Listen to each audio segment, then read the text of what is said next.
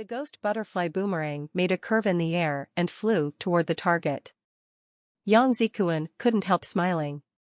He could also make the boomerang fly in such a curve. However, it was impossible to hit the bullseye on the targets in the back with a curve like this. The two targets were so close together that a curve was never steep enough for the boomerang to hit the bullseye. In a second, the boomerang was already next to the first target, and then it made a sudden turn to circle around the first target and hit the second one. Everybody was shocked. Without remote control, they had never seen a boomerang following such a strange trajectory. Yang Zikuan was also dumbstruck. However, because the target in the front was blocking people's sight, no one could tell where the boomerang hit on the second target. Without a word, Yang Zikuan quickly ran to the targets and pushed the target in the front away, exposing the target in the back. Everybody widened their eyes. The Z-Steel Ghost Butterfly Boomerang was in the exact center of the second target, not even slightly skewed. Yang felt even more shocked and took down the Z-Steel Ghost Butterfly Boomerang, placing it in his hands and watching it closely. It was a delicate but simple design, without any special parts. Obviously, Hansen made the curve completely relying on the shape of the boomerang and his own skills. Yang walked to Hansen with the butterfly boomerang in his hand and said, "I am convinced that you have great boomerang skills with this butterfly boomerang. I will listen whatever you say." Hansen smiled and said, "It seems that you are not completely convinced and think I have an advantage with this butterfly boomerang. That's okay. I can give this one to you, and whenever you could reach my level, I will take you to Dark Swamp." Yang Zikuan's eyes lit up. "Do you mean it? Do I look like a liar?" Hansen smiled and said, "Rest assured, I will be able to do what you did in a month," Yang Zikuan said confidently. "I sincerely wish you success." Looking at Yang Zikuan, Hansen thought to himself, the boy thinks the shape of the boomerang is all it takes. In fact, that was only a part of the reason. Indeed, the ghost butterfly boomerang is very important, but the key still lies in the combination of the yin and yang forces, which I learned from the spinning spear and yin-yang blast. Since you have never learned those, it would be impossible for you to reach my level. However, Hansen did not want to ruin Yang Zikuan's confidence. It was a good thing that the young man was diligent, which would also save the special squad a lot of effort to cultivate him. When Yang Zikuan had stayed longer in God's sanctuary, advanced meat would be provided to him. And when he had a better Geno point count, it would be less risky for him to go to Dark Swamp. "Captain, I did not imagine that you have great skills at boomerang as well."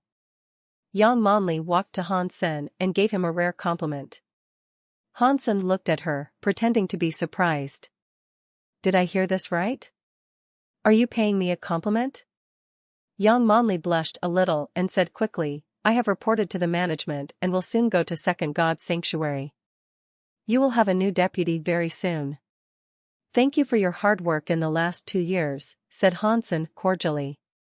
Yang Manli had taken care of most business of the special squad, especially during the time he went AWOL, for which Hansen owed her gratitude. "First God's Sanctuary does not deserve too much of your time. You don't belong here," said Yang Manli and left.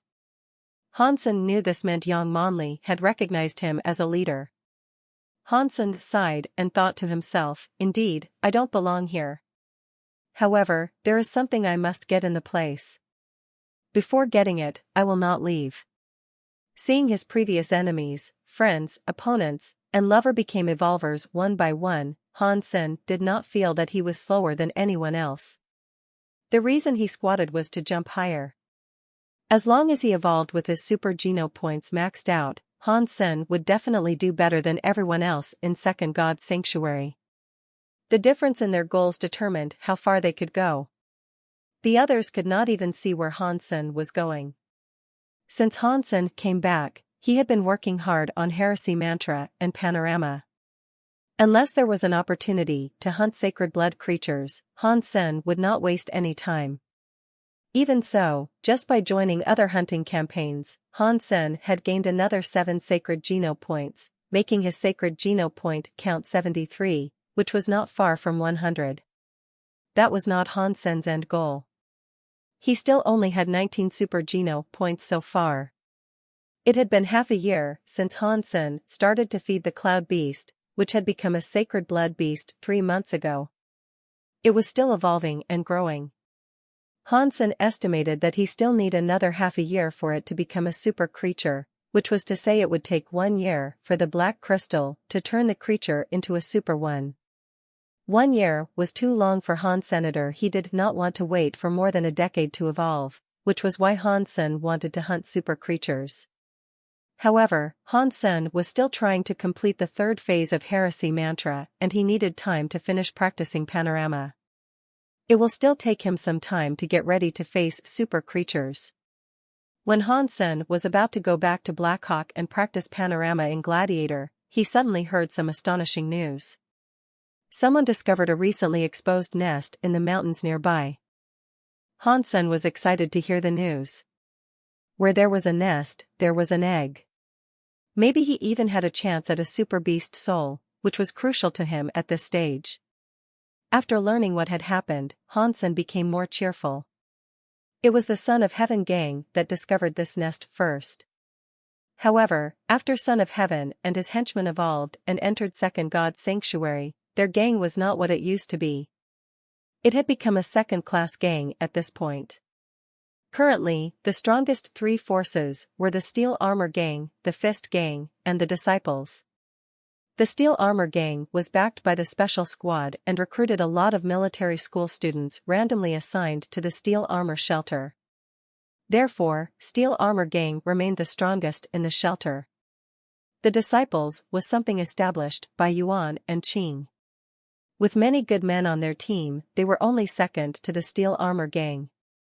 Many of the leaders of the Fist Gang had also evolved and left. Littlefinger was the only one who was managing the gang at this point.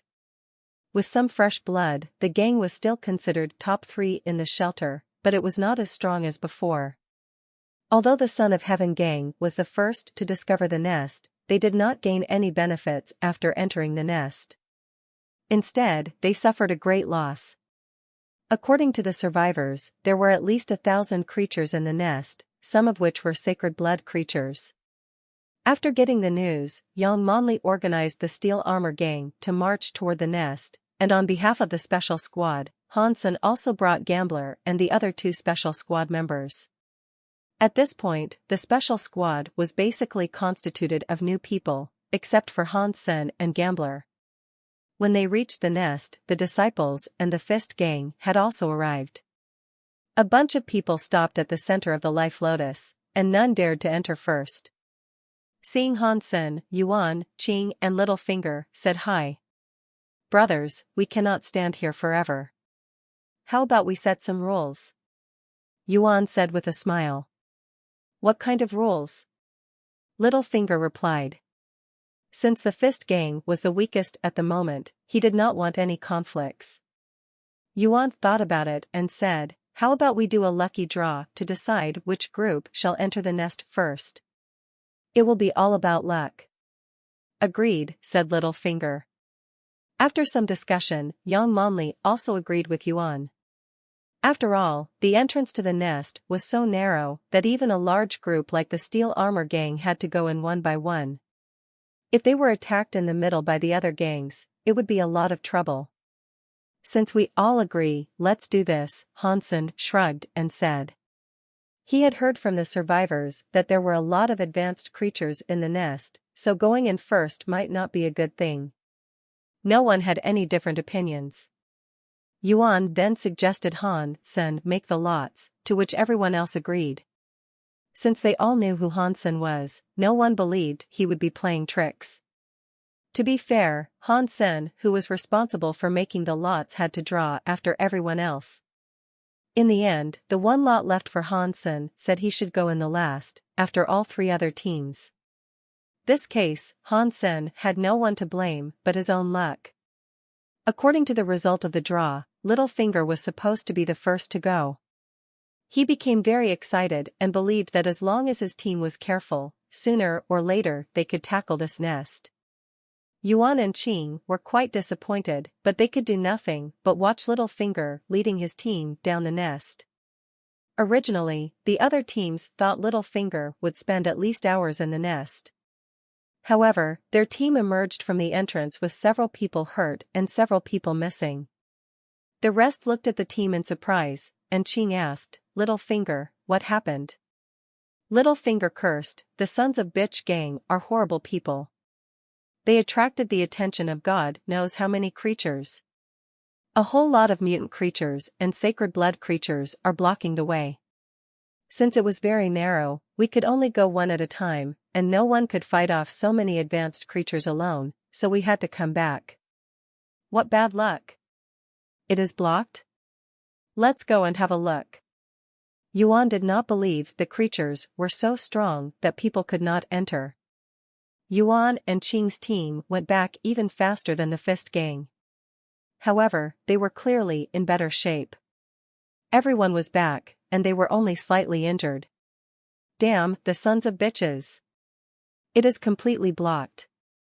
We can't even tell how many creatures are inside. And the path is so narrow, muttered Qing after he came back. Seeing that Yuan and Qing also gave up on entering the nest, young Monli was slightly surprised. She picked several strong guys from the Steel Armor gang to go down with her. The result turned out to be the same. Young Monli also gave up on the nest. The advanced creatures made it impossible for everybody. If the nest had never been entered before, they could still choose to slowly kill off the creatures. However, at this point thousands of creatures were blocking the path, which meant the first person going down would walk into an ambush. Everybody looked to Han. Senator Hansen had the least people, only 3 team members and himself.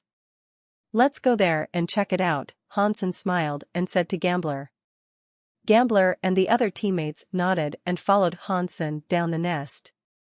After going through the winding path, the special squad soon arrived at the wall of green gold, which was already broken.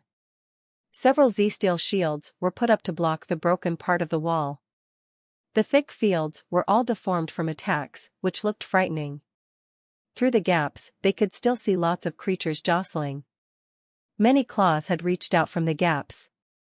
Seeing the 4 people, all the creatures near the shields started to screech and knock on the shields, which were about to be shattered. No wonder none of them went inside. This is goddamn mission impossible. Gambler shook his head after seeing what was behind the wall. Damn those sons of bitches.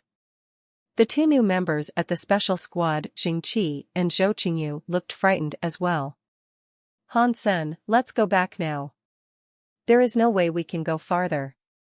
We have to wait for the creatures inside to come out, and by then we can kill them slowly. Afterwards, maybe we can find a chance to go in," said Gambler. "All right. You guys go back, I can go inside alone," decided Hansen. Jingqi and Zhou Qingyu widened their eyes and said, "Captain, that is too dangerous." Hansen smiled and said, "Although it is dangerous now, there is a chance to break the egg. After the creatures rushed out, everybody would have a chance at the egg then. Just go back to the entrance, I will take a look inside, and if it doesn't work, I would retreat as well." "Hansen, I should go with you." "It is too dangerous," Gambler gritted his teeth and said. "That's okay. I can do it alone. There are too many creatures inside, and I would be more efficient alone. I'll be back in a while after I break the egg." Hansen then summoned the Sacred Blood Phantom Ant Armor and 3-blade harpoon. Seeing that Hansen was determined, Gambler did not say anything. However, he insisted on waiting for Hansen at the wall, so that it would be safer for Hansen to come back. Hansen nodded and cut the Z-steel sticks supporting the shields. The shields were immediately pushed away by the fierce creatures. Hansen waved his harpoon and beheaded a creature coming at him, its blood flowing like a stream. Hansen kicked the dead creature in the head and its body blocked the creatures coming after him, making some space for Hansen to squeeze himself inside. "Will Captain be fine?" Jingqi swallowed and asked. There were so many creatures that even with the protection of Sacred Blood armor, safety will not be guaranteed. Relax. He is a prudent fellow and would never do something that he is not certain of.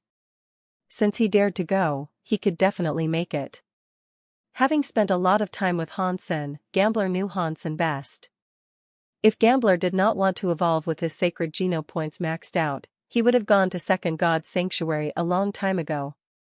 In fact, Gambler did not believe too much in his own words. There were simply too many advanced creatures that he saw more than 30 mutant creatures and a sacred blood black spirit at a glance. Gambler was not sure about the level of the creatures he did not recognize, so there might be more sacred blood creatures. Seeing Hansen besieged by sacred blood creatures, Zhou Qingyu said with his voice shaking, "It is too risky." Captain did not even know what was going on inside.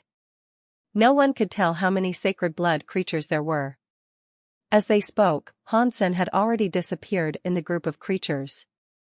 His team members could only tell their captain was still fighting from the roaring of the creatures. "Don't just stand there. There are creatures coming out, fight them off." Gambler exclaimed and slashed his weapon at a creature coming toward the path. The risky situation in others' eyes was like a walk on the beach for Han Senator. Wherever he went, blood would bloom like flowers. One creature after another fell under his three-blade harpoon. Nothing could touch him other than the splashing blood. Golden Rockworm King was summoned by Hansen, which was already as large as a tank. Opening its mouth, the worm swallowed all the creatures Hansen killed. Although the Golden Rockworm King had not transformed yet, its shell was so hard that even a mutant creature could not hurt it. Except for its bean-sized eyes, it did not have any Achilles heel. It could only get hurt when a sacred blood creature launched an attack directly at it. In the beginning, Gambler, Jingqi, and Zhou Qingyu felt some pressure trying to stop the creatures from coming at the path, but gradually, they found that the creatures no more came their way. When they looked inside, they saw a person covered in blood slaying away in the group of creatures, with piles of bodies stacked next to his feet. The devil-like figure was imprinted in Jingqi and Zhou Qingyu's minds. They would never forget about what they saw. They were new members of the special squad and had never seen Hansen in a combat. The only time they saw Hansen showing his strength was with the boomerang. When they just joined the special squad, rumor had it that Hansen became the head of the special squad because of nepotism. Many said he had some special relationship with Qin Xian. Originally, they did not think too much of Hansen, because since they came to the special squad, they had barely seen him. Yang Monli was the one who took care of all the matters in the special squad. Until this point, they came to realize how ridiculous the rumors were. If someone like Hansen were a gigolo, they would both love to become gigolos as well. For the time they had entered God's sanctuary, they had never seen anyone killing creatures like this. Hansen was slaughtering the creatures as if they were chickens. The slaughter was so thrilling that even Jingqi and Zhou Qingyu wanted to join him and feel the heat of the blood on their skin. Suddenly, they saw the sacred blood murky beast throwing itself at Hansen from his back. The murky beast looked like a cross between a lion and a tiger, with 2 heads and 3 tails, covered in steel like feathers. "Captain! Watch!" Before Jingqi and Zhou Qingyu could finish their words, they suddenly froze. Hansen moved as fast as electricity. Grabbing a lion-like head, Hansen cut it off with the 3-blade harpoon. Throwing it on the ground, he walked toward the sacred blood murky beast with only 1 head left. The beast was scared away, but it was hardly able to maintain its balance with 1 head cut off. Jingqi and Zhou Qingyu were dumbstruck. They had never seen someone so powerful. Incredible. Seeing Hansen killing the murky beast, Jingqi couldn't remove his stare from Hansen. The slaughter continued. The creatures were killed by Hansen one by one. He is becoming more and more awesome. Gambler leaned against the stone wall, lit a cigarette, and sighed. Gambler, has the captain always been so strong? Jingqi couldn't help asking. What should I say? I used to teach him things. Gambler inhaled deeply and blew a cloud of smoke. For real? Both Jingqi and Zhou Qingyu widened their eyes and could not believe that. Look at how he draws his weapon. You can't even tell where the weapon was hidden. This is called sleep blade, passed down in my family. If Han Sen were not a genius in martial arts, I would never have taught him my family secret. Luckily, he did not let me down. Bragged Gambler, enjoying the worship in Jingqi and Zhou Qingyu's eyes. Gambler would never admit that he only taught Han Sen sleep blade for some dirty movies. As Han Sen cleared his way, the Golden Rockworm King also enjoyed a satisfying feast. Han Sen only saved the body of Sacred Blood Murky Beast by putting it on the back of the Worm King, who had consumed all the other praise of Han Sen's. There were an astonishing number of creatures in this nest, the majority of which were mutant. Han Sen had killed nearly 100 mutant creatures so far. Mutant Darkness Beast killed. Beast Soul of Mutant Darkness Beast gained. Eat its meat to gain 0 to 10 mutant geno points randomly. It was the third mutant beast soul that Han Sen had gained. And he did not even bother to count how many primitive beast souls he had. The Golden Rockworm King only picked out the mutant creatures for food. It did not even look at primitive or ordinary creatures. Even so, the Golden Rockworm King still started belching. It was now as big as a minivan. Eventually, Han Sen had come to the egg. Looking at the giant egg, Han Sen slashed at it without hesitation. Identifying beast soul. As Han Sen cleared away the remaining creatures absent-mindedly, he again witnessed the formation of a beast soul, which turned out to be a long sword burning with black flames. Beast soul identified. Sacred Blood Beast Soul Devil Sword gained. Others might celebrate this result, but Han Sen was slightly disappointed. Despite that a Sacred Blood Beast Soul was precious, what Han Sen needed was a Super Beast Soul. Since he had come thus far, Han Sen decided to wipe clean all the remaining creatures. For once, the Golden Rockworm King could not eat any more. Although there were mutant creatures left, it stopped moving around. Han Sen had been feeding the Worm King for a long time, but it was the first time he had seen the Worm King stopped eating, which amazed Han Sen. This worked for him as well, as he intended to save some mutant creature meat to give Jingqi and Zhou Qingyu for their effort. As for Gambler, he had maxed out on mutant geno points a long time ago, and was not really interested in the meat. When Han Sen was fighting underground, Yang Monli, who was waiting outside, became a bit worried. Since Han Sen had spent too much time in the nest, she wanted to check on him and make sure he was safe. Let's go and have a look. Yang Monli led people down the nest. The other people knew that Yang Monli was Han Sen's deputy in the special squad and did not doubt that she might be plotting against him. Shall we go down as well? If something goes wrong, we can be of some help, said Yuan, leading the team to join Yang Monli. Littlefinger hesitated and also took a team member with him. He had suffered quite some loss and did not dare to bring too many people. The group went under the nest and were shocked by what they saw. In the giant's nest, dead creatures were lying around. Almost the entire nest was painted with blood. Under the light reflected by the green gold, it looked strange and cruel. The four of them had killed all these creatures? Qing widened his eyes and asked. No one is here except for the four of them. Littlefinger was also shocked and could not believe that the four of them could have done such damage. Littlefinger thought that even if the entire Fist gang were here, they could not be so efficient. Incredible. People in Steel Armor Gang were also dumbstruck. Stepping on the blood and dead bodies, they soon spotted Han Sen, Gambler, Jingqi and Zhou Qingyu handling the bodies on the ground. It seemed that they were trying to pick out all the mutant creatures. Han Sen, in the entire shelter, you're my only idol in addition to Dollar. Qing gave Han Sen a thumbs up. Impressive, Han Sen, said Littlefinger with complex feelings. Yang Monli did not speak, but also had a mix of feelings. She already had a high estimate of Han Sen's ability, but still failed to predict that he was able to wipe out the entire nest with his team.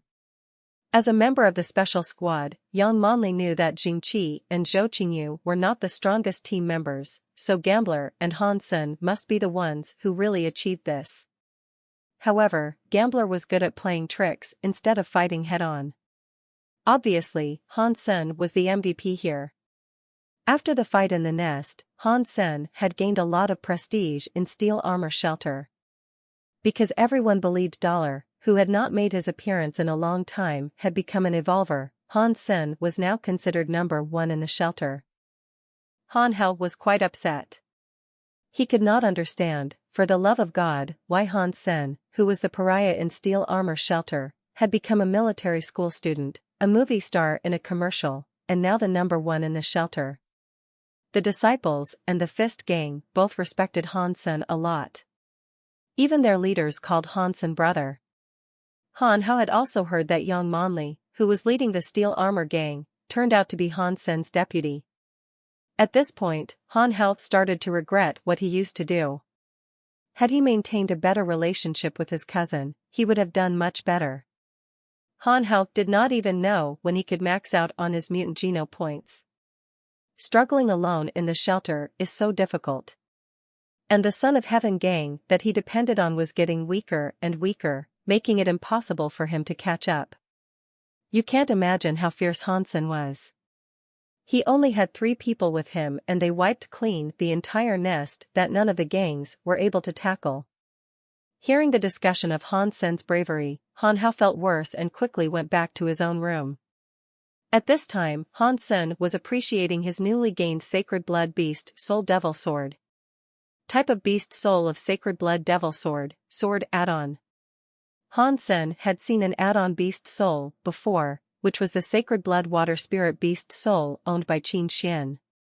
However, the Weather Spirit worked together with a shape-shifting Beast Soul to enhance the user's physique, while the Devil Sword could only be used on another sword. For Han Sen, this was a very useful type of Beast Soul. If Han Sen was not able to gain a Super Beast Soul weapon, he could only choose to use a Sacred Blood weapon when hunting super creatures, which would be very difficult. With this Devil Sword, a Sacred Blood Sword could be enhanced. Although the enhanced weapon might still fall short to a Super Beast Soul, it would be undoubtedly much stronger than an ordinary Sacred Blood weapon. Taking up the Diamond Sword, Han Sen used the Devil Sword on it. Black smoke suddenly filled the Diamond Sword, making the crystal-clear sword look like it was made of onyx, exuding brilliance. Han Sen brandished the sword and tested it on a piece of Z-steel, which was cut in half instantaneously like it was tofu. Impressive! Han Sen became overjoyed. The Devil Sword was indeed a fantastic add-on. Unwilling to test it on any Sacred Blood weapons, Han Sen was not sure how strong it actually was. Both the Flame Lieutenant and Devil Sword will be great help for me to kill super creatures. These nests are indeed full of treasures. I wished there were more. Although Han Sen did not gain a Super Beast Soul, he was not too disappointed. Taking back the Beast Soul and putting down the Diamond Sword, Han Sen teleported back to Blackhawk. The Sacred Blood Murky Beast brought 5 more Sacred Geno points to Han Senator. Now he had 78 Sacred Geno points. At this point, unless there was a hunting campaign for Sacred Blood creatures, Han Sen rarely went out. He spent most of his time on practicing Panorama, trying to reach a balance of all kinds of abilities. This way, it was easier for him to hunt a super creature while protecting himself. Han Sen rested for a night and went to the training hall in the morning. He picked a holographic device and logged in Gladiator again. Huang Yulei and Su Zhu had waited for him for 2 days. They were about to give up since Han Sen was never online. This day when Su Zhu logged in, he sent another invite to a soldier on warship. This time, he did not hear the prompt tone of the system. Su Zhu quickly sent a voice message to Huang Yulei. Huang Yulei, the soldier is online. Ah. Where are you? Did he agree to fight? This time we must teach him a lesson, said Huang Yulei hurriedly. When Su Zhu was about to answer, he found himself in the Colosseum already. Obviously, his opponent had agreed to the challenge. He agreed. Hurry over to watch. Suju quickly sent Huang Yulei an invite to observe. Huang Yulei clicked yes and found himself on the stands of the Colosseum, and he was not alone. Huang Yulei was surprised to find someone else there, and he knew that person as well. "Desperado, how come you're here as well?" Huang Yulei quickly asked the person next to him. "I was about to ask you the same thing," said Desperado. "Suju asked me to watch." "Did he invite you as well?" "He didn't tell me that." Desperado paused and asked, "Suju is the opponent of a soldier on warship?" "Yes." "So, you're not invited by Suju?" Huang Yulei looked at Desperado, puzzled. Desperado shook his head. "Suju did not invite me. A soldier on warship is in my friend list. I saw him entering a fight and chose to watch." Huang Yulei was shocked and asked, "How come you are his friend? Do you know him?" Desperado was one of the more advanced evolvers in Ares Martial Hall. He was only second to Queen. If Desperado was the soldier's friend, then it was very likely that the soldier was also a big shot in Ares Martial Hall. "No, I do not know him. I was only randomly matched with him a couple times. I added him because I found him interesting." Desperado then asked Huang Yulei, "So what is this about?"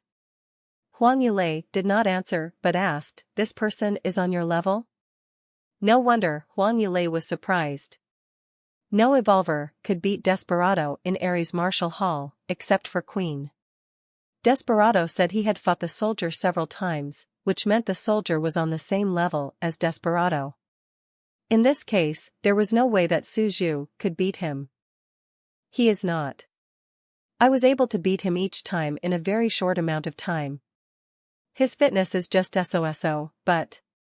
Desperado paused. "But what?" asked Huang Yulei hurriedly. "This person gave me a strange feeling. Even I was able to beat him easily, I did not feel good about the win. So I added him as a friend and wanted to see his other fights. Just now, I saw him entering a fight and chose to watch. I didn't realize that I would meet you guys here," said Desperado. "Not feeling good about the win?" Huang Yulei did not quite understand what he meant by the expression.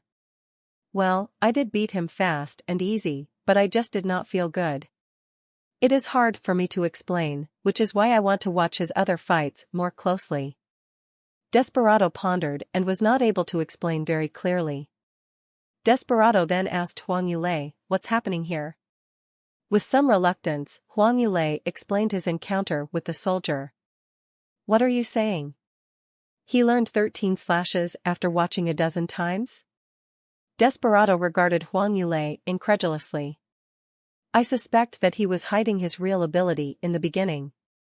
He must have always known 13 slashes, otherwise it was impossible for him to learn in such a short amount of time," said Huang Yulei. "That is very likely." Desperado nodded and looked to the Colosseum. The fight had begun. Huang Yulei saw Han Sen and gasped. "What's wrong?" Desperado looked to Huang Yulei, puzzled. "This is weird. Why is he not using double blades?" Huang Yulei frowned. If Han Sen was good at double blades, he should be using them. However, Han Sen was empty-handed like Suju was. "Let's wait and see." Desperado also felt strange, but it was too early to tell. Huang Yulei regarded a soldier on warship. According to what Desperado told him, this person did not have a high fitness index, which Suju also felt when fighting him. His index should be a little more than 20. Huang Yulei supposed this person should be someone who just evolved with his mutant geno points maxed out. As for Suju, Huang Yulei knew very well that his fitness index had reached 30. Although it was not so impressive among evolvers, it should be easy for him to beat a newly evolved person. In addition, Suju's specialty was grappling, which could easily make a less fit person suffer. Suju had a special way to twist joints. Once grabbed by him, his opponent would immediately be put out of action because of the pain. Of course, in a simulated fight there was no pain involved. However, Suju's grappling was still very handy on someone weaker than him. As the fight began, Su Zhu immediately approached Han Senator. The reason why Huang Yulei asked Su Zhu to kick Han Sen's ass, in addition to their close relationship, was that Su Zhu's specialty allowed him to disable Han Sen and force Han Sen to surrender. The most humiliating way of losing in a simulated fight was undoubtedly to surrender.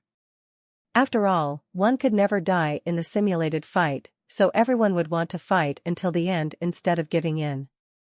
Su Zhu was glad to see that Han Sen did not try to run from him. After approaching Han Sen, Su Zhu clawed at Han Sen with one hand. Han Sen had practiced Ghost Haunt, the main focus of which was also grappling. Although it didn't involve twisting joints, which Su Zhu was good at, Han Sen was able to tell that Su Zhu was using grappling. Grappling against grappling it is. Han Sen quickly used the footwork in Ghost Haunt to meet his rival. Using grappling against Su Zhu? What a dork. Huang Yulei smirked. Su Zhu's grappling techniques were more than it appeared to be. Many people in Ares Martial Hall knew how to twist joints, and many practiced other grappling techniques. However, no one with a similar fitness index was Su Zhu's match. The reason was that Su Zhu knew more than grappling. He was also great at diversion. Diversion was a technique developed from the ancient martial art cicada shedding skin. To practice diversion, one must be highly nimble. Normally speaking, those who could practice diversion must start to lay the foundation from a young age when one's bones were still malleable. After one entered God's sanctuary and gained Geno points, one could then start to practice diversion, although whether or not one could be successful still depended on one's talent. Diversion could be used not only to defend oneself by diverting the incoming attacks, but also transforming the coming force to attack the opponent. When the opponent tried to grab you, with a single move, you could break your opponent's arm with his own force. Trying to match Su Zhu's grappling with a similar technique was a foolish move. Su Zhu was thinking the same. Seeing Han Sen trying to seize him, Su Zhu thought, boy, using grappling against me is a great way of suicide. I will show you how effective diversion is. As Su Zhu reached his hand out, he faked getting caught by Han Senator. Seizing Su Zhu's wrist, Han Sen immediately used Sparticle to dodge Su Zhu's attack. When Han Sen was about to twist Su Zhu's arm, Su Zhu's wrist in Han Sen's hand suddenly flicked. Crack! Han Sen's right hand, which was holding Su Zhu's wrist, was immediately dislocated by this flick. Su Zhu's left hand then wound around Han Sen's right arm and put his shoulder out. With his wrist and shoulder both dislocated, Han Sen had lost all mobility of his right arm. If they were in reality, only the pain would make Han Sen scream. However, this was just a simulated fight. Han Sen was not significantly hurt and was only taken off 7% from his health. Han Sen stepped back and dodged Su Zhu's following attacks. Regarding Su Zhu calmly, Han Sen felt somewhat surprised. He had been in Gladiator for a long time. Because of his low winning rate, barely anyone would invite him to fight. He almost always chose to be matched randomly. However, someone invited him this time. Han Sen thought his opponent must be a newbie, trying to find someone even weaker. However, as the fight started, Han Sen found that his opponent was great at grappling and even better at diversion. The way he used the incoming force to hurt Han Sen was a very smart way of fighting. Panorama also included similar techniques, which Han Sen had practiced in the recent half-year. If he was able to accomplish the same, it would be impossible for his opponent to catch him. This technique was very useful when it came to fighting the creatures with lots of arms or tentacles. However, diversion was very hard to practice. The key to practice diversion was to do it in real combat. Currently, Han Sen still only understood diversion from a theoretical perspective. Luckily, Han Sen had practiced Ghost Haunt before, so he was no stranger to such techniques. Even so, it would still take Han Sen quite a while to perform diversion in the real combat. Seeing Su Zhu's diversion, Han Sen felt very impressed. The evolvers indeed all have great techniques. Fortunately, we are using simulated bodies. Otherwise, if they use the hyper-geno arts that could change their body cells, there is no way I could be their match. Hansen thought to himself. Seeing Hansen trying to retreat, Suju immediately followed up. Suddenly, Suju saw Hansen grabbing his own right arm with his left hand and put the dislocated joints back to place. Suju couldn't help frowning. Hansen was very skilled at it, that he must be someone who had practiced similar skills before. However, Suju did not pay too much attention to that. Hansen was so much worse in fitness than Suju that even if Hansen had practiced diversion, he would not be able to compare to Suju. Suju threw himself at Hansen one more time. The two were 10 points apart in their fitness index. Even if Hansen wanted to run away, it could not be done. Without moving a muscle, Hansen's heart suddenly started to beat much stronger and faster than a normal person's. Motivated by the heartbeat, the qi and blood in his body started to flow at a high speed, pushing Hansen's fitness to a high level. Although Hansen's fitness index was still lower than 30, but his strength and speed must be around 28. It was rare that Hansen met someone good at diversion, whose fitness index was not too much higher than him either. Hansen did not want to lose too fast. He wanted to see how diversion worked more closely. Indeed, he was faking it. His fitness level is not that low. Huang Yulei exclaimed when he saw Hansen's speed and strength got much better. Watching Hansen, Desperado remained silent. He felt Hansen's behaviors were strange, but he could not tell how so. Hansen and Suju were once again at each other's throat. Although Hansen had used heresy mantra to enhance his fitness level, he was still much less stronger than Suju. In addition, Suju's grappling and diversion techniques were both much better than Hansen's. Therefore, Hansen was still at an absolute disadvantage. Hansen's arms were dislocated by Suju a couple more times, but he survived each time using Ghost Haunt and the disordered footwork of the White Jade Skeleton. Although he was caught multiple times by Suju, he always managed to run away. Although Ghost Haunt was not as advanced as diversion, it was taught to Hansen by a veteran who had survived many battles. Many of the techniques were extremely practical, and helped Hansen in this extreme situation. Although Suju was always at an advantage, he was never able to truly lock Hansen down. In addition, in a simulated fight, grappling could cause much less damage than other attacks.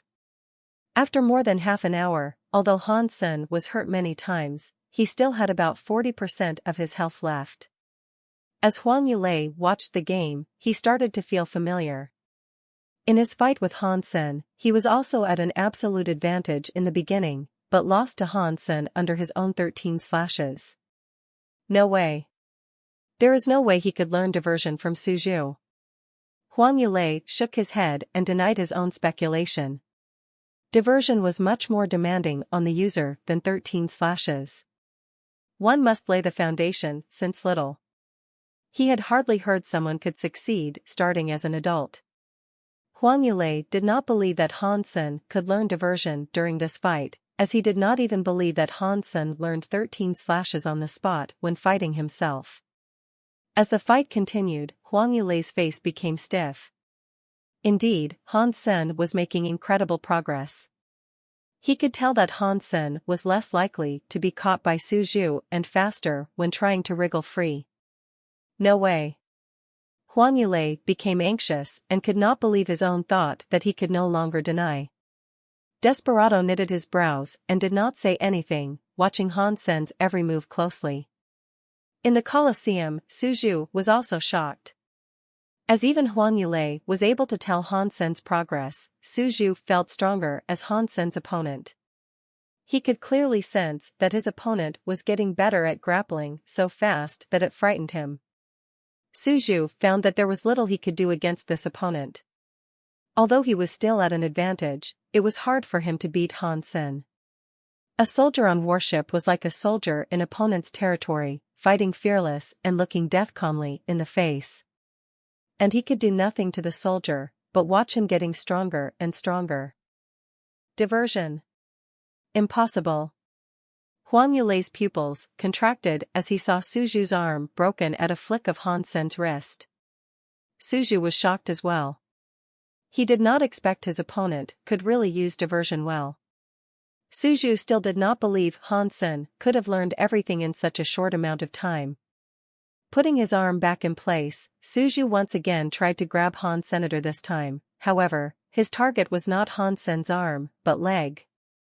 The reason why it was hard to practice diversion was that one must be able to perform diversion in each body part. Indeed, Han Sen was not able to perform diversion with his other body parts. However, to Suju's shock, as Han Sen became familiarized with the technique, he learned to do it with more and more body parts. Huang Yulei was rendered speechless. A soldier on warship did learn diversion from Suju in this combat. Huang Yulei now somewhat believed that maybe he also learned 13 slashes in their fight. However, this did not even make sense to him. Although he had heard of geniuses who could learn others' martial arts while watching, he had never seen anyone could actually do it. "I know why I would feel bad when beating him," exclaimed Desperado suddenly. "He was copying my moves. When he fought me, he did the same thing. No wonder I felt bad. He wanted to beat me with my own techniques." After watching Suju and Han Sen's fight, Desperado finally understood why he had that feeling. When he was fighting Han Sen, although Han Sen used a seemingly disordered footwork, it was not the root of his discomfort. He was upset because Han Sen wanted to use his own moves against him. Because Han Sen lost too fast, Desperado thought it was a coincidence that the guy practiced the same type of martial arts. Now thinking back, it was not at all a coincidence. Han Sen was copying him on purpose. This guy. Huang Yulei looked at Han Sen with complex emotions. Han Sen was always trying to learn from his opponent's tricks. No wonder he had lost so many times. It must have something to do with this.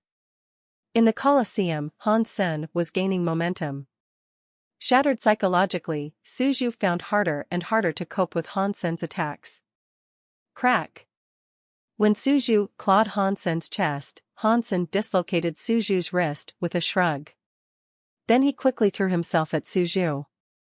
At this point, Han Sen had edited Ghost Hunt with Suju's techniques, so it was now even stronger than diversion. Locked down by Han Sen, Suju found him unable to divert Han Sen's force since Han Sen's haunting techniques prevented him from doing that. Unable to wriggle free, Suju had to surrender and end the game. Having learned the tricks of diversion, Han Sen was exhilarated. He stopped looking for other opponents, but left Gladiator. As he still remembered everything, he decided to practice diversion a bit more. Although the simulated body moved exactly how he did, he couldn't feel anything, so it was still different. Suju came out chagrined at his failure. Seeing Desperado together with Huang Yulei, he was dazed. Huang Yulei quickly asked, "Brother, you think he learned diversion during your combat?" Suju smiled bitterly and nodded. "He did learn it from fighting with me. There is no question in that. This person is such a fast learner. I think he also learned 13 slashes from you and did not know how to use it before your fight. Indeed, this person learns so fast. I wonder who he is," said Desperado. "Desperado, aren't you his friend? Send him a text and ask him," said Huang Yulei. "I'll try. Although I added him, I have never talked to him, so not sure if he will reply." Desperado checked and saw Han Sen had already left Gladiator. "He is offline now." "I'll do it next time," said Desperado. Suju nodded absent-mindedly. Beaten like this, he was devastated. Huang Yulei's eyes suddenly lit up. He suggested, "Do you think that person would be interested in him?" "Which person?" Suju and Desperado both looked to Huang Yulei, not sure who he was talking about. "The person who is the apple of the eye of our president," said Huang Yulei with his lips curled downward. "This is a great idea. That person might really be interested in this soldier guy. Then we can all be freed." Suju's eyes also lit up.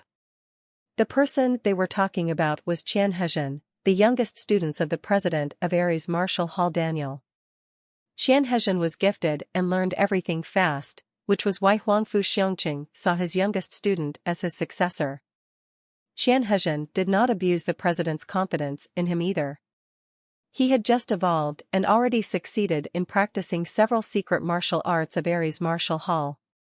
However, Qian Hezhen was not satisfied with what he had achieved but kept challenging the renowned students in Ares Marshall Hall. Even a master like Desperado was annoyed to death by him. The students could not turn Qian Hezhen down because he was backed by Hungfu, which was why their heads hurt whenever seeing Qian Hezhen. After Han Sen left the training hall, he felt extremely sore. Blue veins stood out all over his body, which looked frightening. Han Sen knew that it was because he had used heresy mantra for too long, which was a heavy burden on his body. Had his heart and veins not been strengthened during the first phase of heresy mantra, his organs would probably have exploded. Even after the enhancement, his body still couldn't stand the tremendous burden. At this time, Han Sen became so exhausted that he could barely stand. He originally wanted to practice diversion a bit more, but could no longer do that. Sitting alone in the training hall, Han Sen decided to go back to the dormitory after he recovered. News was playing in the training hall, most of which was about God's sanctuary, such as someone had gone to the fourth God's sanctuary, someone had become a demigod, and someone had become a sacred blood aristocrat. After watching a while, Han Sen's attention was suddenly caught by a specific message.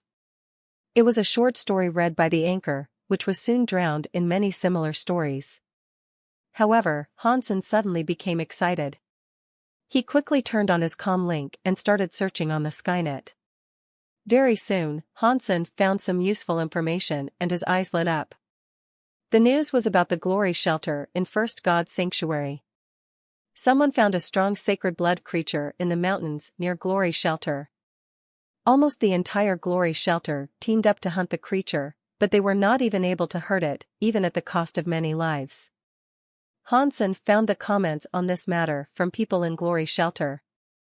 Because many of them had seen the sacred blood creature, their description of it was rather clear. It was a turtle-like creature, dark as ink and large as a car. Its body was so stiff that even sacred blood weapons could not scratch its shell.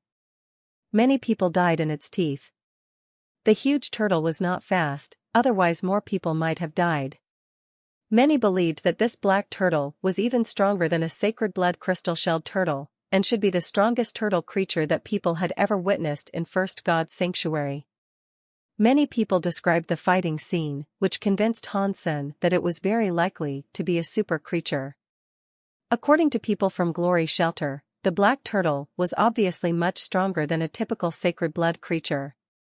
No sacred blood weapons could hurt it. And its only weakness was its speed. Otherwise, more than half of the Glory Shelter would die there. If they were not exaggerating too much, Han Sen believed the turtle must be a super creature. For half a year, Han Sen had been improving his own strength and asking around about super creatures. After all, even if he was able to kill a super creature, there must be one for him to kill. However, super creatures were even more rare than sacred blood creatures. This turtle was the only candidate Han Sen had seen in half a year. Han Sen viewed all the discussions about the turtle again and knew that the black turtle came out from the ocean. Someone tried to hunt it after spotting it. They not only failed but also lost a lot of good men. The black turtle had now climbed into the Copper Mountains. Because people from Glory Shelter had no way to kill it, they did not bother to track it down. At this point, all they knew was that it was somewhere in the Copper Mountains. Han Sen was still thinking whether he should go to Glory Shelter. He had been there once and knew the way very well. If he flew over the dark swamp, he could get there in a fortnight. However, he had not yet completed the third phase longevity of Heresy Mantra. Han Sen was not sure if he was strong enough to kill a super creature, which was why he was still hesitating. "Brother, you spent a long time using the holographic device and you are soaked. Keep hydrated." Someone suddenly appeared next to Han Sen, throwing a bottle of water to him. To his surprise, it was Jing Jia. Jing Jia had been waiting for Han Sen to challenge him proactively, but nothing had happened in days. Jing Jia realized that Han Sen was much more mature than he thought, completely unaffected by the rumors. However, Jing Jia was not someone who would easily give up. Getting the message that Han Sen was in the training hall, he quickly came over and waited for Han Sen there. In fact, he had been here for quite a while. After Han Sen came out from the device, he was sitting near Jing Jia, but Jing Jia did not come to him right away. The freshman first went to purchase 2 bottles of water before he sat down next to Han Sen. "Relax, I did not poison the water," said Jing Jia with a smile. "Thank you then." Han Sen opened the bottle and drank more than half of the water. He did sweat a lot and was dehydrated. Because of his exhaustion, Han Sen did not bother to get up and buy water. Now that Jing Jia was handing him a bottle, he gladly accepted it. Jing Jia looked at him, interested. "You're really not afraid that I might poison the water?" "The younger brother of Jing Jiwu would not use that kind of scheme," said Han Sen casually. In fact, he would not even be scared if there were poison in it. In addition, it made no sense for Jing Jia to do it in public, since cameras were installed everywhere, and he would have no way to exonerate himself. Han Sen's words made Jing Jia pause. The freshman did not realize that Han Sen would have such respect for his older brother. However, Jing Jia was someone who had to reach his goal. He smiled and said to Han Sen softly, "I am not my brother. Just because he won't use these schemes, it does not mean that I will not. If you are not willing to accept my challenge, then I will have to use some dirty tricks even if I don't want to." "Such as?" Han Sen took another sip of water and asked. "I know that your mom's name is Luo Sulan and the shelter she belonged to in Second God's Sanctuary. And you have a sister named Han Yen. She is very cute and studies." Jing Jia always had a faint smile on his face and looked harmless. When girls saw him, their hearts would race. Hearing Jing Jia's words, Han Sen smiled and patted him on the shoulder. "Jing Jia, if you want to threaten someone, you'll have to be smart. When you speak, try to act like a tough guy so that I might be scared." Jing Jia's face became grim. He said, "Brother, I am not joking." Leaning against the back of his chair, Han Sen stretched and said slowly, "Since you have investigated my family, you should know who I am. Do you dare to touch them? Now tell me again you're not joking." Jing Jia smiled and said, "Brother, you're right. I do not dare to touch your family, but your friends might not be as lucky. I don't dare to do anything to Wang Mengmeng or Lu Meng either, but sure Zhikong and Zhang Yang were under no one's protection. I would be interested to know how you plan to hurt them in Blackhawk," said Han Sen. Jing Jia was still smiling. "It will not be easy for me to injure them on campus, and it's gonna be a waste of time to hurt their family. But do you think I could seduce their girlfriends? You think I'm going to succeed?" "Jing Jia, there are things that you should never do," replied Han Sen solemnly. Whether Jing Jia could succeed or not, he will not let it happen. "If you're angry, you can take it out on me during our duel anytime," said Jing Jia with politely. "As you wish then." Although Han Sen did not want to waste his time, he no longer wanted to tolerate the kid's provocation.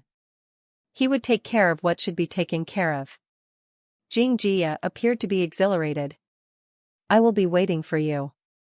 Please keep your words, otherwise." Jing Jia did not finish his sentence, but even an idiot could understand him. Han Sen smiled and said, "Jing Jiwu did not teach his brother well, so I will be a good friend and do that for him." Jing Jia was a bit upset hearing that, but he did not talk back. Since Han Sen had agreed to his challenge, all he needed to do was beating Han Senator. It was pointless to win an argument. Jing Jia had always thought that only by defeating Han Sen could he avenge his brother. Seeing Jing Jia left, Han Sen immediately moved on to consider his trip to Glory Shelter. Although he might still be a bit weak, maybe he could give it a shot. Flame Lieutenant, Devil Sword and the second phase of Heresy Mantra, those might be all that it took for him to kill a super creature.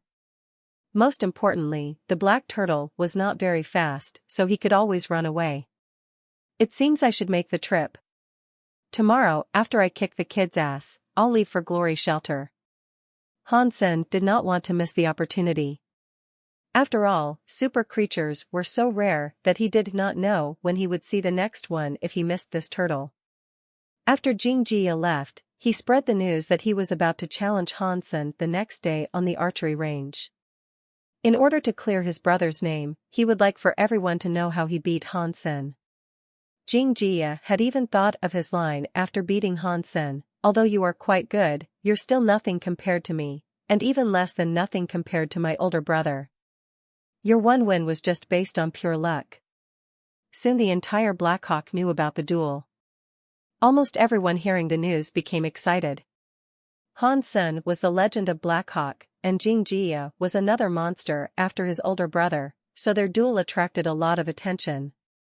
Even many professors decided to have a look after hearing about it. The next morning, before Hansen and Jingjia got there, the stands around the archery range was packed with audience. Who do you think will win? The genius, of course. Even Jingjiwoo was not his match, let alone Jingjia. The senior students who had witnessed how strong Hansen was mostly supported him. I don't think so. You have all seen Jingjia's record, which is probably even better than Jingjiwoo when he was at school. Hansen only beat Jingjiwoo because of good luck, and he had not done much in recent 2 years. I'm afraid he will lose to Jingjia. Among freshmen, more people supported Jingjia, especially the girls. Jingjia's good looks won him a lot of popularity. Ms. Chen, you're also here to see the duel? Situ-seong looked at Chen-ling in surprise. Yes, Hansen once represented the Martial Arts Society, and I have come to support him, said Chen-ling with a smile. Come and join me. The view is better here. Situ-seong brought Chen-ling to the coach's bench. Coach, who do you think he has a better chance, Hansen or Jingjia? Chen-ling asked. It is very hard to say. So many things had happened to Hansen in the recent 2 years, and I can say that Jingjia has even surpassed his brother, replied Situ-seong with a bitter smile. Chen-ling knew what the coach was saying, so she nodded and did not speak again. Hansen's roommates also came to cheer him up, and Wang Mengmeng came with them as well. However, the stands were so full, they had to watch on their feet. Can Hansen win? That Jingjia kid is quite something, said Shijikong with his brows knitted. He had seen Jingjia's match, and the kid was indeed quite talented. Jingjia was also in the archery department, so Shijikong had competed with him a few times. Shijikong sensed even more stress facing Jingjia than when he met Jingjiwoo. Zhang Yang and Lu Meng did not speak. In fact, they both had fought Jingjia and suffered terrible losses.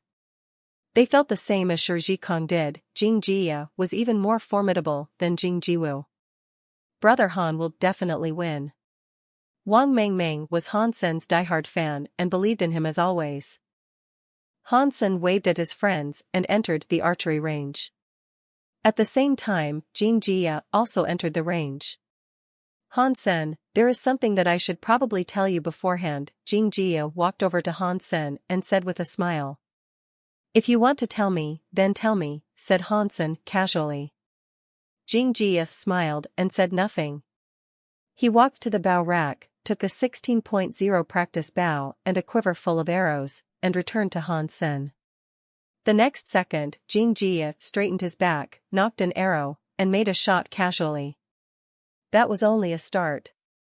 He then quickly shot 9 more arrows, between which there was almost no gap. The 10 arrows were like a straight line, flying toward the target 60 feet away. Students were dumbstruck. If it was very hard to believe that with a 16.0 arrow, Jingjia was able to shoot a succession of 10 arrows. His strength was beyond their imagination. He is indeed even stronger than Jingjiwoo at his age, mumbled Situ-seong. Chen-ling was also amazed. Among the unevolved, very few people had this kind of strength, not to mention Jingjia was just a freshman. As people were shocked by what Jingjie could do, they found the bigger surprise was yet to come. As the first arrow hit the bull's eye, the second arrow suddenly made a strange turn when it was about to hit the first, which was the same case with the remaining 8 arrows.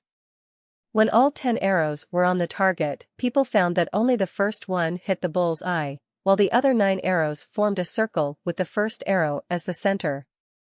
Everybody widened their mouth. Someone yelped and said, "Spinning arrow. Isn't that Hansen's spinning arrow? How come Jingjie can also do that?" At this point, even Situ cannot believe her eyes. Jingjie used a 16.0 bow to shoot a succession of 10 arrows, 9 of which were spinning. Judging from the way that the arrows were aligned, she knew that Jingjie was already an archery master. Monster. A monster more formidable than Jingjiwu was, lamented Situ. She had hoped that Hansen would win, but did not have much faith after watching Jingjie's performance. Hansen's most impressive skill was spinning arrow, with which he beat Jingjiwu. However, Jingjie seemed to be even better at that, and he even had a higher fitness index than his older brother. There was simply no way that Hansen could beat Jingjie. Jingjie also knows spinning arrow, and it looks like he has mastered it. Hansen is in trouble now. What great archery skills. I'm afraid Hansen will not be better than him. Using a 16.0 bow at will, Jingjie is more formidable than Jingjiwu was. At this point, Shi Zhikong, Zhang Yang and Lu Meng all became pale. Shi Zhikong exclaimed, "How come this guy also knows Hansen's spinning arrow? I've heard that it is almost impossible for an unevolved person to do that." Almost, but not completely impossible. Jingjie and Hansen are both exceptions, said Lu Meng calmly, looking worried nonetheless. The crowd were in awe of Jingjie's archery skills, and few people believed that Hansen could still win. "What do you think my spinning arrow, brother?" Jingjie asked, amused. "Jingjie, it is quite impressive for your age." "Good job," said Hansen in appreciation. He did appreciate what Jingjie could do. Although Jingjie had not practiced Yin Yang Blast, he managed to achieve the effect of the spinning arrow by practicing archery techniques alone. Hearing Hansen's words, Jingjie felt belittled. "At your age?" It sounded like he was a kid trying to impress his parents with a golden star awarded by school. "Since you said that, you must have stronger archery skills than I do. Why don't you show us?" suggested Jingjie with his brows knitted. "No need. I don't have much time. Let's just get started with the duel." Hansen immediately went to the bow rack, picking up a bow and a quiver of arrows. The students were surprised by Hansen's choice of bow. He picked an 11.0 practice bow, which was too weak for any archery student. Anyone could easily use a bow like this. Hansen seems to be overly confident. How can he compete with Jingjie with an 11.0 bow? Wait a minute. The bow he used to beat Jingjiwu was also an 11.0 bow. Maybe he wants to do it again? I don't think it's going to happen. Last time the victory was mainly because of the great tactics coach Situ used. Also, Jingjiwu did not know there was such a thing as spinning arrow and was taken by surprise. However, now Jingjie knows about the spinning arrow and is even better at it than Hansen. How can Hansen possibly win with an 11.0 bow? What is Sun trying to pull? He should have picked a strong bow in any case. Shi Zhikong was stunned, trying to understand why Hansen would have picked an 11.0 bow. Lu Meng did not speak, as he did not understand either. Nor did Zhang Yang.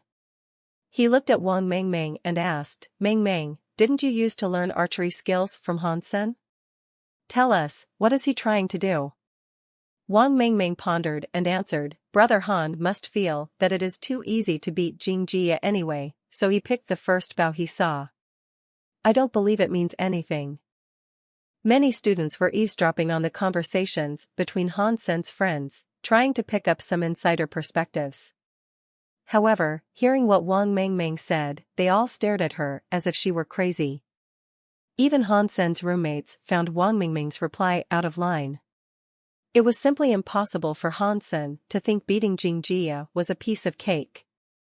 Someone who could shoot a succession of 10 arrows with a 16.0 bow, 9 of which were spinning, would never lose easily. Whether or not Han Sen could beat him remained a question. The eavesdroppers had determined that Wang Mingming must be a diehard fan, whose words were hardly believable. Situ Xiang and Chen Ling were also surprised by Han Sen's choice. Chen Ling asked Situ Xiang, "Coach, I don't know that much about archery. But isn't an 11.0 bow much weaker than a 16.01? Situ Xiang nodded and said, "If they were on the same level, the 16.0 bow is much stronger than an 11.01. Then why did Han Sen pick an 11.0 bow? With his strength, even if he cannot use a 16.0, he could always choose a 15.0 or 14.0, right?" Chen Ling was puzzled. Situ Xiang smiled wryly and said, "I don't understand either. If there is any reason, maybe he wants to beat the two brothers with the same kind of bow. Is that even possible?" Although Chen Ling did not know archery, she knew how difficult it must be to beat Jing Jia with a weak bow. "I can't tell."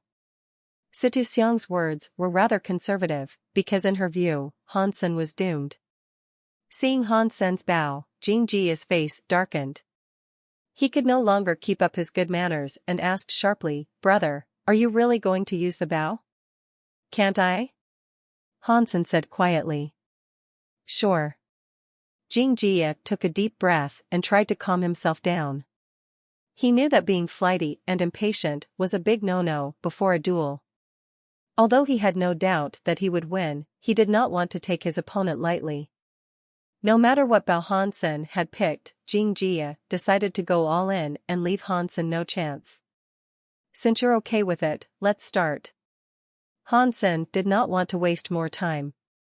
After the duel, he must leave for Glory Shelter. The trip would take him at least a month, and he must hurry. "Okay," replied Jing Jia. He walked away from Han Sen and stopped when they were 220 feet apart. Jing Jia turned back and said to Han Sen with a smile, "You beat my brother at this distance. How about we have the duel under the same condition?" Jing Jia had thought about this a long time ago. He wanted to avenge his brother at the same distance. "As you like," said Han Sen indifferently. "Coach Situ Xiang, would you do the honor and blow the whistle?" Jing Jia asked Situ Xiang with a smile. Situ Xiang nodded, gave a pause, and blew her neck whistle. All eyes were on Han Sen and Jing Jia. The moment the whistle was blown, Jing Jia shot the exact same succession of 10 arrows at Han Sen. Because the bow was strong, the 10 arrows were in Han Sen's face in no time. Jing Jia knew very well that although the 10 arrows seemed to be aligned, they would scatter into a storm in Han Sen's face and block every direction, thanks to the spinning techniques. Jing Jia had worked hard on spinning arrow in order to beat Han Sen this way.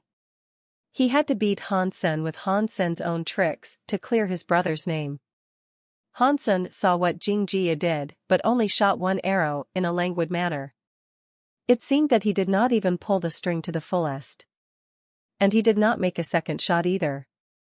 Putting the bow down, Han Sen stood there and watched. Looks like Han Sen has given up. He didn't even want to win. No wonder he picked an 11.0 bow. The genius has fallen. This is such a boring duel to watch. It's such a shame that Jing Jia treats him seriously. He not only disrespects his opponent, he disrespects himself as well. It is the same genius I used to worship? It seems he's not the same person after the accident. Situ Xiang was also very disappointed. According to what she remembered, Han Sen was not someone who would easily give up, let alone make a move that equals surrender. However, she had seen it happen with her own eyes. Situ Xiang thought to herself, is the archery emperor gone forever? Even Jing Jia was dumbstruck by Han Sen's attitude. He wanted to beat Han Sen, but not like this. Such a loser and such terrible skills, what point would he be making even if he could beat Han Sen? It would probably bring his brother Jing Jiwoo more shame. If Jing Jiwoo had lost to a genius, Jing Jia could accept it. However, it seemed that Jing Jiwoo had lost to a scum. Han Sen, on the other hand, was very satisfied with the shot he made. The power of the spinning arrow did not lie in its speed or strength, but how it span. Although Jing Jia's spinning arrow seemed impressive, in Han Sen's eyes, those arrows were barely spinning. Although Han Sen's shot was not fast, but it carried a spinning force that Jing Jia could not even imagine. In addition, Han Sen's shot also represented his understanding of the spinning force and yin-yang blast in the recent 2 years. Although it was not fast, Han Sen was quite satisfied with what he had done. Jing Jia's arrows had arrived, the first of which was about to clash with the arrow Han Sen shot. All the audience just saw what Jing Jia could do and knew that his arrows could make strange turns and avoid Han Sen's arrow. Therefore, even if Han Sen had also made his arrow spin, it would not change anything. When Jing Jia's arrow was about to hit Han Sen's, something unbelievable happened. Jing Jia's arrow did not move aside, but was leaning toward Han Sen's arrow like it was a magnet. Bang! The 2 arrows clashed. Han Sen's slow arrow knocked Jing Jia's away and then became faster. Bang bang bang. Han Sen's arrow clashed successively with all 10 arrows shot by Jing Jia and knocked all 10 away. Its strength was not weakened but enhanced after the cracking sounds. Whoosh! The arrow ended up on Jing Jia's chest. Taking the hit, Jing Jia staggered back a few steps and fell to the ground. Jing Jia looked down at the arrow on his chest incredulously with his mouth gaping. Silence fell on the entire range. No one anticipated this result. No one could believe that an effortless shot made by Han Sen using an 11.0 practice bow could carry such miraculous power. Han Sen walked to Jing Jia, patted him on the shoulder and said, "Jing Jia, if you want to learn the real spinning arrow, come find me when you have time. I'll teach you." Then Han Sen took down the practice arrow on Jing Jia's chest and put it back in the quiver. Putting the bow back on the rack, Han Sen left the range. Jing Jia watched Han Sen leave and sat there like death. The genius is the genius. This is what spinning arrow really looks like. I know it was not that easy to mimic the genius. It seems Jing Jia just learned some tricks and did not master the skill. Awesome. Han Sen never took Jing Jia seriously. He did so well with just an 11.0 practice bow. Imagine what he can do if he had picked a 16.01. Impressive. The spinning force of the arrow is what beat Jing Jiwoo. How did he do it, using a weak bow to make such a strong shot? And the arrow seemed to become faster and faster after it clashed with other arrows. It took Jing Jia a long while before he recovered from shock. Watching Han Sen walking away, Jing Jia suddenly smiled wryly with complex feelings. He suddenly discovered how ridiculous his schemes were. He had always believed that Han Sen was afraid of accepting his challenge and losing to him. But after seeing what Han Sen could do with that arrow, he suddenly understood that Han Sen never took him seriously, which was the only reason why Han Sen did not accept his challenge in the first place. A casual shot from an ordinary bow had such an unbelievable effect. He deserves to be the one who beat my brother. Jing Jia got back on his feet and did not feel upset. Instead, he was burning with a passion that he had never felt before. As the prodigy in his family, he had the gift like nobody else. He did not need to have a passion, because he had never met a deserving opponent. However, Han Sen made him feel that it was not blood that flew in his body, but fire. Beat him. That was all Jing Jia could think of. Han Sen went back to his dorm and said goodbye to his roommates, before he teleported to God's sanctuary alone. Beating Jing Jia was miraculous in other people's eyes, but for Han Sen, who just wanted to teach the boy a lesson, it was nothing. Inspired by the spinning spear, the arrow shot by Han Sen generated a centripetal force, drawing all the arrows in. Using the combination of yin and yang forces, Han Sen was also able to borrow the speed of other arrows. The 10 clashes did not affect Han Sen's arrow, but empowered it, making it 10 times stronger than when it left the string. So, Jing Jie was hit before he could even realize what had happened. In addition, Jing Jie had no way to foresee such an incredible outcome, so he was not prepared at all. Han Sen thought what he had done was no challenge at all. Among the unevolved, no one could hold a candle to Han Sen any longer. The only match he had left in First God's Sanctuary was a super creature. Han Sen did not care about all that himself, but in Blackhawk, he was revered as a hero. The students in freshman and sophomore years only knew Han Sen previously from the school's history, but Han Sen's performance at the duel brought him back under the spotlight. The Emperor returned with his incredible archery skills. Blackhawk was still his empire. Why didn't he participate in any games recently? If he did, Blackhawk could have won a lot of championships.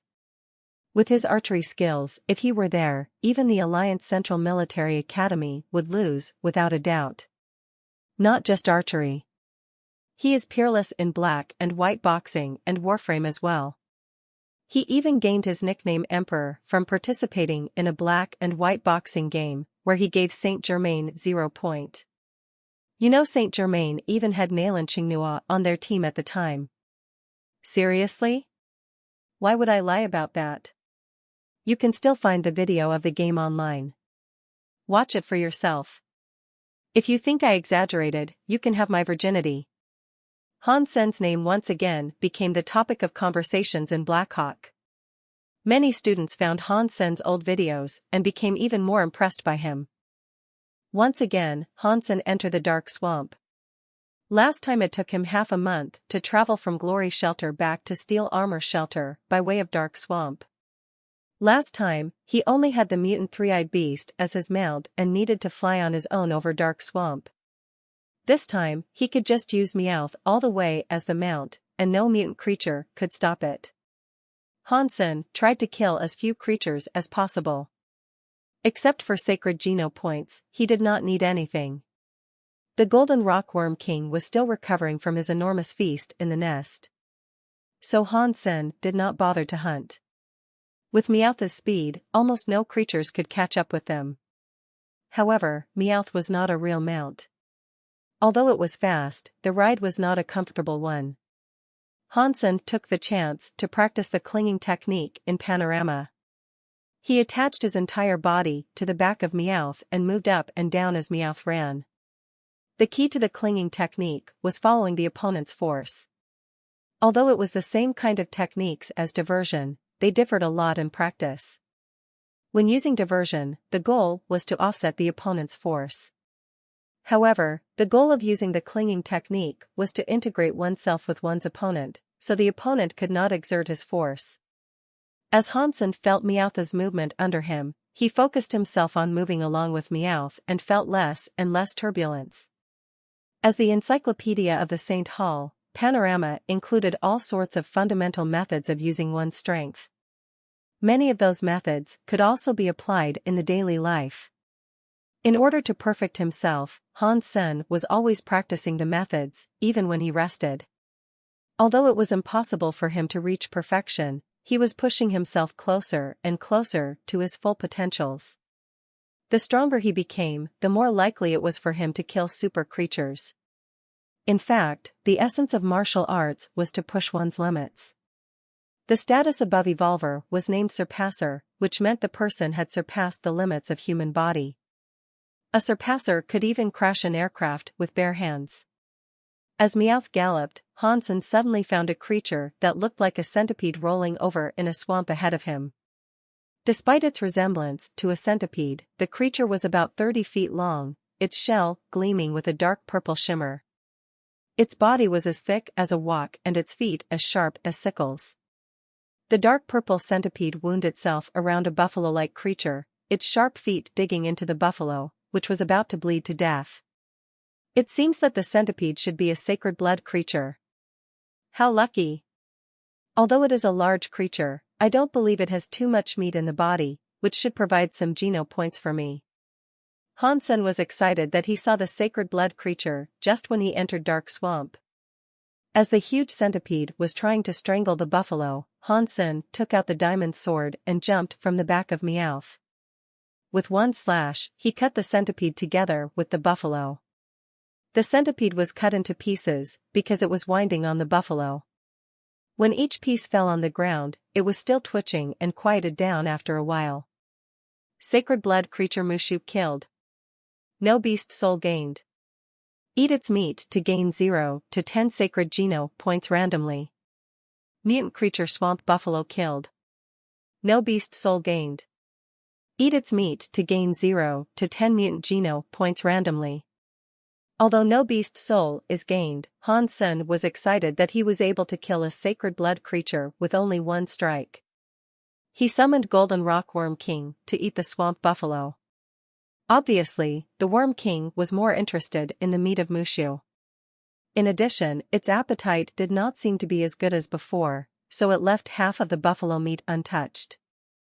Hansen found a clean pool to wash the Mushu's carcass and peeled its shell. Although the Mushu looked ugly, its meat was juicy and rich. Putting it over fire, Hansen immediately smelled an alluring fragrance. Hansen summoned the Holy Angel. She stared at the meat barbecue with a desiring look. "It still needs a while," said Hansen, patted the Holy Angel on her head. Holy Angel did not speak, her eyes fixed on the barbecue, which was probably all she could see at this point. Without Hansen's order, she could not move and had to wait patiently next to the fire. Hansen was amused. This little girl only ate sacred blood meat. Even a mutant meat could not interest her at all. Hansen did not want to spare sacred blood meat before, while he did not care that much recently. He was about to max out on his sacred geno points, but collecting super geno points would take him a long time. During that period of time, he could do some casual hunting and his sacred geno points would be filled very fast. So, every chance he got, Hansen would let the Holy Angel eat some sacred blood meat. If she could evolve like Meowth did, she would become a super beast soul. At that time, he did not even to move a finger and could let her do all the fighting for him. When the barbecue was ready, the Holy Angel started to gobble the sacred blood meat at Hansen's command. A large piece of meat disappeared momentarily. The appetite of a sacred blood pet was unimaginable. Hansen only had one piece when the Holy Angel had already swallowed a dozen, her stomach still flat. Hansen let the Holy Angel eat a better half of the Mushu meat, and saved a small part for the road. The part that Hansen had eaten gave him another sacred geno point.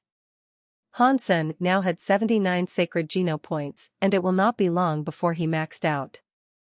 The second day he spent in Dark Swamp, Hansen saw from afar that an island was floating in the sky. He was suddenly thrilled and thought, there is a mystery island in Dark Swamp. A mystery island meant a sacred blood beast soul. In the past, Hansen needed a sacred blood ghost butterfly boomerang to kill the Holy Angel, but now he no longer needed that. In the entire First God Sanctuary, there was hardly any sacred blood creature that he could not kill. Dark Swamp was remote and dangerous, it is not very likely that someone happened to be here. Therefore, Hansen believed he would not have a lot of competitors. Having summoned his sacred blood wings, Hansen flew toward the mystery island. The strong wind could not stop him at all. This time, Hansen only used the wings of the purple-feathered dragon. He did not look exactly like Dollar, but he did not mind either. No one had seen the wings without the black beetle armor. In addition, all those who had seen these sacred blood wings had evolved, including Son of Heaven. When Hansen landed on the mystery island, he frowned as he heard noises of a combat. Someone still beat him to the mystery island in Dark Swamp. Hansen saw that it was a man and woman fighting a giant wolf with silver fur. Hansen thought the wolf must be the sacred blood creature on the mystery island. Hansen could not tell who the man and woman were. It seemed that they were not from Steel Armor Shelter. Maybe they are from Glory Shelter. Steel Armor Shelter and Glory Shelter are the closest to Dark Swamp, Hansen guessed. Both the man and woman had a fabulous set of beast souls. They not only had sacred blood wings, even their weapons and armor were sacred blood beast souls. In addition, the two of them had both shapeshifted with sacred blood humanoid beast souls. The level of the beast souls they used were shocking even to Hansen. However, with their luxurious beast souls, they were not able to beat the silver wolf. The silver wolf was so fast that when it ran, it became a blur. Hansen could tell that the silver wolf was a huge threat to the man and woman. After watching for a while, Hansen smiled and did not hurry to go over. Standing afar, he decided to watch them fight. At this point, he was able to tell that the man and woman were not the wolf's match. He had no intention to fight with them and wanted to kill the wolf after they retreated. It looks like Lady Luck is still on my side, thought Hansen. Indeed, a man and woman found it was more and more difficult to parry with the wolf. They also seemed to have noticed Hansen, and did not want to fight anymore. Fighting while retreating, the man and woman approached Hansen. "Friend, I am Ma Mingjun from Glory Shelter Gang. How about we work together to strike down this sacred blood creature," exclaimed the man when he approached Hansen. "If we work together, who gets to keep the meat and beast soul?" Hansen asked. "Whoever makes the fatal strike gets to keep them." Ma Mingjun was 150 feet from Hansen. "All right." Hansen smiled and joined the two. The spinning spear and the diamond sword were both kept in Hansen's backpack. Of course, Hansen will not use them. He summoned the three-blade harpoon and threw himself at the silver wolf. Ma Mingjun and Su Xinmei exchanged a look and quickly joined Han Senator. They did not expect Hansen to be so decisive and were suddenly a bit scared that Hansen might snatch the beast soul. With Hansen on the team, Ma Mingjun and Su Xinmei suddenly felt less pressured. They were both shocked by how well Hansen could fight. Since they did not know him, they thought that Hansen probably was not from Glory Shelter, otherwise they would have heard about him. The two did not dare to slack, for fear that Hansen might kill the silver wolf first. In fact, Hansen did not use what he got. Otherwise, the silver wolf would be killed in the first round.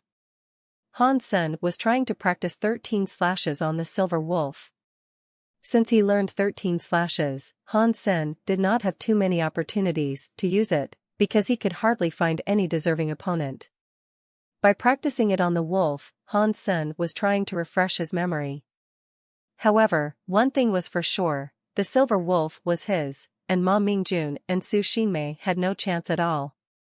Although the two of them had tried very hard to kill the silver wolf before Hansen was the one took the wolf's life with 13 slashes. Ma Mingjun and Su Xinmei were dazed. They had decided when to make the fatal attack, but did not foresee Hansen's sudden move, which beheaded the silver wolf instantaneously before they had a chance to use their trump card. Sacred blood creature Tornado Wolf killed. Beast soul of Tornado Wolf gained. Eat its meat to gain 0 to 10 sacred Geno points randomly. Hansen took a look at the Tornado Wolf beast soul and discovered it to be a beast soul mount. Hansen was pleased as he eventually gained his first sacred blood mount. Meowth was not a mount per se, because despite its speed, riding on that was a terrible experience. "Thank you," Hansen said and went to pick up the Tornado Wall's body. "1 second. Ma Mingjun suddenly stopped Hansen. "Are you going back on your words?" Hansen asked calmly, without getting upset. "Friend, we don't mean to do that. We just wanted to ask whether you are willing to sell the meat and beast soul?" Ma Mingjun asked Hansen. "No." Hansen rejected Ma Mingjun without a second thought. He still needed some sacred Geno points himself. Even if he did not, his holy angel needed it. "Friend, if you are willing to sell, we can make you a very generous offer." Ma Mingjun exchanged a look with Su Xinmei and said to Hansen. "I'm not interested in cash. But if you have a sacred blood beast soul from Second God Sanctuary, I could consider a swap," said Hansen quietly. From his last cooperation with Lin Beifeng, Hansen earned a cut of 700 million. plus the mutant beast souls he gained from Su Ruyan and the nest, Han Sen was quite a rich man at this point. He had used some connections to buy a few mutant beast souls in Second God's Sanctuary for his mom to use, which were a great help to Luo Sulan. However, a sacred blood beast soul from Second God's Sanctuary was so rare that Han Sen had found no chance to purchase any. After all, he had not entered Second God's Sanctuary himself. That does not even make sense. We do not have sacred blood beast souls from Second God's Sanctuary. Even if we do, it is impossible that we exchange them for something in First God's Sanctuary, said Ma Mingjun with his brows knitted. The sacred blood beast souls in Second God's Sanctuary were much harder to come by than those in First God's Sanctuary, and thus much more valuable. However, an unevolved person could not receive any beast soul from Second God's Sanctuary. If Han Sen was to purchase a beast soul from Second God's Sanctuary for his mother would have to receive the beast soul from the other party directly. Otherwise, a primitive beast soul from Second God's Sanctuary would easily beat most sacred blood beast soul from First God's Sanctuary. Because the beast souls from a higher phase could not enter a lower one, the sacred blood beast souls of First God's Sanctuary were still very valuable. However, using a sacred blood beast soul of First God's Sanctuary to exchange for one in Second God's Sanctuary was still out of the question. Forget about it then. Han Sen was very casual about the deal. Since Ma Mingjun was from Glory Gang, it was very likely that his gang was like Steel Armor Gang and had military affiliations, which was the only reason that Han Sen even considered a deal with them. Ma Mingjun and Su Xinmei whispered to each other, and then Su Xinmei said to Han Sen, who had already put the silver wolf on his back, "What is your name? Are you from Steel Armor Shelter?" "Yes," replied Han Sen and quickly left Mystery Island with the silver wolf's body. Su Xinmei bristled. "Should we just let him go like this? We had fought the sacred blood creature for a long time, and he basically took advantage of us." Ma Mingjun shook his head and said, "This person was using the secret skill of Ares Martial Hall. Not a lot of students could use the skill. He should be a very important person in the Martial Hall." After Han Sen returned to the ground, he summoned Meowth and put Tornado Wolf's body on its back. They traveled a long way to find a clean lake, and Han Sen made a barbecue out of the wolf. The Tornado Wolf was the same size as a bull. Han Sen could not finish it himself, so he summoned Holy Angel to join him. It was too heavy for him to travel with anyway. Holy Angel had been in the great mood these 2 days as she was fed first the Mushu and then the Tornado Wolf. She became so excited that her eyes were sparkling. The Tornado Wolf had a lot more meat than the Mushu. Even with her shocking appetite, Holy Angel could not finish it in a short amount of time. It took Han Sen and her 3 days to finish the entire Tornado Wolf. As for the bones and inner organs, Han Sen fed them all to the Worm King. The Worm King was exhilarated. It was never fed sacred blood meat before, and was happy to taste some bones and gut. Han Sen gained another sacred Geno point from the Tornado Wolf and now had 80 sacred Geno points. Soon, they had traveled across Dark Swamp. Han Sen made a fire at mealtime and decided to heat up some of the Mushu meat he preserved. Since it was not a lot, he did not summon the 2 pets. Just as he started to eat, he saw 2 persons arriving on their mounts, who turned out to be Ma Mingjun and Su Xinmei.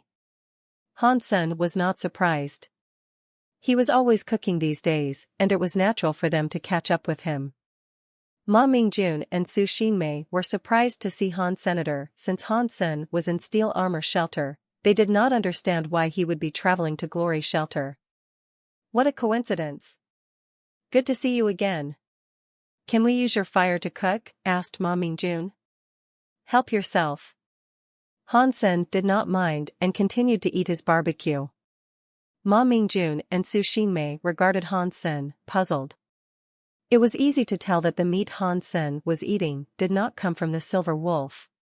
Next to Han Sen, there was no large parcels either, which was strange.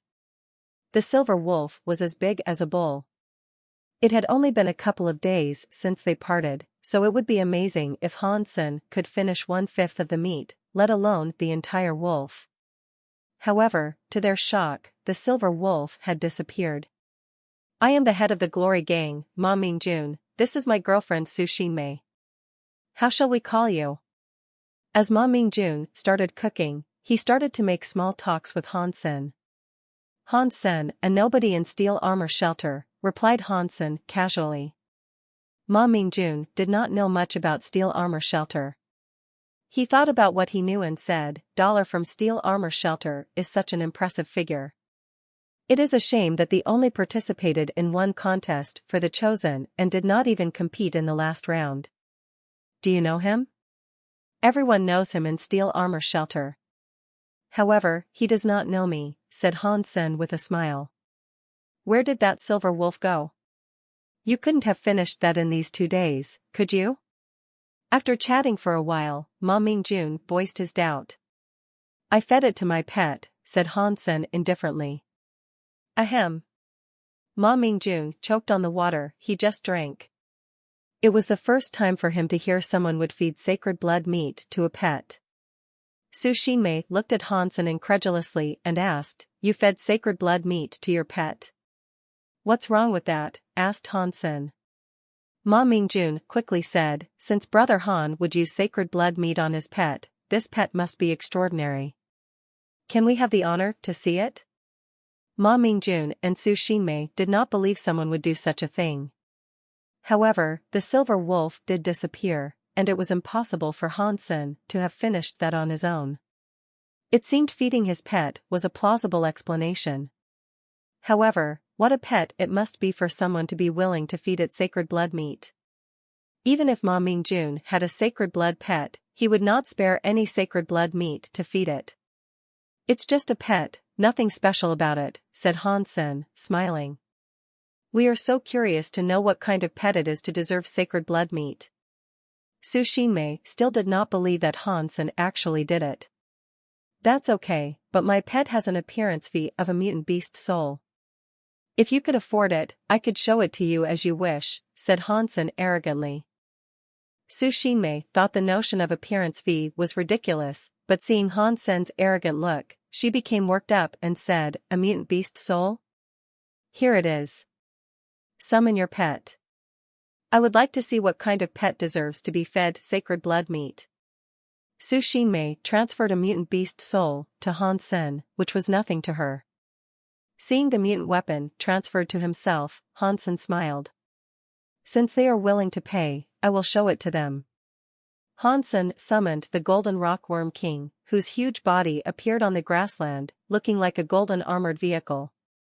Both Ma Mingjun and Su Xinmei were shocked. They had never seen such a large pet before. Brother Han, has your pet transformed already? It must be a sacred blood pet, said Ma Mingjun in surprise. A sacred blood pet indeed.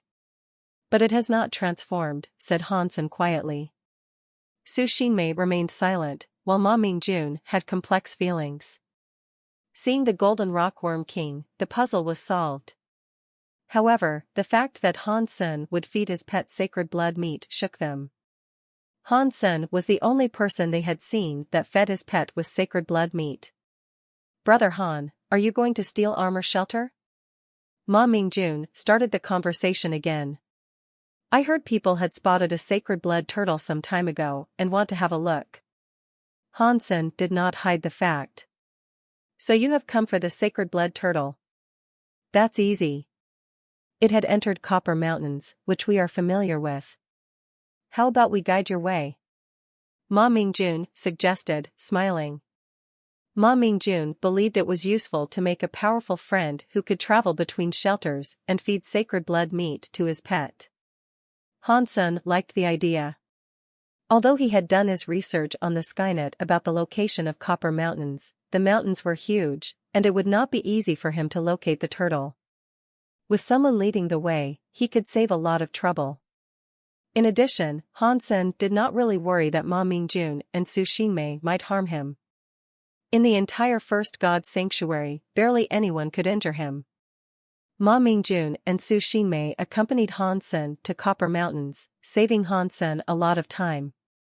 Seeing the tornado wolf Han Sen was riding on, Ma Mingjun and Su Xinmei felt a bit upset. However, they were not able to kill the tornado wolf in the beginning and would not have been able to fetch more people to help them in any case, since they did not have extra sacred blood wings. In 2 days, the three arrived at Copper Mountains. The body of the mountains had a burgundy tint, which made the stones look like copper. There was little plantation on these mountains, so it was easy to spot someone in the mountains. However, with the peaks rising one over another, it was hard to find the turtle even though Ma Mingjun and Su Xinmei saw which direction it went.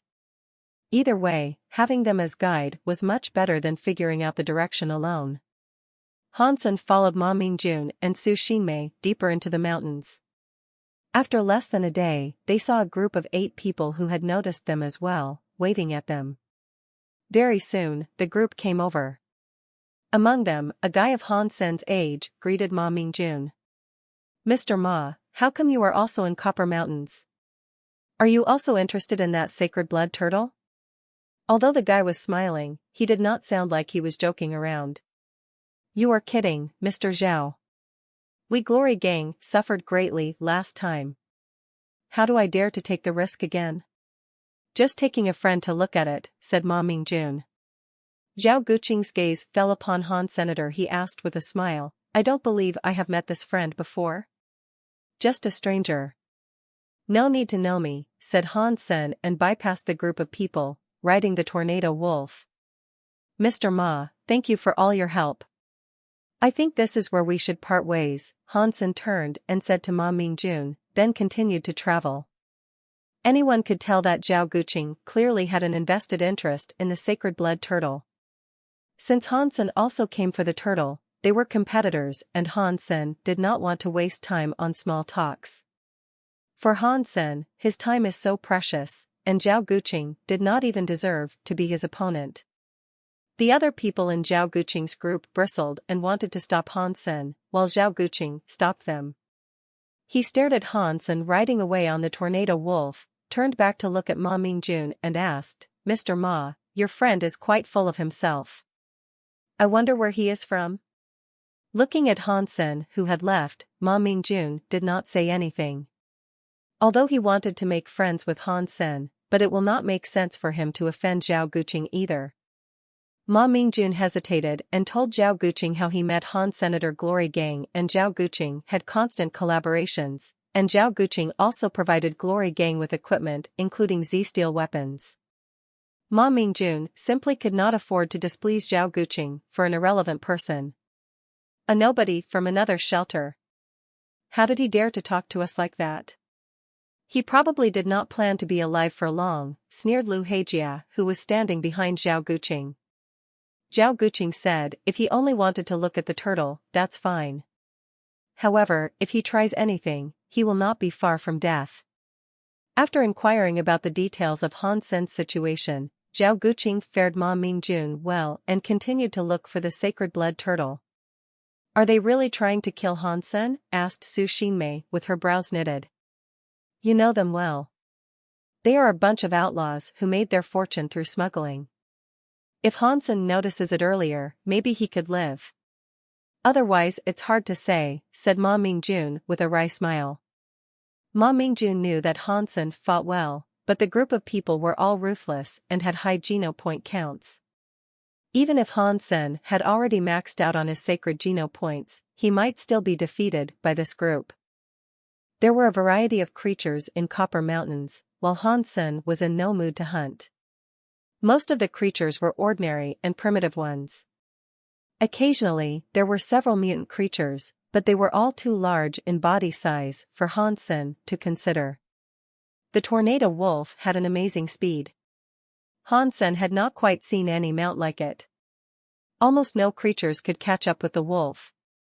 According to what Ma Mingjun had told him, Han Sen rode the tornado wolf and searched around. Maybe it was good luck, or maybe it was how fast the tornado wolf was. Han Sen found the legendary turtle after one day. The turtle was too big for anyone to ignore. It was a black turtle as large as a car, climbing on the copper-colored mountain. Although the slope was steep, the black turtle was climbing at a high speed with all 4 feet. Hansen did not hurry over, but decided to observe it. The turtle has a black shell and dark green neck and limbs. With a closer look, there were burgundy patterns on the dark shell, which were hardly noticeable. On the turtle's head, there were a pair of ram's horns. And its limbs were covered with dark green scales. After a while, the turtle was about to reach the mountaintop. Oddly, despite that the Copper Mountains barely had any plantation, a lush fruit tree was growing on the top of that mountain. The fruit tree was about 15 feet tall and had many white flowers. Some flowers had already faded, and fruits as red as rubies were growing. When the turtle reached the tree, it managed to stand on its hind legs and put its forelegs on the tree trunk. Stretching its neck, it tried to bite the fruits. Is it because it wants to eat the red fruits that it came out from the ocean? Hansen was dumbstruck. During the compulsory education, Hansen had learned that the plants in God's sanctuary should not be eaten, especially the fruits and roots. Maybe it was because of the difference between human genes and the creature genes. Eating plants from God's sanctuary might have more harm than benefits on one's body. There were edible plants as well, but one must be an expert in the area to tell. In this era, hardly anyone would try the plants for themselves. Since scientific testing did not work in God's sanctuary, normally no one would eat the plants in God's sanctuary. Last time when Su Ruyan and people from Green Shelter were trapped on the Wind End Island, they had tried a lot of times before finding the edible plants and fungus. The turtle could eat these fruits, but it did not mean the fruits were safe for human. The turtle was gobbling away, sometimes swallowing the leaves and white flowers together with the fruits. Very soon, all the fruits were gone. The turtle smacked its mouth, looking like it wanted more. Then it turned slowly and went down the mountain. As Hansen was still deciding if he should test whether the turtle was a super creature, he suddenly heard hoof-beat from afar. Hansen turned and saw Zhao Guqing leading his group in this direction. Seeing Hansen and the turtle, Zhao Guqing's face became grim. The group of people rode to Hansen and hemmed him in. Sitting on the back of a giant tiger, Zhao Guqing said coldly to Hansen, "Do you want to live or die?" "What if I want to die?" "And what if I want to live?" asked Hansen calmly. "It is easy for you to die. We can kill you right here," Zhao Guqing said and scoffed. "If you want to live, you need to let us lock you down and kick you out of the Copper Mountains." Hansen was not even upset, because these people did not deserve any of his emotions. He looked at Zhao Guqing and smiled. "Don't you think you're being ungrateful to someone who had done you a favor?" "Boy, what are you talking about? When have you ever done us a favor?" "If you want to, you can try licking our shoes," Lu Hejia bristled, pointing at Hansen. Hansen did not even deign to reply him. He continued in a quiet tone, "Don't you know what the favor is?" "What?" Zhao Guqing frowned and was alarmed by Hansen. Hansen was too calm. It looked like he did not even fear them. Zhao Guqing threw a look at someone next to him. 2 persons immediately searched around, but found no ambush except for Hansen himself. Hansen sighed and said, "The favor is to not kill you. I haven't killed you yet, which is a huge favor. Instead of considering how to repay me, you are trying to harm me. If you are not ungrateful, what are you? Damn it." The group of people raged and threw themselves at Hansen with long weapons in their hands. Although Zhao Guqing remained skeptical, there was indeed no one but Hansen himself. Without thinking any further, Zhao Guqing summoned the spear and stabbed it at Hansen. Seeing the weapons coming at him, Hansen reached back and drew the spinning spear from his backpack. With a sweep, the spear flicked away all the incoming weapons, breaking those that were weaker than sacred blood. Although Zhao Guqing and Lu Hejia's weapons were not broken, they could barely hold their weapons, because their hands were numb and bleeding. Everyone was dumbstruck, unable to believe that the person was able to parry with all of them with just a spear. Regarding the figure sitting on top of the silver wolf, they were all frightened. Han Sen was in no mood to appreciate their looks. He quickly stabbed the spinning spear at one person among them. The person quickly summoned a heavy steel shield, holding it up to Han Sen's spear. A shield was the biggest enemy of a spear. And this shield was particularly huge and heavy. Even a sacred blood weapon could hardly penetrate it. The person had a malicious look in his eyes. Apparently, he wanted to use the shield to smash Han Sen's spear. Han Sen smiled and did not stop. His spear touched the steel shield. That person was glad in the beginning, but suddenly felt an unimaginable force. Crack! The long spear was like a drill head, penetrating the steel shield with a strong spinning force and driven through the person's chest. The person looked down incredulously at the red spear head in front of his chest. The rest of them were almost scared to death. They knew that the shield was a top-ranking mutant beast soul, that even a sacred blood weapon could only leave a deep mark on it. However, Han Sen's spear pierced the shield and the person at the same time. Without any pause, Han Sen's spear left the person's chest and pointed to another man. "Little one, run!" Zhao Guqing exclaimed at the man and raised his spear at Han Sen, trying to distract Han Sen and save the man. Liu Hejia cried out and hacked his axe at Han Senator. The rest of them also summoned their weapons and attacked Han Sen. The man called Little One shapeshifted into a monkey and jumped away from Han Sen's strike. However, Han Sen's spear suddenly accelerated and pierced him in the air. And then Han Sen still had time to block the incoming weapons. Han Sen's movements were so smooth that it was incredible to watch. The favor is not to kill you. Those who were still alive suddenly thought of what Han Sen said, but it was too late for their repentance. Han Sen was like Apollo. Wherever he struck, lives would be taken. Run in different directions. We can't all die here. Zhao Guqing turned and rode away on his mount, sick with terror. Having spotted a lot of strong men in First God's Sanctuary, Zhao Guqing had never seen a monster like Han Senator. If he had not seen Han Sen with his own eyes, Zhao Guqing would not believe that such a person was in First God's Sanctuary. Han Sen should only be an evolver. Zhao Guqing regretted so much his decision to provoke Han Senator. However, all he could do at this point was trying to run. He did not even dare to think of revenge. Other people immediately scattered. The outlaws were a bunch of decisive people and would not think twice before they acted. Ah! Screams filled the valley, one after another, with hardly any pause in between. Zhao Guqing turned pale, looked back, and saw the guy on the silver wolf holding a black spear had killed 4 persons already and was about to throw himself at Liu Hejia, who was the only one left except for Zhao Guqing. Zhao Guqing was almost scared to death. He did not waste any time and kicked his sacred blood mount. Han Sen was like a monster, killing off 6 persons instantaneously, all of whom had distinguished themselves at the risk of life multiple times. Any of the 6 could parry with the chosen. However, under that person's spear, they all died in the blink of an eye, even when they were scattering. Ah! Zhao Guqing was shaken by another scream. Since he started running, his sacred blood mount only made it to 30 feet away, while all his 7 brothers were killed. Zhao Guqing could not even imagine what a formidable person this must be. Urging the sacred blood mount, Zhao Guqing thought his only hope was that he had a head start. In addition, his mount was a sacred blood beast soul, so it would not be that easy for Han Sen to catch up with him.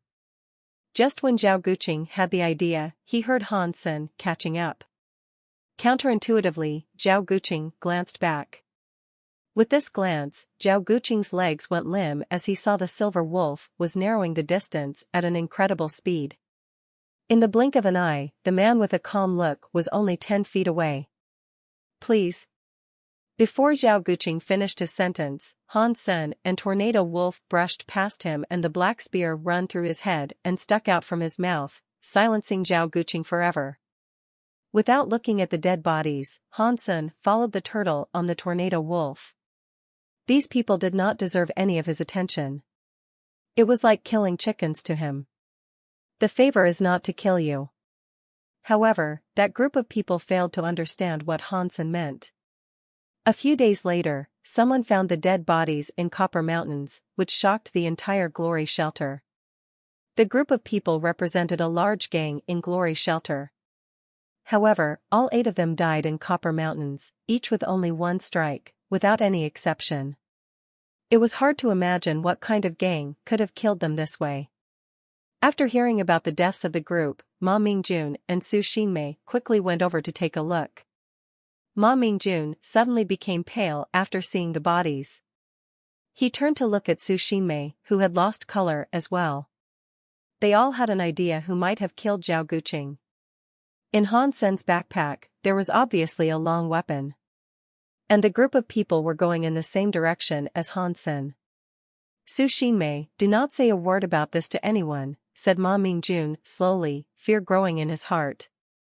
Everyone else thought it must be a gang that killed Zhao Guqing's group.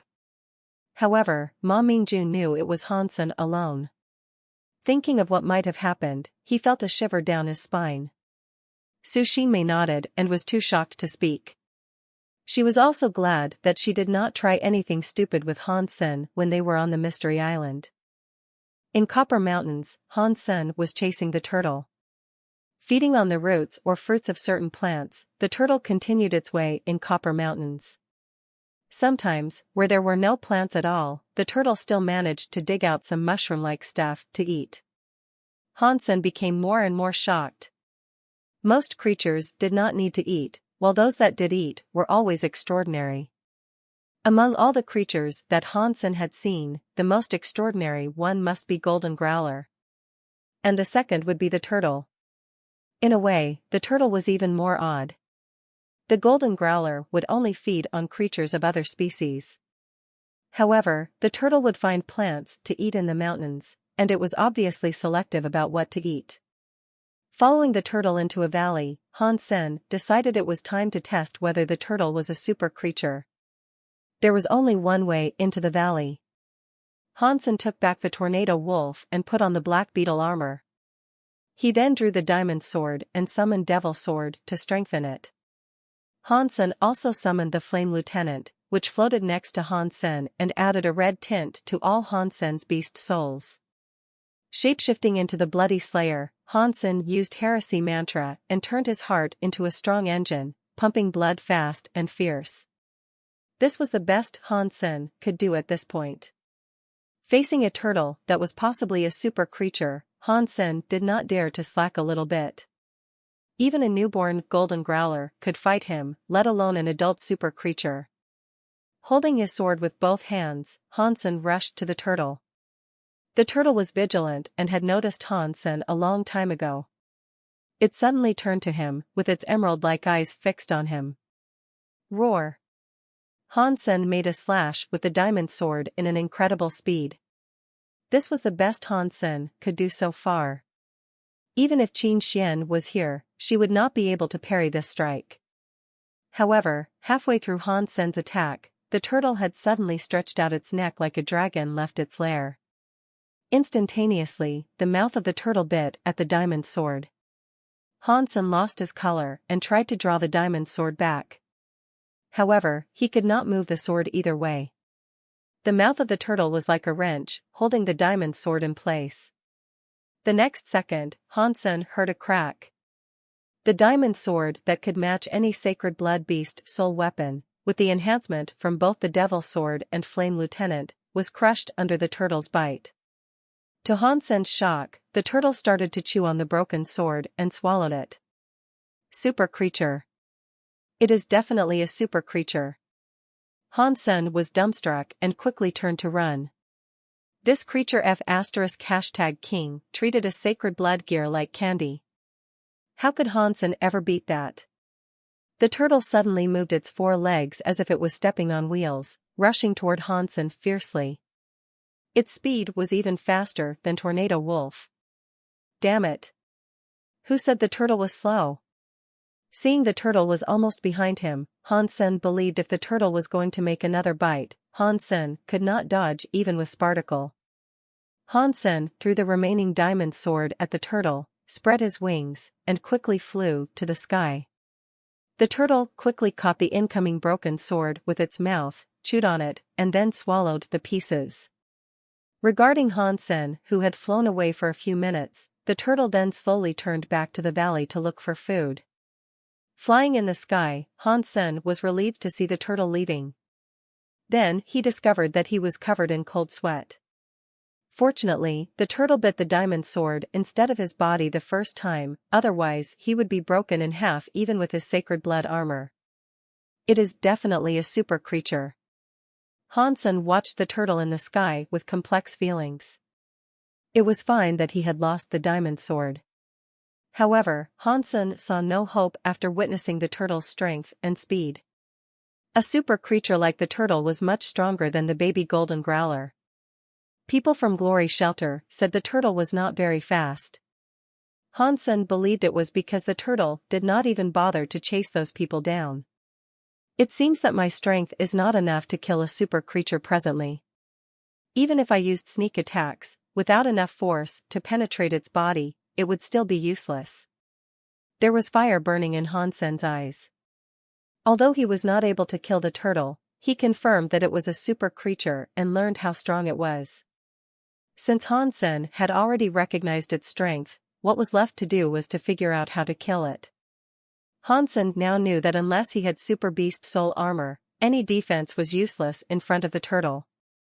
Two conditions must be satisfied if he wanted to kill the turtle. First, he must be able to use a footwork that allowed him to dodge the formidable bite. Second, he must have enough strength to drive a weapon through its body. Since Hansen did not have a super beast soul weapon, Hansen must focus on enhancing his own force. Otherwise, it would be impossible for him to pierce the turtle's body, even the weakest part, the neck. As for footwork, although Spartacle was quite fast, it was much slower than the turtle's bite. Hansen thought back on the turtle's bite, which was so fast that it was incredulous. With Hansen's current speed, there was no way that he could dodge a bite like that. He knew it without even trying. As long as he was within the range of attack of the turtle, he would be killed for sure. I need to get faster and stronger. Hansen pondered how he should achieve those two goals. Heresy Mantra could enhance his strength and speed, but Hansen had not completed the third phase longevity yet. Therefore, he had to find another path. Spartacle was out of the question. He had to use a faster footwork. At least the footwork should allow him to dodge the turtle bite, otherwise stronger force meant nothing. He had to survive first. Hansen did not go back to Steel Armor Shelter. Hiding the spinning spear and the skeleton's daggers in a remote cave, he teleported back to Blackhawk from Glory Shelter. Gears were not beast souls and could not be brought out of God's sanctuary. There was simply no way around it. After returning to school, Hansen logged in the Special Squad's platform online. Currently, Hansen had more than 100 points as the head of Special Squad, so it should be easy for him to buy several S-Class Hyper-Geno arts. Hansen slowly browsed all the available S-Class Hyper-Geno arts, wishing to find some that would be helpful to improve his strength and speed. However, it was difficult to find a footwork faster than Spartacle. After all, Spartacle was already a top-notch footwork. Although there were many techniques in Panorama, they were all fundamental skills and could not enhance a certain ability significantly. Panorama focused on slow, long-term improvement of one's fitness. A significant improvement in a short amount of time should be something more like Heresy Mantra. Hansen viewed the available S-Class footwork and did not find a single one that could surpass Spartacle. However, Hansen did not give up but continued to look for it. He decided that he would ask for Baishan's help if he could not find one. To Hansen's surprise, after checking the footwork all afternoon, he found a super Geno art called Overload, which brought him some hope. The theory of overload was to make one's body work under extreme conditions that went beyond one's limits. It was to burn one's energy to tap into one's potentials. The more burden one's body could handle, the stronger one's force would be. It was somewhat like an overclock of the processor or graphics cards in ancient computers. It was to reset some computer component so that it ran faster than the manufacturer-specified speed, from 2.0 to 3.0, or even 3.5 or higher. However, by doing that, the burden on one's body would be heavily increased. Undertaking the overload, the body would be inclined to collapse. Technically speaking, overload could increase one's abilities without limit. However, if the body could not take it, one would die from using overload. Fitness was the key in practicing overload. The better the fitness, the greater the potentials. In addition, one must control the level of the overload, otherwise one's body would be destroyed.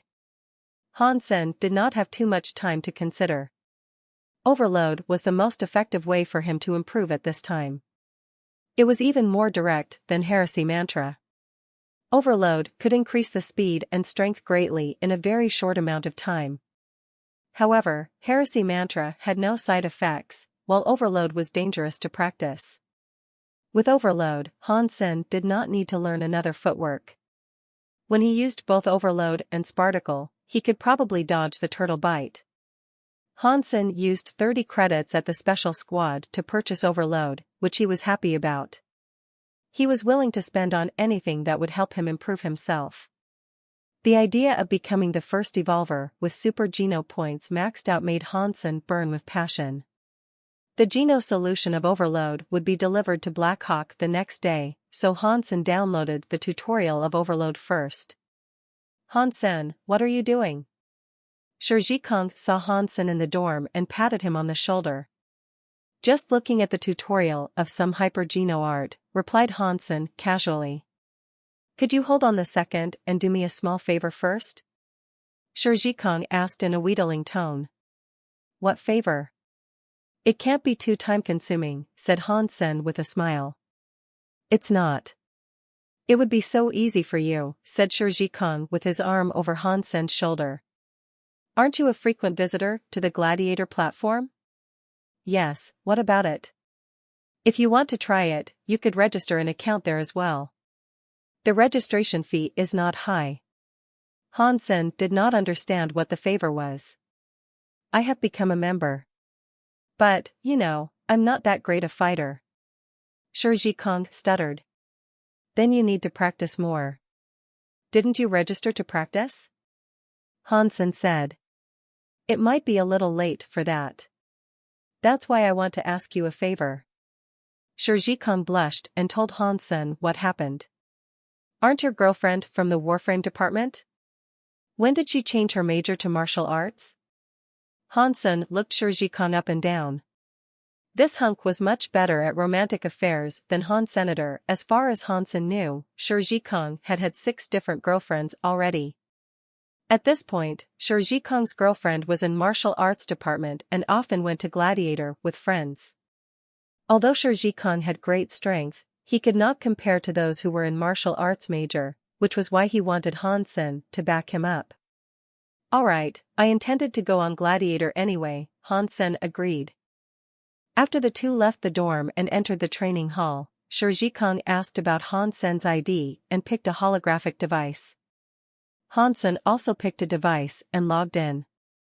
Hansen immediately saw a friend invite from Shirjikong, whose ID name was King Spear, which was an okay name, but Hansen felt a bit promiscuous since it was used by Shir. Shirjikong invited Hansen into his game room. Next to Shir stood a petite, fine girl, along with many students from the martial arts department. The students were excited when they saw Hansen, clearly interested in talking to him. The way Hansen beat Jing Jia a while back was so impressive that all the Blackhawk students were deeply in awe of Hansen. Shirjikong felt a bit upset. Initially, he wanted to brag about his close relationship with Hansen, while his girlfriend and friends simply ignored him after seeing Hansen. After chatting with the students briefly, Hansen threw a glance at the two were in a combat and asked, "Are they also Blackhawk students?" "Huang Jianqiu is in my department, but I don't know the other person," said Yu Qingqin, Shirjikong's girlfriend. "Hansen, do you think Huang Jianqiu could win?" asked a girl, worried. Hansen pondered and said, "It seems that Huang Jianqiu's level is lower than her opponent. It would be hard for her to win." "Nice, at least someone knows his stuff," said a frivolous voice. The Blackhawk students turned to look at the speaker, who was a tall and slim young man with a contemptuous look on his face. He seemed too old to be a military school student, so he should be the friend of Huang Jianqiu's opponent. Han Sen looked at the person, did not bother to speak, and continued to watch the combat. The result was as Han Sen had predicted. Huang Jianqiu lost the combat and returned to the stands with a wry smile. "I'm sorry. Wins and losses go hand in hand. You can win next time." Huang Jianqiu's friends tried to comfort her. Huang Jianqiu's opponent ridiculed, "It seems that the military school students are not that much different from ordinary people like us. We thought you were stronger than this, given you come from a famous institution." These words made the students bristle. The feverish ones even sent him invites to fight. "Great, I happen to have a minute to teach you a lesson, and show you that the so-called elites are nothing," said Huang Jianqiu's opponent arrogantly and accepted an invite. The Black Hawk students were cheering their schoolmate up, while the tall, slim young man sneered, "A bad fighter is a bad fighter, no matter how loud you cheer. He will lose anyway." "It is still hard to say who the loser will be," Yu Qingqing bristled. "Ha ha, I said you will lose, so you will, no matter which one of you come up." The young man laughed brutally. Although the Black Hawk students wanted to talk back, their friend was already at a disadvantage, hence they did not have any grounds for the retort.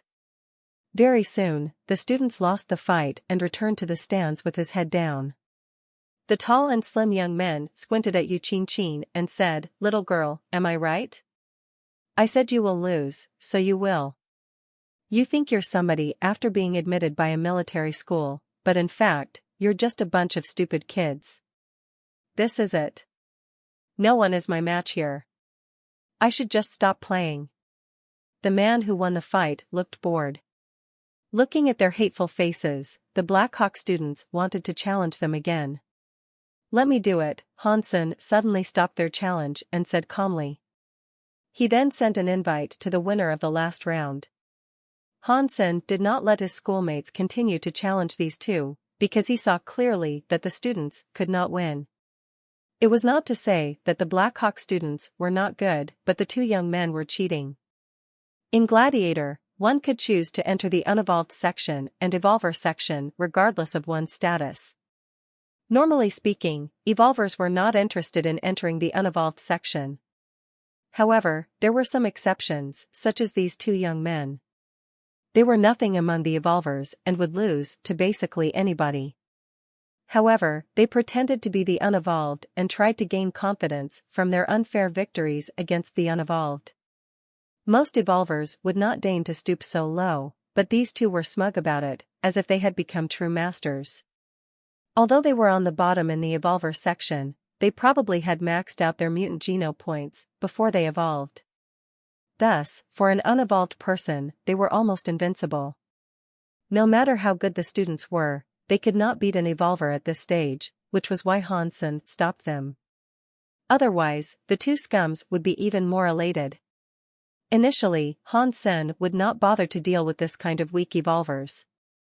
However, he would not stand and watch his schoolmates bullied like this. The young man clicked yes and entered the game with Han Sen. "Carry on. Genius, carry on." All the students were cheering for Han Sen. "Genius my ass. Every one of you is rubbish in front of us," the tall, slim guy said pretentiously. He did not believe that any of these unevolved military school students could beat them. They were, after all, the evolvers. The least they could do was to bully a few military school students. And he thought even less of the genius they mentioned. It would be great to make an example out of this genius. As the countdown ended, Han Sen and his opponent entered the arena. The guy pretended to be a master and curled his finger at Han Sr. "Come on. Use all you got. Don't say I never gave you a chance. Thank you for the chance." Han Sen smiled and threw a punch at the young man. The young man looked at Han Sen's fist, curled his lips, smiled contemptuously, and countered Han Sen's strike with his fist. With his fitness level as an evolver, he was much stronger than a normal unevolved person. He could bully his opponents as he wanted using his advantage in fitness, the satisfaction of which made him linger in the unevolved section. As long as they did not use those hyper-geno arts that only evolvers could practice, there was no way for anyone to tell they were evolvers. People would only think that they were strong unevolved persons. Seeing the two fists were about to clash, the young man was even more excited. Fist against fist, he could break all the bones in his opponent's fingers, and sometimes even the entire arm. As the two fists were about to bump, Hansen turned his fist into a claw, twisted the young man's wrist, and dislocated it. The young man's arm was twisted back and had to turn his back to Hansen. Twisting his arm, Hansen kicked the young man in the knee pits and made him kneel. With one arm controlled by Hansen, the young man could not even stand up, otherwise his entire arm would be wasted. As an evolver, the young man did have some remarkable abilities. He quickly hit back and tried to get rid of Hansen's hand. However, Hansen had improved his grappling skills tremendously since his combat with Suju. An evolver with a fitness index just above 20 was not comparable to Hansen at all. Hansen released the young man's arm and followed the young man. Putting his arm around the young man's neck, Hansen threw his opponent in the air head down. As his opponent was falling, Hansen's fists hit the young man's body as fast as lightning bolts, from the face to the stomach. When the young man was about to touch the ground, Hansen kicked him in the chest with a knee, throwing him into the air again. Sweeping up and down, Hansen's legs became a blur, kicking the young man as if he were a punching sack. Before the young man landed, his health value was burned up. His body exploded in the air, and he was eliminated. His friend, the tall, slim guy, became dumbstruck, unable to believe that the young man would be kicked to the point of explosion by a military school student. Even though the students did not know that they were evolvers, he knew very well that it was impossible for his friend to lose. The students started to cheer and welcomed Hansen back to the stands as if they were receiving a hero. Hansen stared at the tall, slim young man and asked, "Do you want to fight me as well?" "No need. No need." The tall and slim guy became pale. He was not even as good as his friend. Since his friend exploded, of course he did not have the nerve to fight Hansen himself. "Why? Didn't you enjoy this game very much?" Hansen said calmly. Feeling nervous, the tall and slim guy exclaimed, "We are out of form today. Doesn't mean we won't win next time. Will you use your evolver's identity to fight next time, or the unevolved?" Hansen asked. Hearing Hansen's words, the students were dazed. "Hansen, you're saying that they are evolvers?" Shi Jikong looked at the two young men incredulously. "You are evolvers?" All the students were mad at them.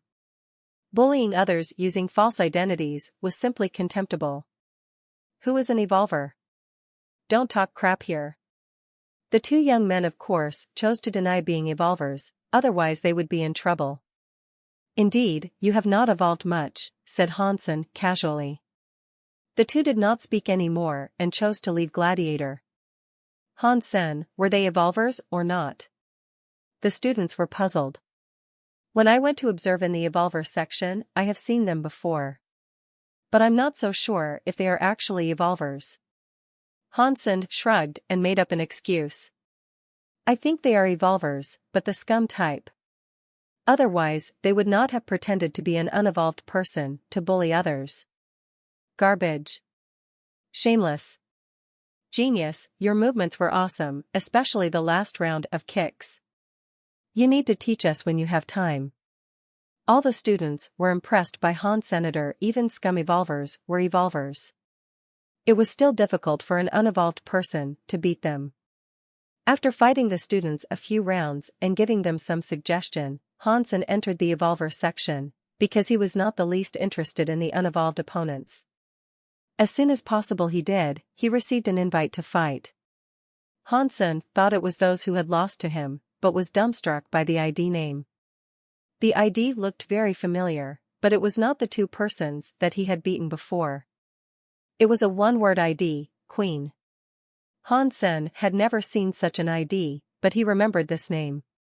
A while back, Huangfu Pingqing had taken him to a restaurant named Queen Restaurant once, which was the property of Ares Martial Hall. Hansen saw an evolver with the nickname Queen there in the restaurant, who destroyed an evolver opponent momentarily with incredible skills and power. Is this the same Queen? With some doubt, Hansen clicked yes and entered a fighting scene. Hansen hoped he would see Queen from the Ares Martial Hall again. Although Hansen knew he was not nearly as good as she was, he still looked forward to their fight. After all, they were both fighting in the virtual community, and he would not be injured while appreciating her incredible skills. Hansen had seen many impressive evolvers on Gladiator, and some of them could beat him with just 2 or 3 strikes. However, no matter how strong they were, they did not leave him shaken like Queen did. During the countdown, Hansen stared into the opposite direction. It's her. Seeing the tall figure, Hansen was excited. Although she was dressed differently than he remembered and used the face blur function of the platform, Hansen immediately recognized her at first glance. There were some people in the world that were recognizable by their special air, instead of the face or a certain body part. Queen is such a unique person. She was cold, proud and aloof, absolutely indifferent to everything in the world, like a real queen. It was not a disguise or result of training, but a testament to her mental strength. Although Hansen did not know why Queen would invite him to fight, her invite made him jump with joy. To win or lose was not important. Hansen cherished the experience to fight such a strong opponent. The reason that Queen picked Hansen was not because she saw something in him. In fact, Queen did not even know Hansen existed. No one could make Queen do anything if she doesn't want to, except for one person, President of Ares Martial Hall, Huangfu Xiongqing. Because Ken recommended a soldier on warship to Qian Hezhen became interested in the soldier.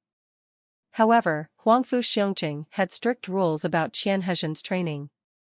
If Qian were to fight a student from Ares Martial Hall, that would be fine.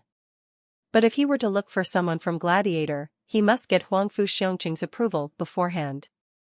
After hearing Qian Hezhen's request, Huangfu Xiongqing did not stop him, but asked Queen to determine whether Hansen was qualified to be Qian Hezhen's opponent.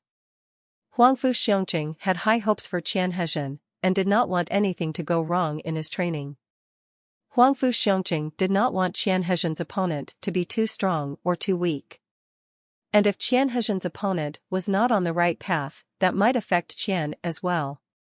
Huangfu Xiongqing would not allow that to happen and trusted Queen to make the decision whether Hansen was fit to be Qian Hezhen's opponent. That was why Queen had sent the invite to Han. Senator Queen was a frequent visitor to Gladiator, so she would occasionally send an invite to Hansen to check if he was online. Although Hansen did not know the story behind the invite, he very much looked forward to the fight with Queen.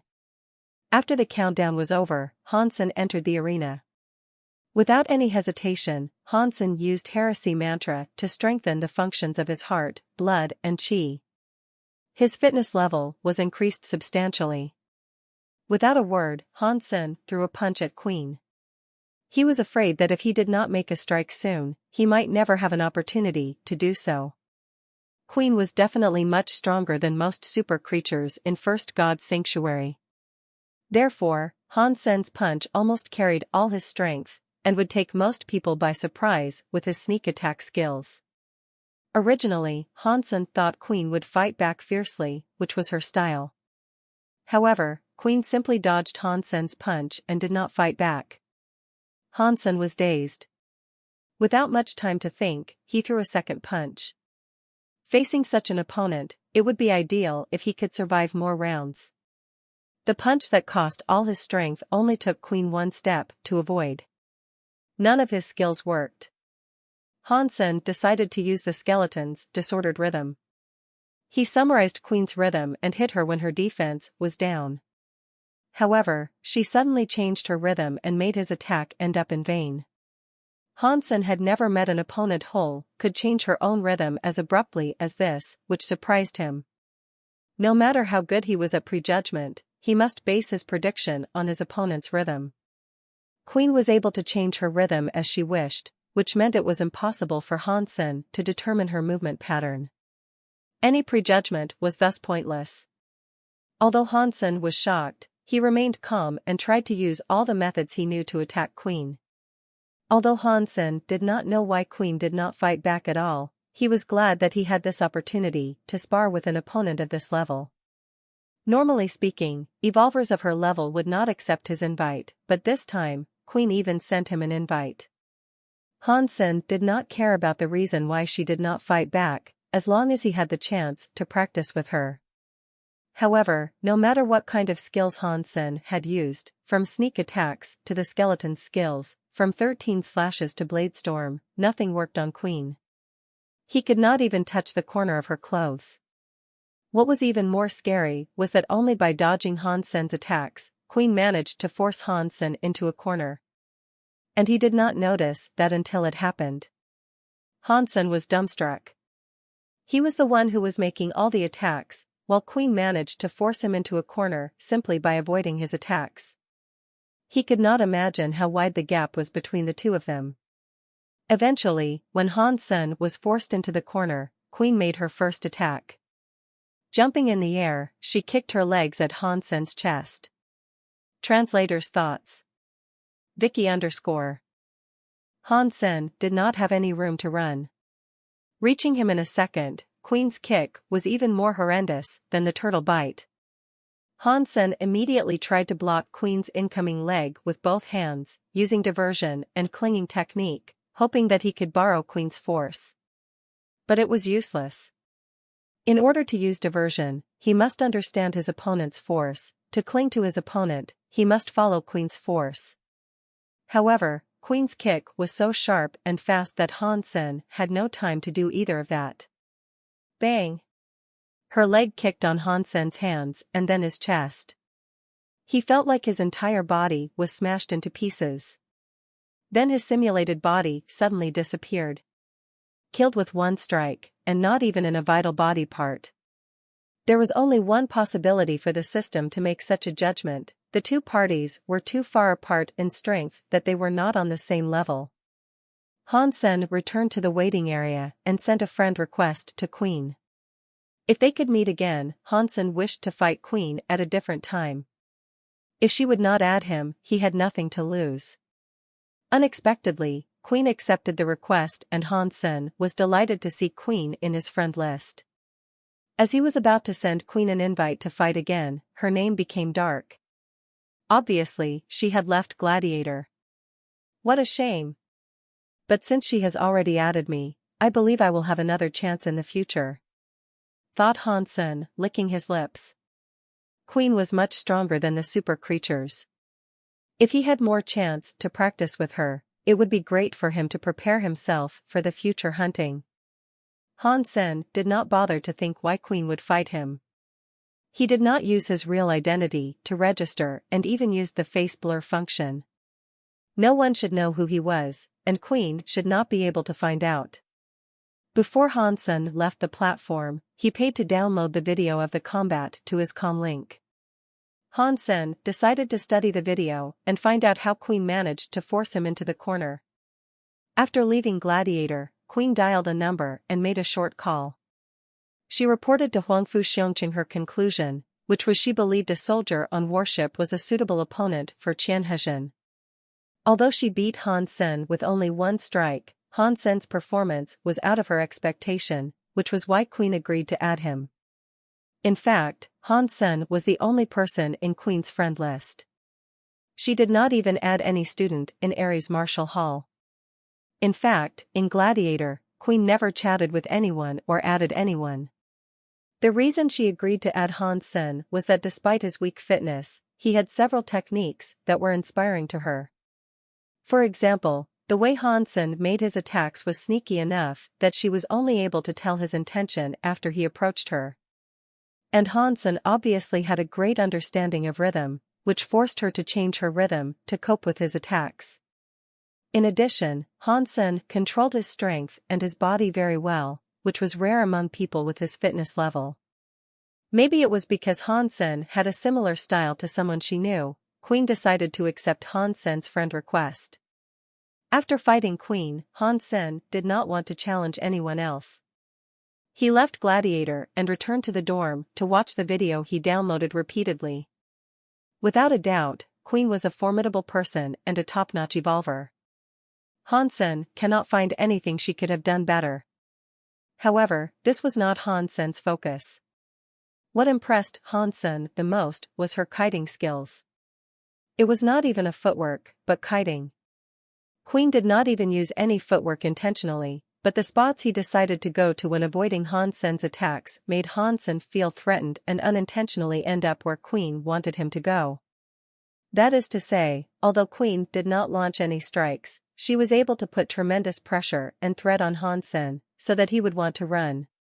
Therefore, although Han Sen was making all the attacks, he ended up in the corner. Another thought made Han Sen sweat. Every spot Queen chose to go to was a spot that could threaten Han Sen, which meant it was a defect in Han Sen's movement. If Han Sen had not been through this fight against Queen, Han Sen had never thought he'd have so many defects that his opponent could take advantage of. If Queen was his enemy, and their fight was for real, Han Sen would have died a million times. Han Sen's finding made him feel odd and excited. It was okay that one made mistakes, as long as one knew one's mistakes. In this case, Queen pointed out where he did wrong and made him see what he was blind to. Knowing what he did wrong, Han Sen knew how to make improvements.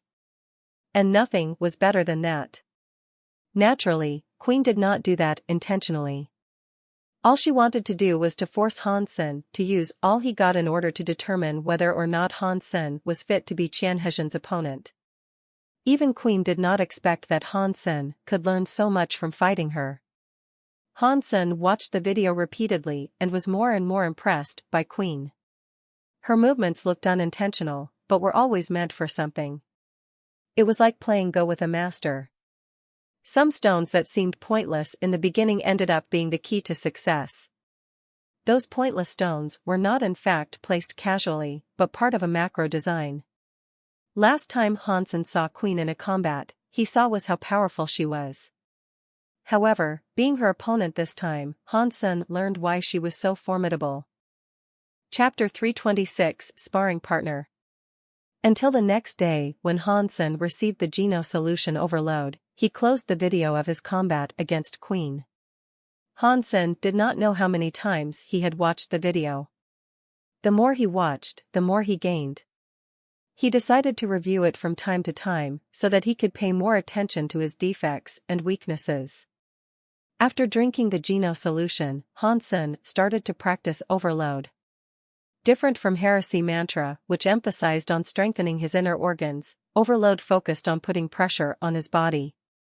To put it in plain terms, when practicing overload, Han Sen needed to do continuous exercise to stimulate his body cells to make his body work under extreme conditions. After some thinking, Han Sen decided to practice overload on Gladiator via combats.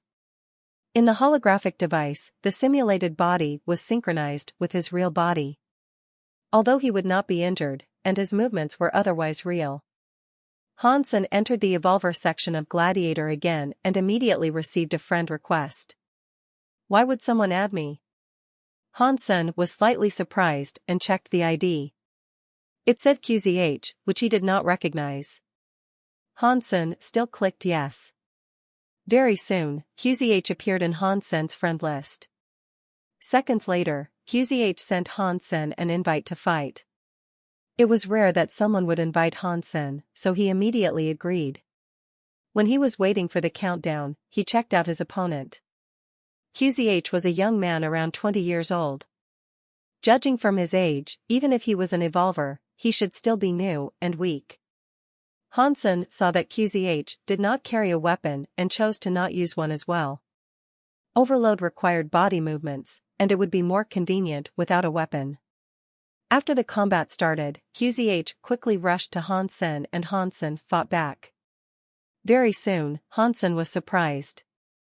QZH was much stronger than he thought. Han Sen estimated that he at least had a fitness index of 30. If he just evolved, then he should have evolved with his sacred Geno points maxed out. What was more impressive was that QZH not only had great fitness, but also fought exceptionally well. Every move he used was powerful. Han Sen could tell that he must have learned from a master. Han Sen became excited. It would benefit him greatly to spar with someone like QZH. Han Sen initiated Heresy Mantra and enhanced his fitness level greatly, otherwise he would not be QZH's match. Even so, Han Sen was still inferior to QZH in terms of fitness. After using both Heresy Mantra and Overload, Han Sen could reach a fitness level of 28, while QZH had an overall index of 30, and some items over 35. If QZH was a beginner, it was very likely that he could push his fitness index above 100, which was the goal of many evolvers. However, few people could reach that goal. Those who evolved with mutant geno points maxed out could have a fitness index of around 20 after the evolution.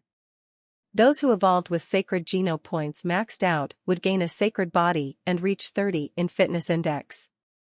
After collecting geno points in Second God's Sanctuary, ideally an evolver could reach 100 in fitness index, which was about as high as an evolver could reach. Han Sen was glad to fight QZH, who was strong but not strong enough to eliminate Han Sen instantaneously.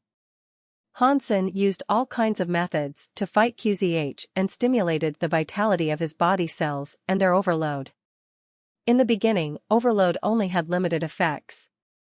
Han Sen had to make breakthroughs under the state of overload in order to enhance its effects. Bang! In half an hour, Han Sen was defeated by QZH. QZH was better than him in every aspect and did not leave him any chance to fight back. Han Sen did not feel upset and sent QZH an invite. QZH agreed immediately. QZH was great in terms of strength and speed, and he used many hyper-geno arts that Han Sen had never seen before. Having realized he was not QZH's match in either fitness or hyper-geno arts, Han Sen thought of one thing. Maybe I could try that. At least it will buy me more time. Han Sen thought of the kiting skills that Queen uses. Since it was hard to fight QZH head-on, the best Han Sen could do was to refine his skills and eliminate his defects. In addition, he needed to use some strategies to prolong the fight. Queen's kiting skills were like a go strategy. When he made the first step, he had to have the big picture in mind and think 10 steps ahead. Only by doing that could he lure or force his opponent to follow his design. Although it was unlikely that Han Sen could reach Queen's level in 1 or 2 months, he liked the kiting skills a lot, which was why Han Sen mimicked Queen's kiting skills during the fight with QZH. Although Han Sen performed terribly in the beginning, he was making slow progress. It was a skill that needed lots and lots of practice. Qian Hezhen felt intrigued when fighting Han. Senator Qian Hezhen had always practiced with the evolvers in Ares Martial Hall. Even though those evolvers had many skills, Qian Hezhen would gradually get to know their movement patterns. However, the combat against Han Sen was different.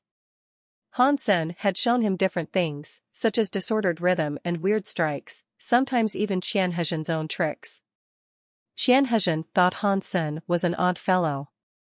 Qian Hezhen considered what he learned was eclectic enough, while Han Sen never ceased to surprise him, which provided him with many inspirations.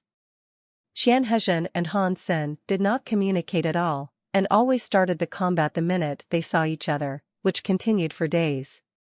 Without any conversation, the two persons were immersed in their own practice and thought of each other as a sparring partner.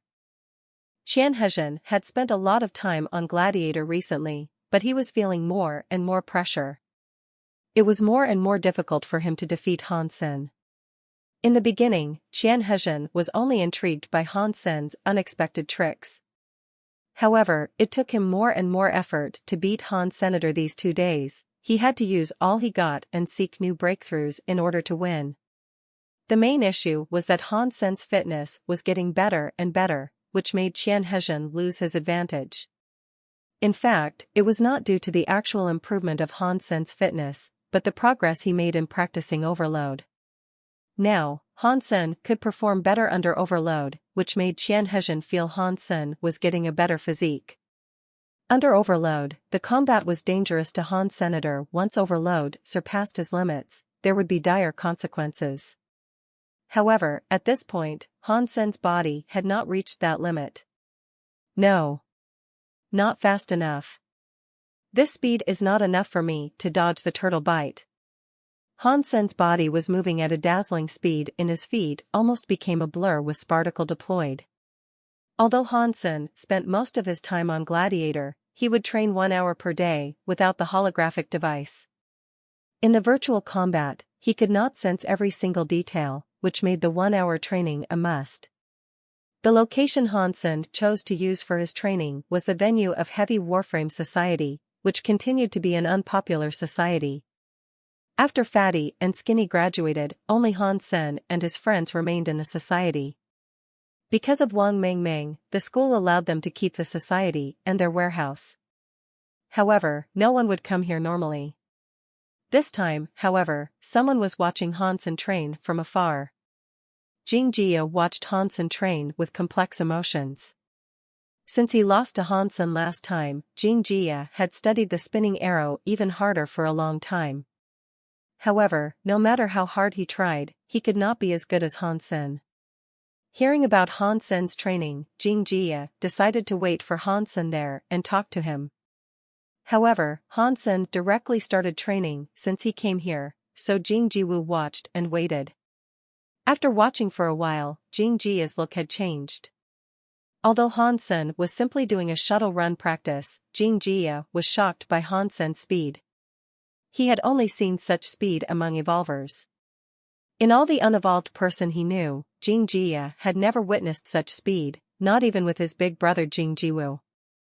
Han Sen had not even used heresy mantra, otherwise he would have even higher speed. Do you need me for anything? After training, Han Sen sat down on a chair, wiped his face, drank some water, and looked to Jing Jia. He had noticed Jing Jia since the beginning. You said you would teach me spinning arrow. Is that true? Said Jing Jia, chewing on his lips. For someone as proud as Jing Jia, it was not easy to plead. Of course, if you want to learn, all you need to do was to pay me tuition, and then I would feel happy to teach you, said Han Sen with a smile. Aren't you afraid that I will learn from you and then defeat you? Jing Jia stared at Han Sen and asked. Han Sen had finished the bottle of water, threw the empty bottle into the trash can, and said, as long as it is something I have learned, I will be the best at it. If you want to learn, I could teach you any time, but you will never be able to beat me. Looking at Han Sen's expression, Jing Jia gritted his teeth and said, I want to learn. When can you start to teach me? If you pay me, we can start now, Han Sen smiled and said. Jing Jia immediately paid Han Sen what he asked. He did not believe he would lose to Han Senator with his talent, all he lacked was Han Sen's tricks. As long as he learned Han Sen's tricks, he would never lose to Han Sen again. After taking the money, Han Sen started to teach Jing Jia spinning arrow. Since Jing Jia had already practiced hard on that, it was easy to teach him. Han Sen did not reserve anything when he was teaching. He taught Jing Jia everything he needed to know about spinning arrow, and all that left to do was for Jing to practice. Like Han Sen had said, he was not afraid that others might learn from him, because he would still be the absolute champion using the same technique. In addition, spinning arrow was only one lead in his knowledge system. Although tricks were important in martial arts, what was more important was to use the right trick at the right time. Application was the key to all types of martial arts. Jing Jia had only learned how to shoot spinning arrows, but did not have his own style. Since Jing Jia was willing to pay, Han Sen did not mind earning some money. Although he did not need money at this point, more cash did not hurt. Jing Jia was afraid in the beginning that Han Sen might have some reservations and only teach him part of the tricks.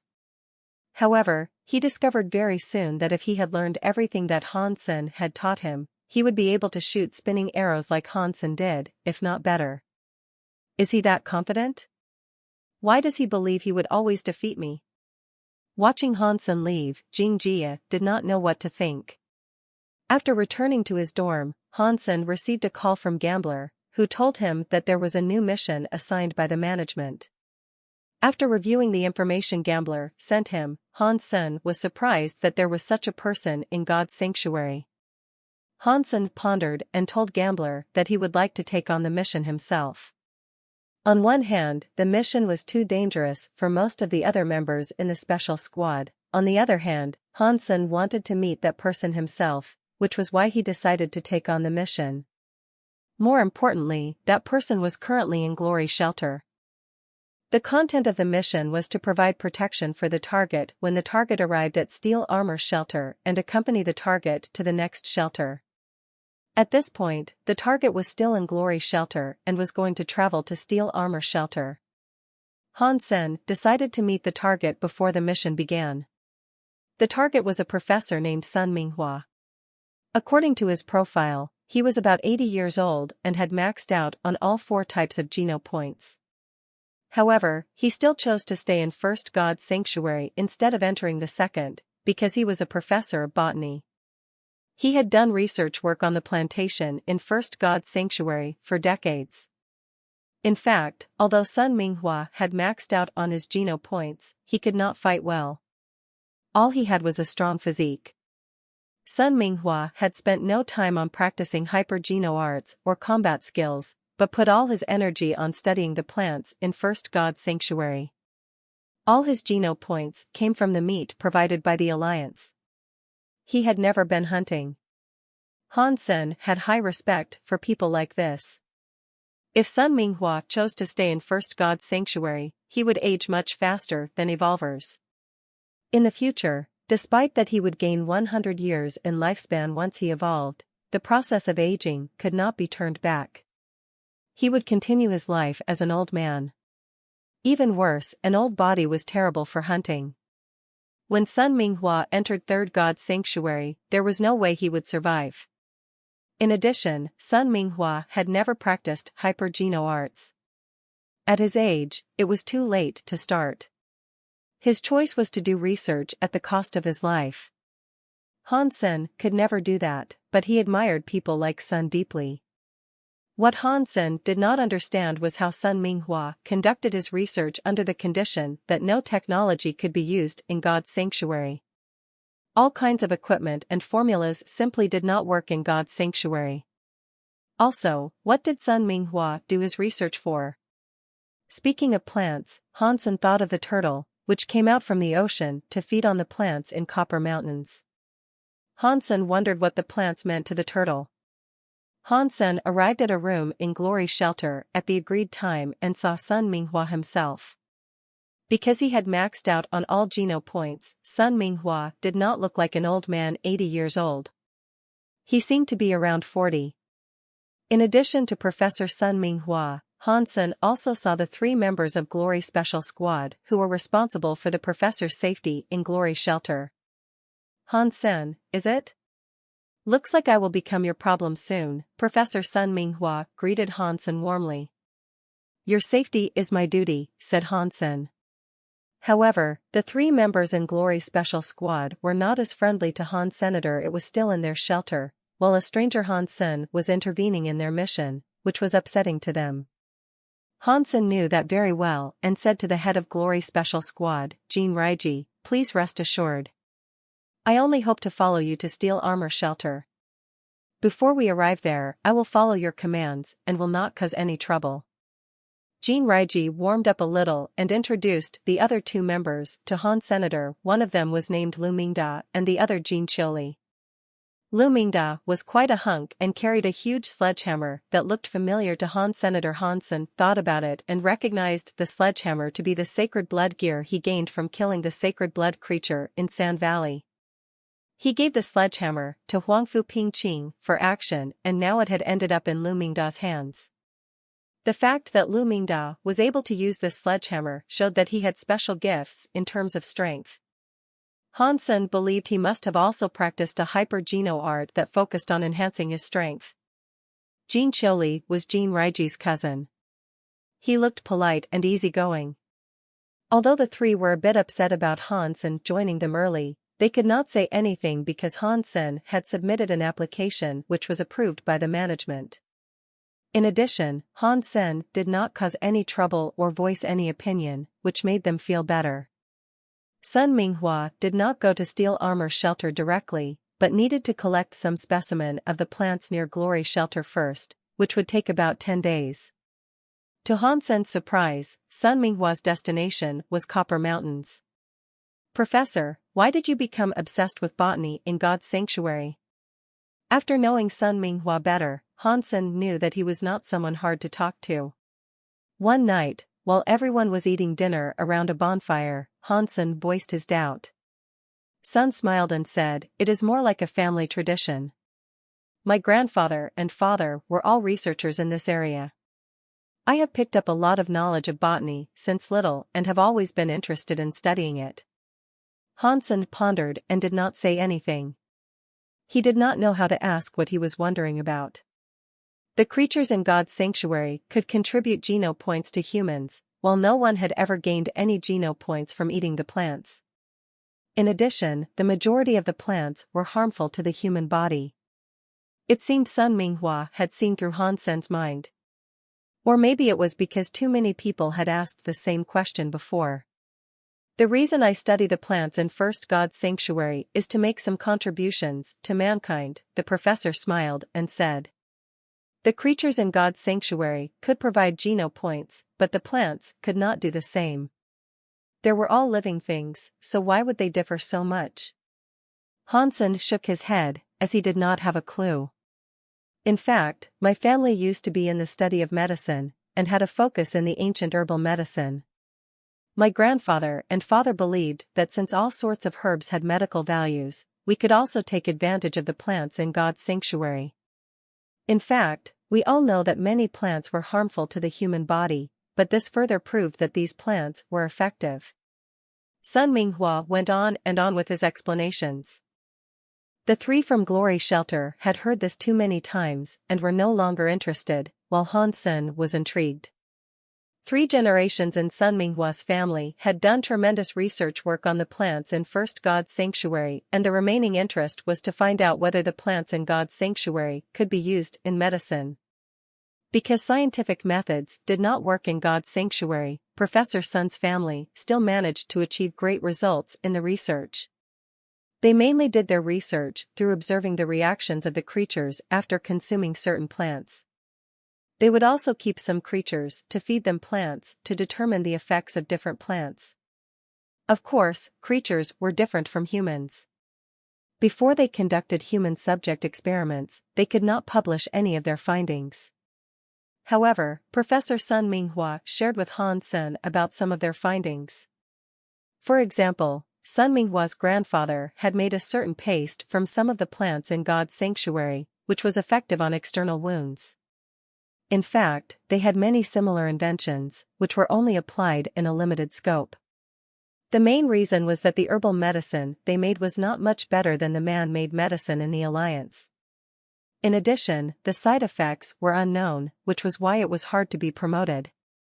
Han Sen had many conversations with Sun Minghua on the way. Han Sen mainly wanted to learn some common sense in case it would be useful in God's sanctuary. What's more, he was interested in the plants the turtle chose to eat and wondered what they could be used for. Unfortunately, although Sun Minghua had conducted research for decades, it was not nearly enough time to explore First God's sanctuary. Han Sen described the fruit tree to Sun Minghua, while Sun Minghua did not know what plant it was, let alone its effects. However, after hearing about the turtle from Han Sen, Sun Minghua said, "In my decades of research, I have witnessed a lot of creatures consuming plants, despite that the majority of them did not need to eat plants. According to my observation, the creatures did not consume plants to maintain life like we do. Then what do they eat the plants for?" Han Sen couldn't help asking. "I have given a lot of thought to the question, and my conclusion is that those plants might be helpful to their reproduction." Sun Minghua hesitated and said. The Glory Special Squad members did not agree with Sun Minghua. Why on earth would plants help reproduction? It's not like the plants were Viagra. However, Sun Minghua's words reminded Han Sen of the golden growler. Although the golden growler did not need plants, it consumed tons of creatures before it gave birth to its baby. Han Sen was guessing, either plants or meat, all the pregnant creatures needed to eat. If that was true, Han Sen felt like he had an opportunity. Maybe the turtle was eating to give birth as well.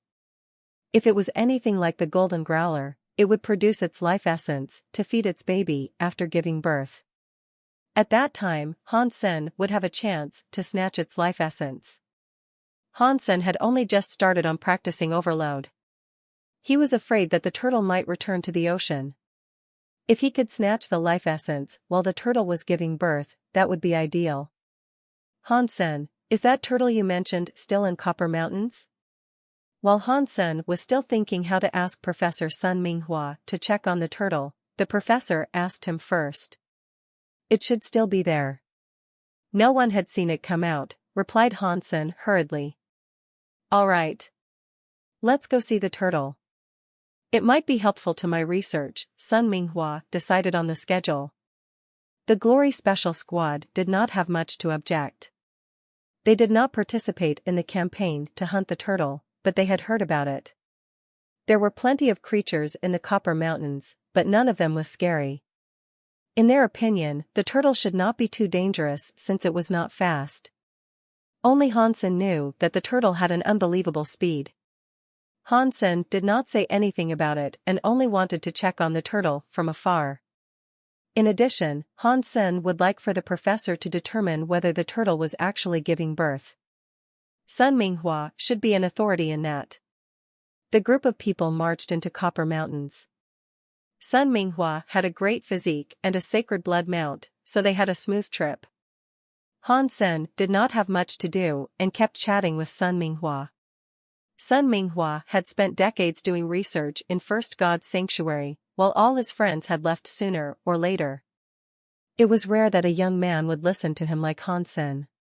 Since Han Sen was interested, Sun Minghua had shared a lot. Sun Minghua did his research for his interest as well as to benefit mankind, so he had nothing to hide and taught Han Sen a lot of practical knowledge, such as how to determine which plants were edible and which plants were toxic. Han Sen memorized all the information, which might be life-saving in the future. After traveling on the back of the golden growler, Han Sen understood that once he left the shelters, it was not easy for a human to survive in the wild. After searching in Copper Mountains for days, they finally spotted the turtle, which was chewing on some black and brown vines. Professor, let's just stay here and watch. If we get closer, it might be risky. Han Sen stopped Professor Sun Minghua, who was approaching the turtle. Sun Minghua frowned and said, "This is a bit too far and I could see nothing. Can we get closer? Try the telescope first." "It is dangerous to approach," said Han Sen. "What can we possibly see from here?" "Go, Professor. We will protect you," said Lu Mingda after throwing Han Sen a look of disapproval. Sun Minghua wanted to get closer to the turtle. Jin Raiji checked the distance and did not object. "Professor, the sacred blood creature is something different. Last time, a lot of people from Glory Shelter were flying to hunt it, while they not only failed but also lost many men. How about we stay farther from it?" Han Sen tried to talk the professor out of it. Since he was the one who mentioned that to the professor, Han Sen was not willing to see any mishaps happening. "Han Sen, do you doubt the ability of Glory Special Squad?" said Lu Mingda, displeased. Jin Raiji and Jin Sholi couldn't help frowning. Han Sen had been a good fellow so far, but now he was trying to intervene in their mission. Sun Minghua quickly said, "Han Sen, don't worry. We are not trying to approach it, just get a bit closer. It will be fine." Han Sen did not know what to say to them. He could not tell them that he was not a sacred blood creature, but a super creature. The professor had already moved and got closer to the turtle under the protection of the Glory Special Squad. "Professor, stop right here. We really cannot go any farther."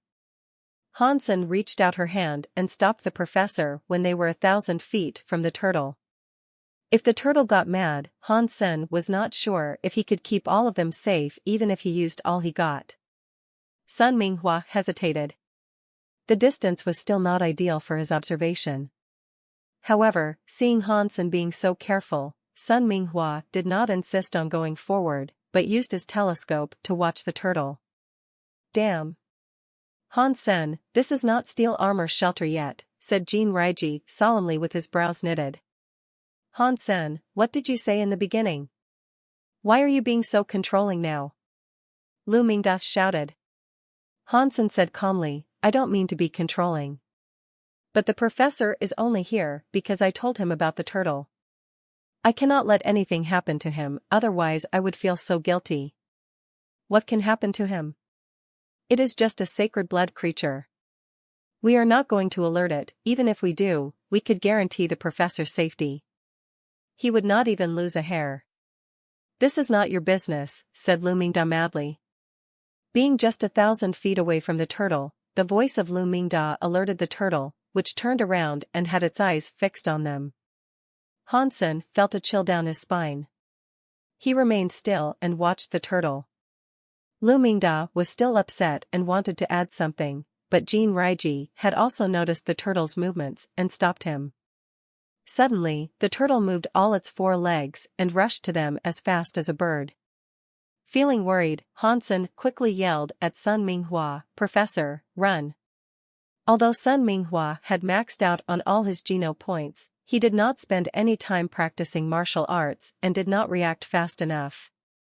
When he summoned his mount, the turtle was already next to him. Seeing how fast the turtle was, Jin Raiji, Lu Mingda, and Jin Qiuli were dumbstruck. This was not what they had heard. This turtle was even much faster than a sacred blood mount. It's just a turtle. I will smash it right now, Lu Mingda yelled and smashed at the turtle with his sledgehammer. The sledgehammer was very heavy, but the turtle did not even dodge. Its speed became even faster and the sledgehammer ended up on its shell, instead of its head, where Lu Mingda was aiming. Bang! The hammer as large as a barrel knocked on the turtle's shell and made a sound of metal. Ah! Lu Mingda screamed. The sledgehammer was a destructive weapon, so it kicked back a lot stronger than other weapons. Lu Mingda had used all his force in the strike, which failed to hurt the turtle at all. On the other hand, all the bones in his hands were broken, the sledgehammer was blown away into rocks and left a huge hole there. Not only Lu Mingda, even Jin Raiji and Jin Qiuli were shocked. They knew how heavy the sledgehammer was. With a hard strike by Lu Mingda, even a tank could be flattened. However, the turtle was not even scratched, which was frightening. Han Sen did not stand still. He immediately made a kick. It was not at the turtle, but at Lu Mingda, who was still screaming. Lu Mingda was kicked a dozen feet away. Both Jin Raiji and Jin Qiuli were shocked, but they immediately saw the turtle bit where Lu Mingda was standing so fast that they could not even tell what the turtle's neck looked like. Don't stand here. Go. Seeing Sun Minghua froze on his mount, Han Sen yelled, ran to the sledgehammer and summoned the fairy queen. Jin Raiji and Jin Qiuli picked up Lu Mingda and wanted to run, while the turtle made another bite at Jin Raiji, who was the closest to it. Jin Raiji did not have any time to dodge, but he was fast enough to block the turtle bite with his sacred blood knife. Crack! The turtle bit the sacred blood blade and broke it in half. A sacred blood weapon was destroyed like that. The Glory Special Squad were almost scared to death. The knife was a sacred blood weapon and was broken under the turtle bite easily. They were suddenly covered in cold sweat and wanted to run. However, the turtle was so fast that they could not make it. It quickly reached out its neck and bit toward Jin Raiji, who was empty-handed. Jin Raiji had used all his energy and there was no way he could avoid this bite. Damn it! Jin Raiji quickly stepped back, but he knew he could not make it. Lu Mingda and Jin Qiuli did not even have any chance to save Jin Raiji, given how fast the turtle was. Bang! Something giant and black suddenly fell on the turtle's head and knocked its head down. Han Sen! Jinraiji escaped death and was as pale as a sheet of paper. Seeing Hansen, who had knocked the turtle down with the sledgehammer, he was suddenly thrilled. "Don't stay here. Run." Hansen watched the turtle solemnly. Although the head of the turtle was knocked down, Hansen did not feel it was broken. It felt like smashing on rubber. As he expected, the turtle raised its head and shook it around, its emerald-like eyes fixed on Hansen. Hansen did not hesitate and smashed at the turtle again. Using heresy mantra, his heart was beating like thunder, and his blood and chi were circulating at a tremendous speed, making his veins stand out. The sledgehammer was so heavy that even Lu Mingda could only slowly brandish it a dozen times. With Lu Mingda's speed, it was impossible for him to ever hit the turtle. Hansen was stronger than Lu Mingda to begin with, but even he could not hit the turtle relying on just his strength. Only with the heresy mantra and overload, Hansen managed to hit the turtle's head when it was not paying attention. Although Hansen's second strike was still under dual enhancement, the turtle quickly withdrew its head and avoided the sledgehammer. The moment it drew back its head, the turtle stepped hard on the ground and threw itself at Hansen like a cannonball. Hansen waved his arm backward and knocked the sledgehammer on the turtle's shell, sending the turtle back to the ground. However, the turtle quickly bit the handle of the sledgehammer and broke it in half. All Hansen had left in his hand now was a part of the handle. He hastily ran to the side, while the turtle was pissed off by Hansen and decided to throw itself again at him. "Hang in there. We're here to help." Jinraiji summoned another weapon and was ready to help Hansen. Hansen felt almost depressed. "What the heck are you doing staying here? Are you trying to get killed by the turtle? This is a super creature, and none of you would be alive if you stay. Help my ass. Run. I'll be right after you," Hansen exclaimed at Jinraiji. Jinraiji paused and quickly ran away with the others, looking back at Hansen while running. Hansen quickly dodged the turtle and rolled toward the sledgehammer with its handle broken. Although the handle was broken, there was still a part of it attached to the hammer. Hansen grabbed the sledgehammer and smashed at the turtle again. The three united with Sun Minghua and then stopped, watching Hansen fighting the turtle alone. The sledgehammer was like a toy in Hansen's hand, moving as fast as lightning bolts. The three of them were all dumbstruck.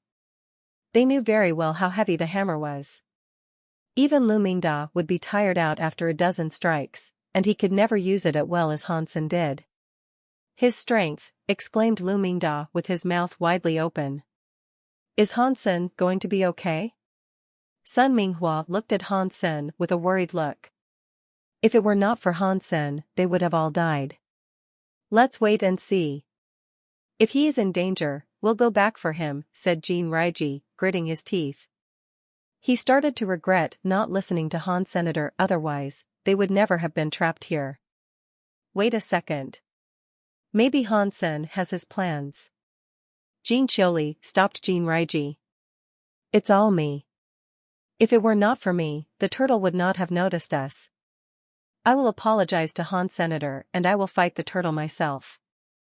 I will not let him sacrifice himself for us," said Lu Mingda with his face flushed. "What's the point in staying these? We should focus on helping Hansen get out of there," exclaimed Jin Chioli.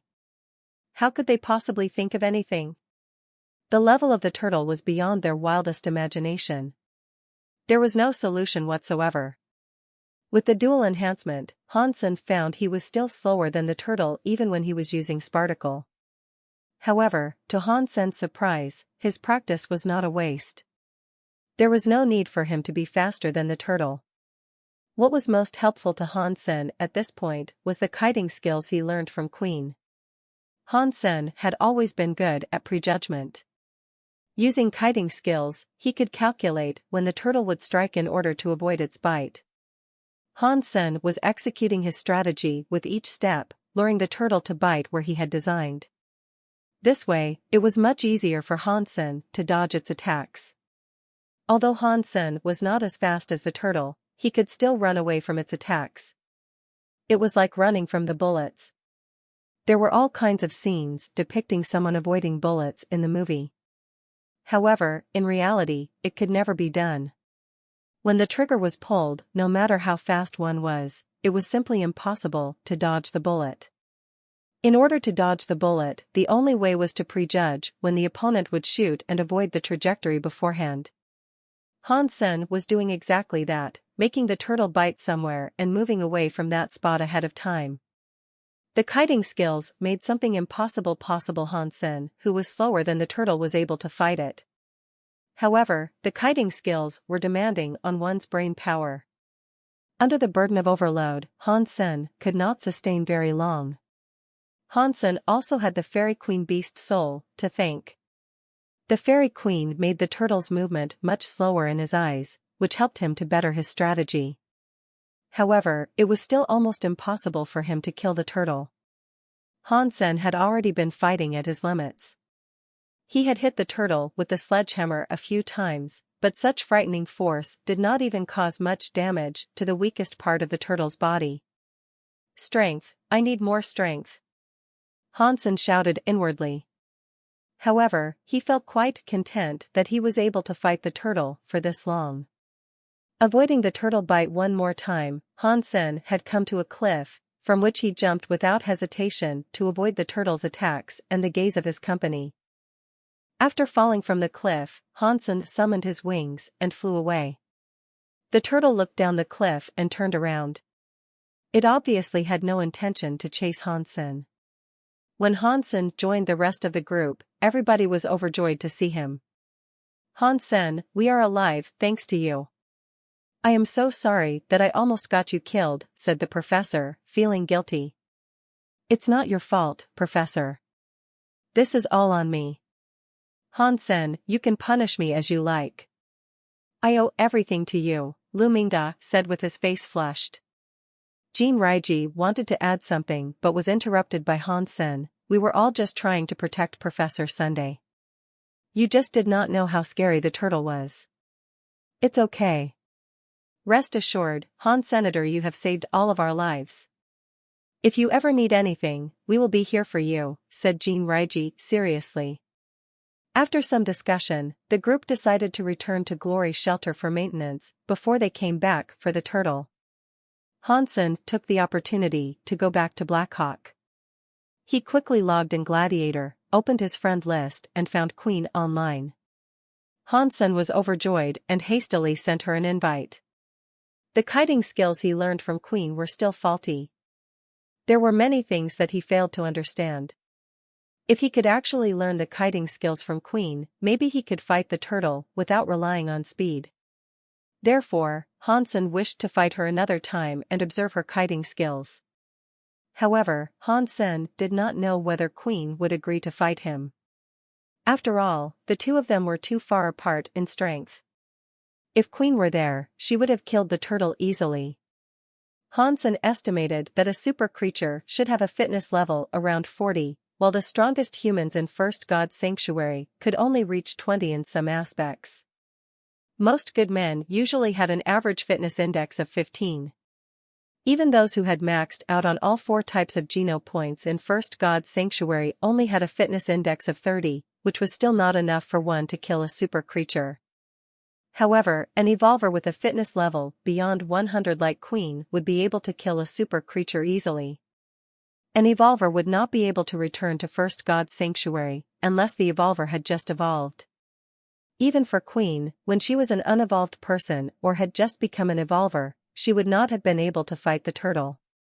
Han-sen was not sure whether Queen would agree to fight him, but he wanted it so much. One more round. Just one more round. Seeing Han-sen's invite, Queen was dazed. Her setting was not to accept invites from strangers, and she had never had a friend before, so she had never received an invite. Seeing the invite was from a soldier on warship, Queen hesitated and clicked yes. Han-sen was exhilarated to see Queen and her amazing kiting skills again. After the countdown was over, Han-sen immediately ran toward her. He did not dare to wait for her attacks. Their fitness levels were so different that he would be killed immediately.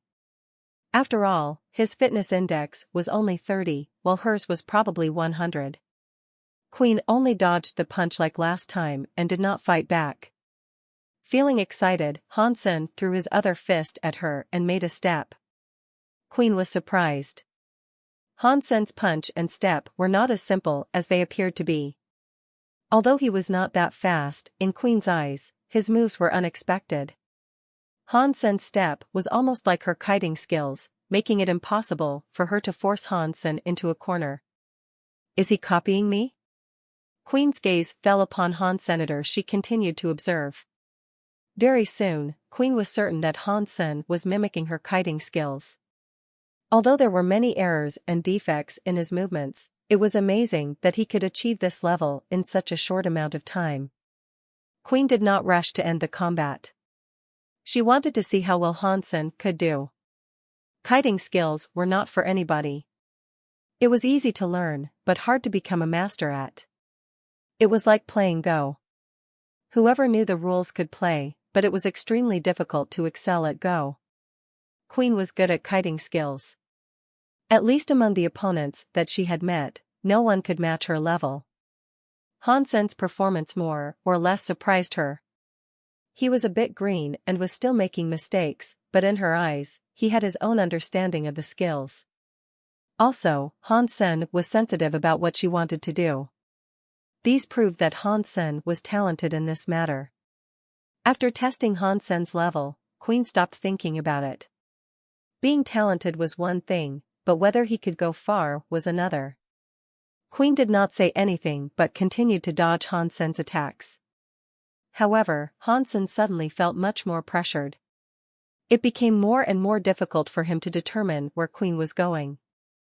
They were like two players at a Go game. Hansen was the weaker player and his every step was in Queen's calculation. There was no way he could fight back. Very soon, Hansen was pushed to the corner like last time. Bang! With another kick, Hansen was eliminated. When he returned to the game, Queen had already gone offline. However, Hansen did not feel upset, but more excited than ever. He was not sure if Queen was intentionally teaching him. Her last few steps were indicating the weaknesses in his kiting skills, which was why he felt terrible toward the end. This was not a bad thing for Hansen, but a good thing. Queen was like a teacher, helping him find his mistakes. Whether she was intentional or not, Hansen was grateful to Queen. Kiting skills were crucial for him to hunt super creatures. And kiting skills like this could not be practiced through tutorials like Hypergeno Arts. Hansen had gained an incredible asset through fighting Queen. After downloading the video of their combat, Hansen left Gladiator and went to the warehouse of Heavy Warframe Society. While watching the video, he pondered what he could do to refine his kiting skills. Indeed, Queen was trying to indicate Hansen's mistakes to him in the last few steps. There were not many people were interested in practicing kiting skills. Since Hansen was interested, she was willing to give him some tips. However, what she did casually meant a great deal to Hansen, and added to his chance at killing a super creature. If I could use kiting skills to avoid the turtle's attacks, I will never be defeated. This way, I will find a chance to kill it sooner or later. Hansen became more excited. After watching the video of his combat against Queen, Hansen had gained a lot. The last few steps Queen made pointed out Hansen's weaknesses. After watching the video repeatedly, Hansen enjoyed correcting himself little by little. Many people would give up once they found they had made mistakes, but Hansen was willing to correct himself. Life was full of mistakes, and it was impossible for one to go back and live again. What Hansen cared more about was how he could avoid the same mistakes in the future. The kiting skills were not just physical movements. Thinking and acting were equally important in order to perfect the skills. Through trial and error, Hansen had refined his skills again and again. In a combat, everything could happen. What Hansen learned from Queen was the basic rules. With these rules, he could react faster under different situations in a combat. No matter how powerful his brain was, it was impossible for him to think too much when fighting. He had to cultivate his muscle memory through tons of practice. It was like in order to solve a math problem, one had to learn all kinds of equations before applying them in calculation. Queen had told Hansen some equations he did not know before. What he was trying to do was to integrate these equations into his muscle memory, so that he could react in the best way during a real combat. It was not hard to think 1 or 2 steps ahead. The difficulty was to know what the possibilities were after dozens of steps the moment he made the first step. It was hard to achieve that, and in fact, few could do it, which was why in the entire Ares Martial Hall, Queen was the one and only. Hansen did not sleep all night. The next morning when he woke up, his eyes were bloodshot as he had consumed too much of his brainpower. I cannot keep going like this. The possibilities in kiting skills were endless like Go. No matter how talented I am, it is impossible for me to know all the strategies. If I do not enhance my strategic thinking, it is pointless to learn different tactics. Hansen knew that he got himself into a dead-end alley, closed the video, cleaned his face, and went to sleep. He did not even know how long he had slept. Until his comlink rang, Hansen yawned, stretched, and got up. Jean Raiji asked Hansen to return to God's sanctuary, as everyone was prepared to observe the turtle again. Hansen agreed. After eating at the cafeteria, he entered Glory Shelter. Lu Mingda's hands had not recovered, so only Jean Raiji, Jean Qiuli, Sun Minghua and Hansen were going to the Copper Mountains. However, when the 4 of them reached the same spot, the turtle was no longer there. Sun Minghua collected some fragments of the vines that the turtle fed on last time. Because the turtle had eaten up all the vines, there were only some crumbs left. The group continued to search the mountains. Before they went far, they saw a red creature standing on a mountain in the opposite direction, looking around. The creature was 6 feet tall, looking like it was made of copper. It had scorpion's upper body, snake's tail, and 6 sickle-like claws. Copper demon. Jean Raiji was excited when he spotted the creature. Hansen was also exhilarated. Before he came to Copper Mountains, he had done some research about the region. In Copper Mountains, the most famous creature was the copper demon. The reason it was well known was that even the weakest copper demons were mutant creatures. Sometimes, even sacred blood copper demons could be spotted. The beast soul of a copper demon was the shape-shifting type, which was rare. Even a mutant copper demon beast soul could greatly enhance one's speed and strength. The sacred blood copper demon beast soul even had a pair of ladybug wings and allowed one to fly when shape-shifting. A beast soul that had dual functions of both shape-shifting and flying was obviously rare and valuable. Even a mutant copper demon without flying function was so expensive that many less wealthy people would kill for an opportunity to hunt for it. However, copper demons were only spotted in Copper Mountains. Since Copper Mountains were close to Glory Shelter, most copper demons had been slaughtered already. In recent years, only a few copper demons were spotted, which must have come from a nest. They had all heard about copper demons, but they had never seen one. This unexpected finding cheered them up. Let's go and try our luck. Maybe there is a chance for us to gain the beast soul, said Jean Qiuli excitedly. No one had any objections. It was rare that they had a chance to see such a famous creature. Even if it was just a mutant one without wings, they could find their luck. When the 4 of them went up the mountain, the thing they saw made them gasp. Where the copper demon was standing was a stone platform, behind which was a cave. At this point, many copper demons were creeping out of the cave, swaying their snake tails, their claws making sounds of metal. Among them, one was especially tall and had a deeper color than others. It also had red metal wings. The copper demon they saw in the beginning had already spotted the group of people and started to hiss. Shortly, dozens of copper demons flooded from the cave. It seemed that there were still more in the cave. The first sacred blood copper demon flapped its wings and dived at the group of people like a bomber. Damn it! Cover the professor.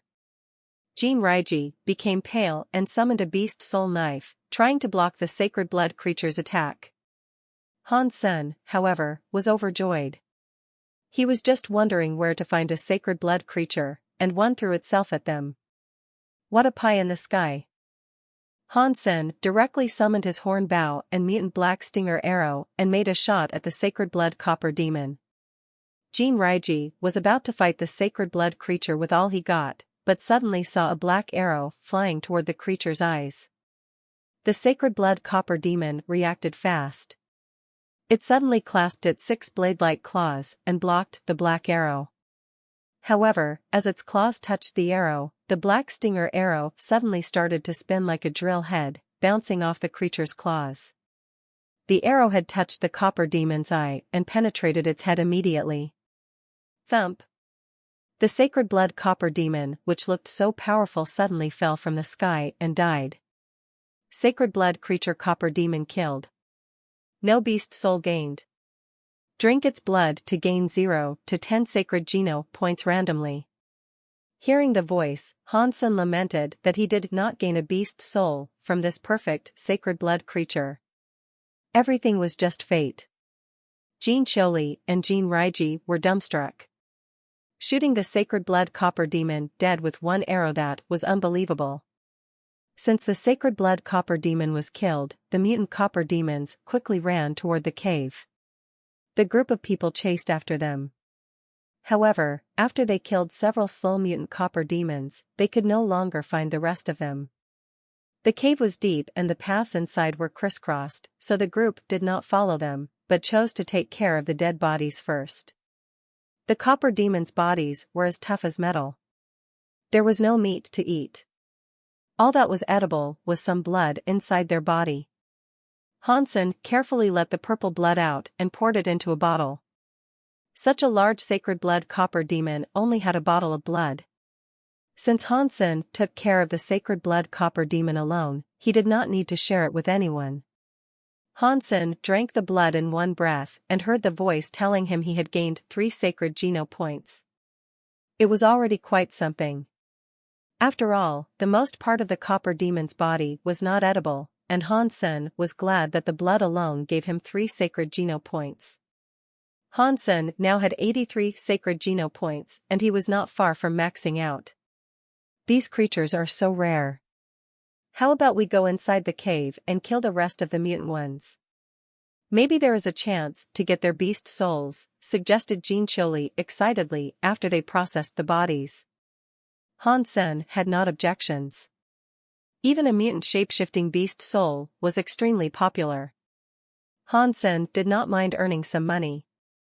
Jinraiji asked the professor's opinion, and Sun Minghua agreed to it. In addition, there might be different plants or fungus inside the cave, which Sun Minghua was interested in. The 4 of them entered the cave. Although there were many tunnels inside the cave, they were all wide enough for them to walk freely. They did not see anything on the way, not even the copper demons. The group kept searching but did not find any. The space became larger as they went. After walking for 2 hours, they suddenly entered a huge opening. An underground river 200 feet wide were running through the cave.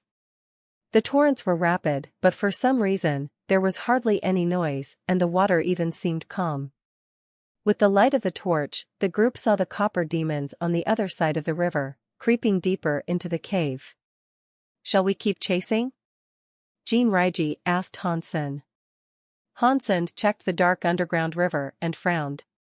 He still remembered the terrible experience he had last time he was in an underground river. The 2 obsidian dragons almost killed him. The cave was so dark that the light of the torch could not help them see inside the water. Instead, the reflection of the light almost blinded them. Han Sen was scared that some aquatic sacred blood creatures like the obsidian dragons might suddenly appear here. No matter how strong he was, he would not be the creature's match underwater. Do you have wings? If we were to chase them, we should probably fly across the river, Han Sen pondered and said. He did not really want to step into the water. Jinraiji smiled bitterly and said, we do have wings, but one was mutant and the other was primitive. That is problematic. I only have one pair of primitive wings as well. Hansen did not mention his sacred blood wings. He did not want anyone to see the purple-feathered dragon wings if he did not have to. All right. I will use the mutant wings to carry the professor over. Sen and Choli, you can fly with your own wings, said Jinraiji. Hansen shook his head and said, let me fly over first and try. If there is no danger, you can go. Hansen had a spooky feeling about the river, but he did not see anything. Since they were at this point already, he could not tell everyone to go back. In addition, Sun Minghua had discovered some interesting plants on the way here and seemed to be very interested in exploring the cave. Hansen summoned his black-feathered beast wings and flew across the river about 15 feet from the ground.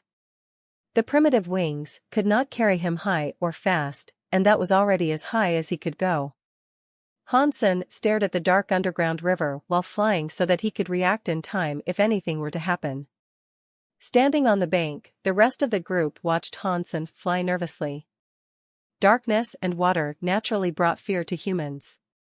When Hansen reached the middle of the river, he suddenly felt something was odd in the river. A chill went down his spine. Boom!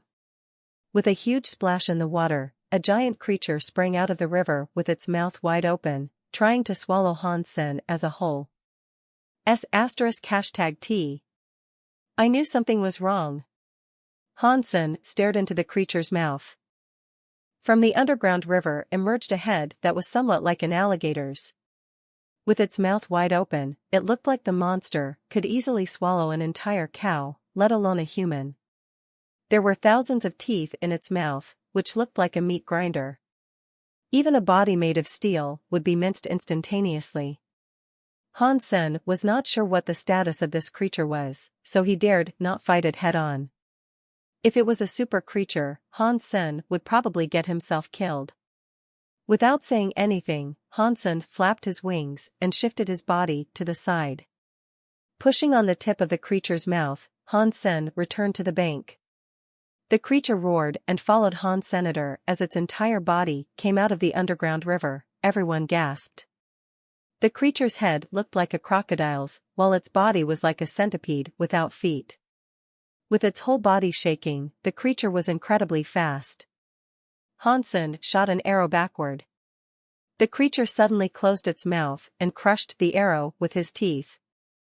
Hansen thought with terror, fortunately I did not use a beast soul arrow, otherwise my only mutant beast soul arrow would be destroyed. Run! Hansen summoned the tornado wolf, shooting at the creature riding on his mount.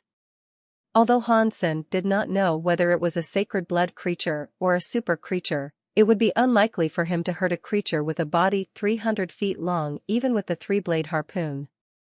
In addition, with such a gigantic body, this creature must be strong as well. If Hansen was hit by its tail, he would probably be severely hurt. In a tight space, it would not be wise to fight such a creature. The three protected Sun Minghua and rushed out. However, the monster was so fast that none of their mounts could run faster than it. The monster was at their heels in a second. Go in here, it is too narrow for the creature to enter. Hansen pointed at a hole and said. Seeing the creature smashing a rock more than 7 feet tall, Jinraiji and Jin Choli quickly took back the mounts and entered the hole along with Sun Minghua. The moment they were in the hole, the creature immediately threw itself at them. However, its head was much bigger than the entrance. It was as if the creature could not feel pain, it repeatedly hit the entrance with its head, making it bigger and bigger. Quick! Jinraiji exclaimed and the group went deep inside the hole since they had no other option. The hole led to a tunnel. After they had walked for about a mile, they saw an opening and was again in a big cave. There were paths both to the left and right. Jinraiji looked both ways, but could not tell which way would lead to the exit. He then asked Sun Minghua, Professor, do you know which way we should go? Sun Minghua walked to the side and pinched some plants that looked like moss growing on the cave wall. He observed it and said, "We should probably go left, since it seems that air was more likely to come from the left." "Let's go left then." Jin Raiji trusted Sun Minghua in this respect. Previously, when he was covering Sun Minghua, the professor explained these things to him, but Jin did not quite understand. They could hear thumping behind them. Obviously, the creature did not give up and was still hitting the entrance. There was no way they could return the way they came from. Hansen followed the rest. He was not really worried. Even if there was a super creature, he could always manage to run away even if he could not beat it. Very few creatures could threaten his life in First God's Sanctuary. The professor kept telling them which direction to go by observing the moss. After they had walked in the cave for half a day, they were completely lost. When they were in a large opening again, Hansen saw that the underground river had become a waterfall, running down the cave wall into a pool. Next to the pool, a black turtle as large as a car was drinking. "It is that turtle. What is it doing here?" Sun Minghua gasped in excitement. "Lower your voice," Jin Raiji was startled and quickly stopped Sun Minghua. Luckily, the waterfall was loud and the turtle was very close to it, so it did not hear Sun Minghua's voice. The group of people stepped back before they started to discuss. "Professor, do you think there is another way to go?" Jin Raiji asked. He pondered and said, "According to how the moss grows, the air should come from this giant cave."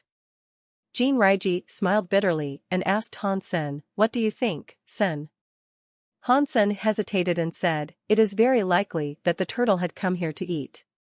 After eating, it should be going away. If we follow it closely, we might be able to get out of here." "True. Why did I fail to see that?" Sun Minghua said gladly. "This way, we can observe the turtle and find a way out in the same time." "Great idea, Hansen." Jin Raiji and Jin Chiuli did not have other ideas. The four decided to follow the turtle. They did not dare to approach the turtle, but observed it from afar. Although it was dark in the cave, the red patterns on the turtle shell were glowing in the dark like lava. The group did not need anything else to see the turtle. After the turtle had finished drinking, it slowly waddled to the cave next to it. The four exchanged a look and followed the turtle from afar. With the glowing patterns on the turtle, they would never lose sight of it. Hansen stared down the cliff and was shocked. So were Jin Raiji, Jin Chiuli, and Sun Minghua. They had followed the turtle for 2 days, which had gone deeper and deeper. They felt something must be wrong. They were already on the cliff. Under the cliff was a gushing lava pool. And the turtle crawled into the pool as if it were water. The group did not see the turtle emerging again. Was it killed by the heat from the lava? Jin Raiji guessed. Although creatures were not as smart as people, I have never seen a suicidal one. Jin Chiuli shook his head and said. Sun Minghua suddenly said excitedly, "I know." "What do you know, Professor?" asked Hansen. "You should remember I've told you that the creatures normally eat plants in order to give birth.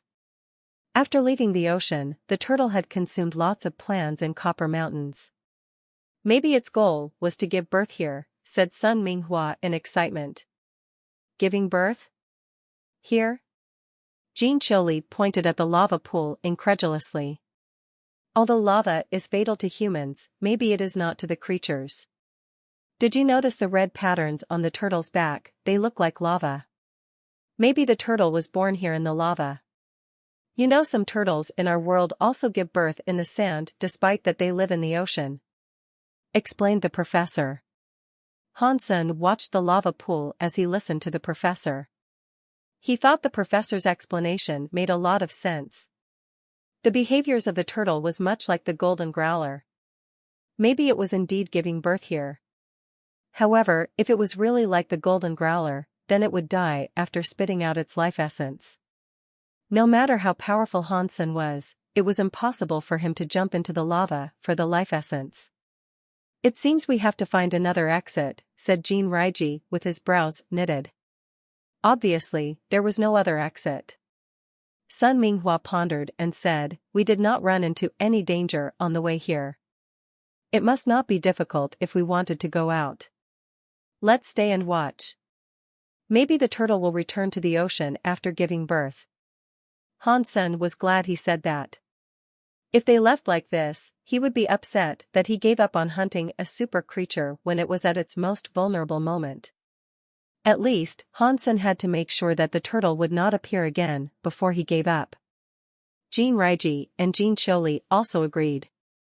They did not see any creature on the way here, so it would not be too risky to go back where they came from. In addition, they had brought enough supplies to last a month.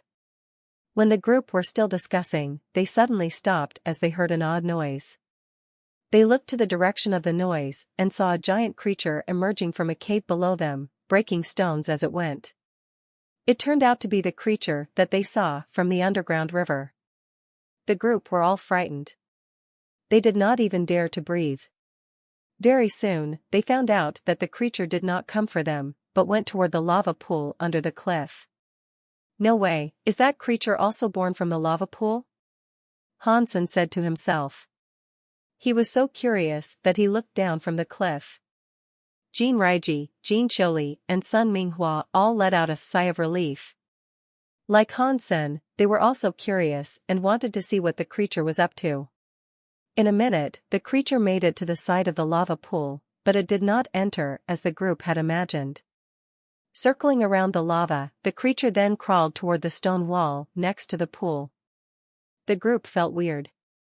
The stone wall had nothing on it and they wondered what the creature was trying to do. As they were wondering, the creature suddenly threw itself hard at the wall as if it was agitated. Bang! The rocks fell under the impact. However, the stone wall was still intact. The creature hit the wall again and again in madness and the cracks were growing on the wall, while the creature itself was also injured and covered in blood. However, it did not stop ramming against the wall, as if the wall had killed its parents. Jin Qiuli was dumbstruck and said, "This creature must be mad. It must be committing suicide." Sun Minghua did not speak. He was also puzzled and did not understand what the creature was doing. Although Han Sen could not tell what the creature was doing either, he was overjoyed. Originally, he was concerned that the creature was too big, and he did not have an appropriate weapon to kill it. Now the creature was killing itself. When it was near death, it would be great if Han Sen could take advantage of the opportunity and kill it. Judging from how strong it was, maybe it was really a super creature. The four of them lay on their stomach and looked down the cliff. Maybe the turtle went into the lava to give birth, but it was impossible that this creature was knocking its head on the wall to give birth as well. No matter how they thought about it, there was not a plausible explanation. What is it trying to do? Han Sen stared at the creature ramming itself into the stone wall. From the dim light from the lava, he could see clearly the creature's movements. The stone wall was cracked by the creature, and it was bleeding heavily, its blood coloring the stone red. Suddenly, Han Sen's pupils contracted. Han Sen gazed at the cracked stone wall. Initially, he thought the wall was red because of the creature was bleeding. However, with a closer look, it was more than the creature's blood. There seemed to be liquid infiltrating through the cracks from the other side. Under the glow of the lava, the liquid also seemed to be red. However, Han Sen could tell that it was not blood, but more like water. Water. Han Sen suddenly understood what the creature was going for. Behind the stone wall, there was very likely a branch of the underground river.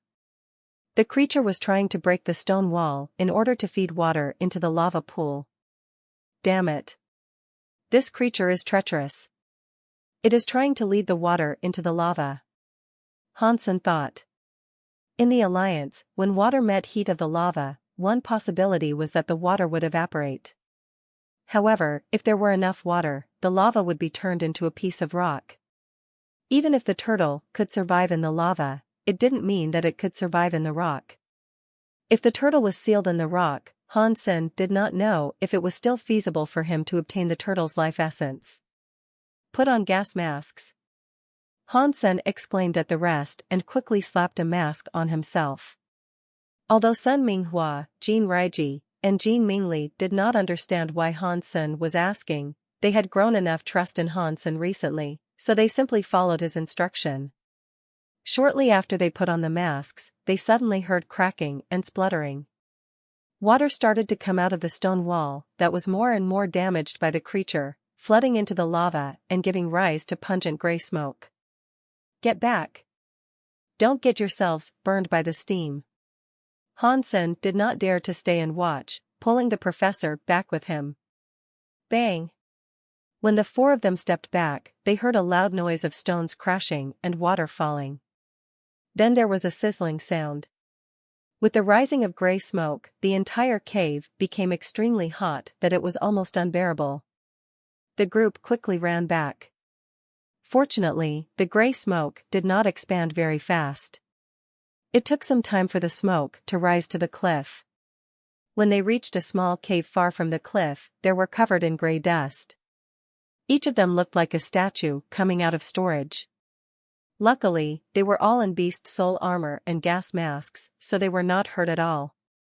After waiting for a long while in the small cave, the gray smoke gradually dispersed and the air started to cool down.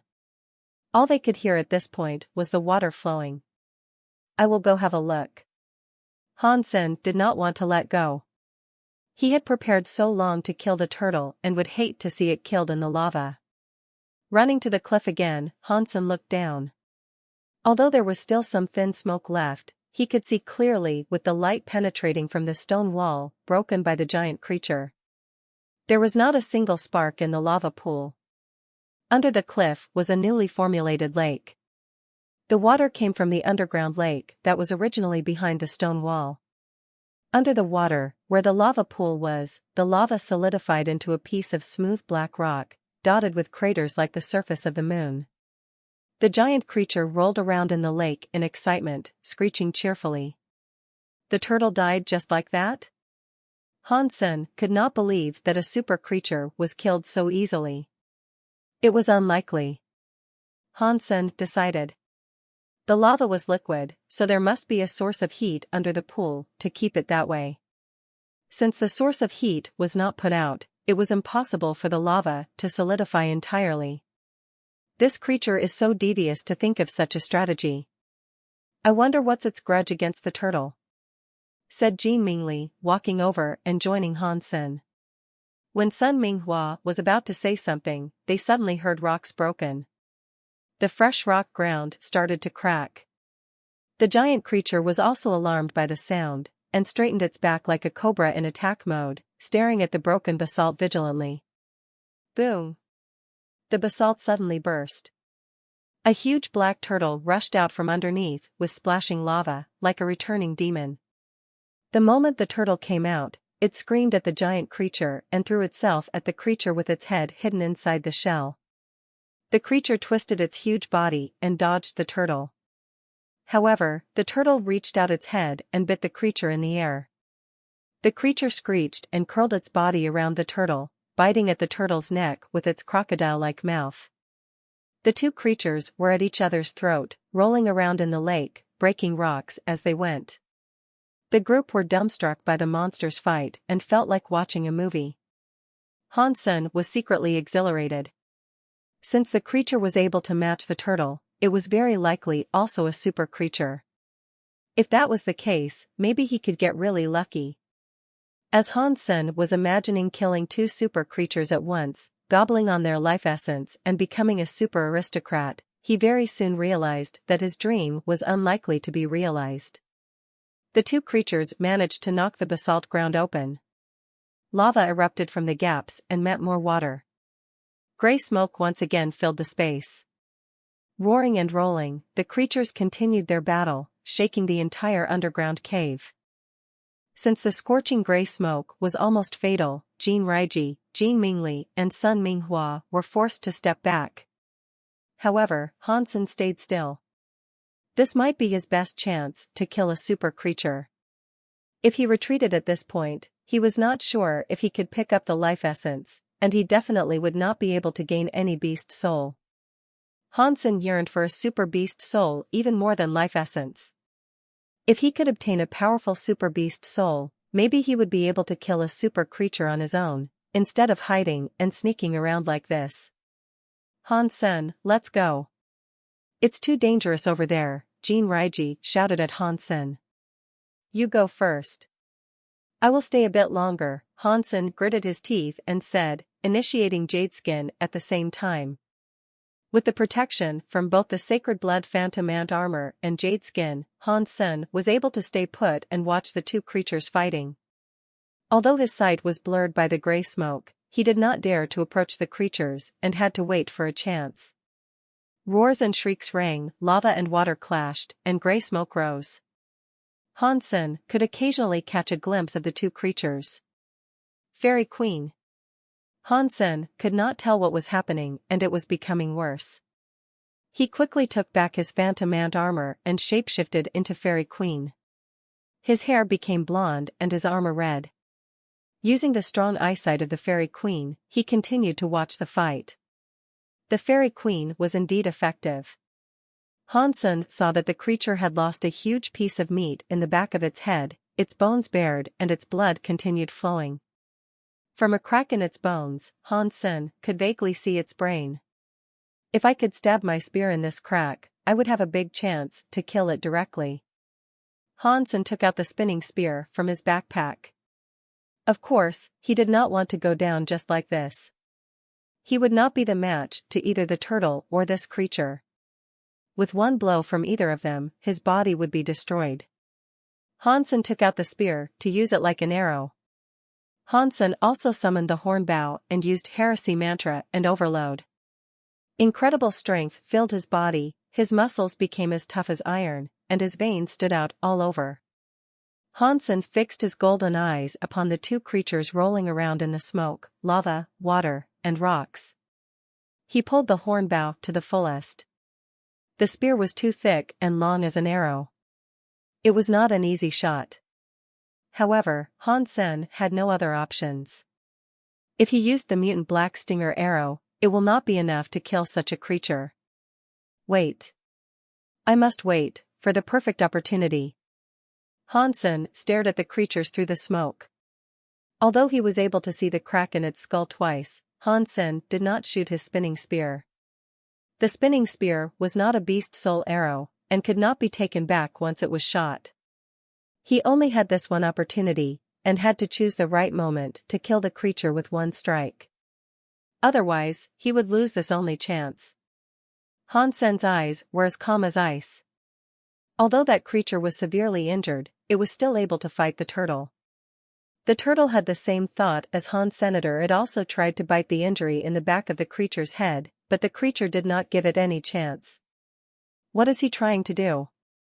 Sun Minghua could vaguely see that Hansen was still standing on the cliff. Jinraiji and Jin Mingli smiled bitterly.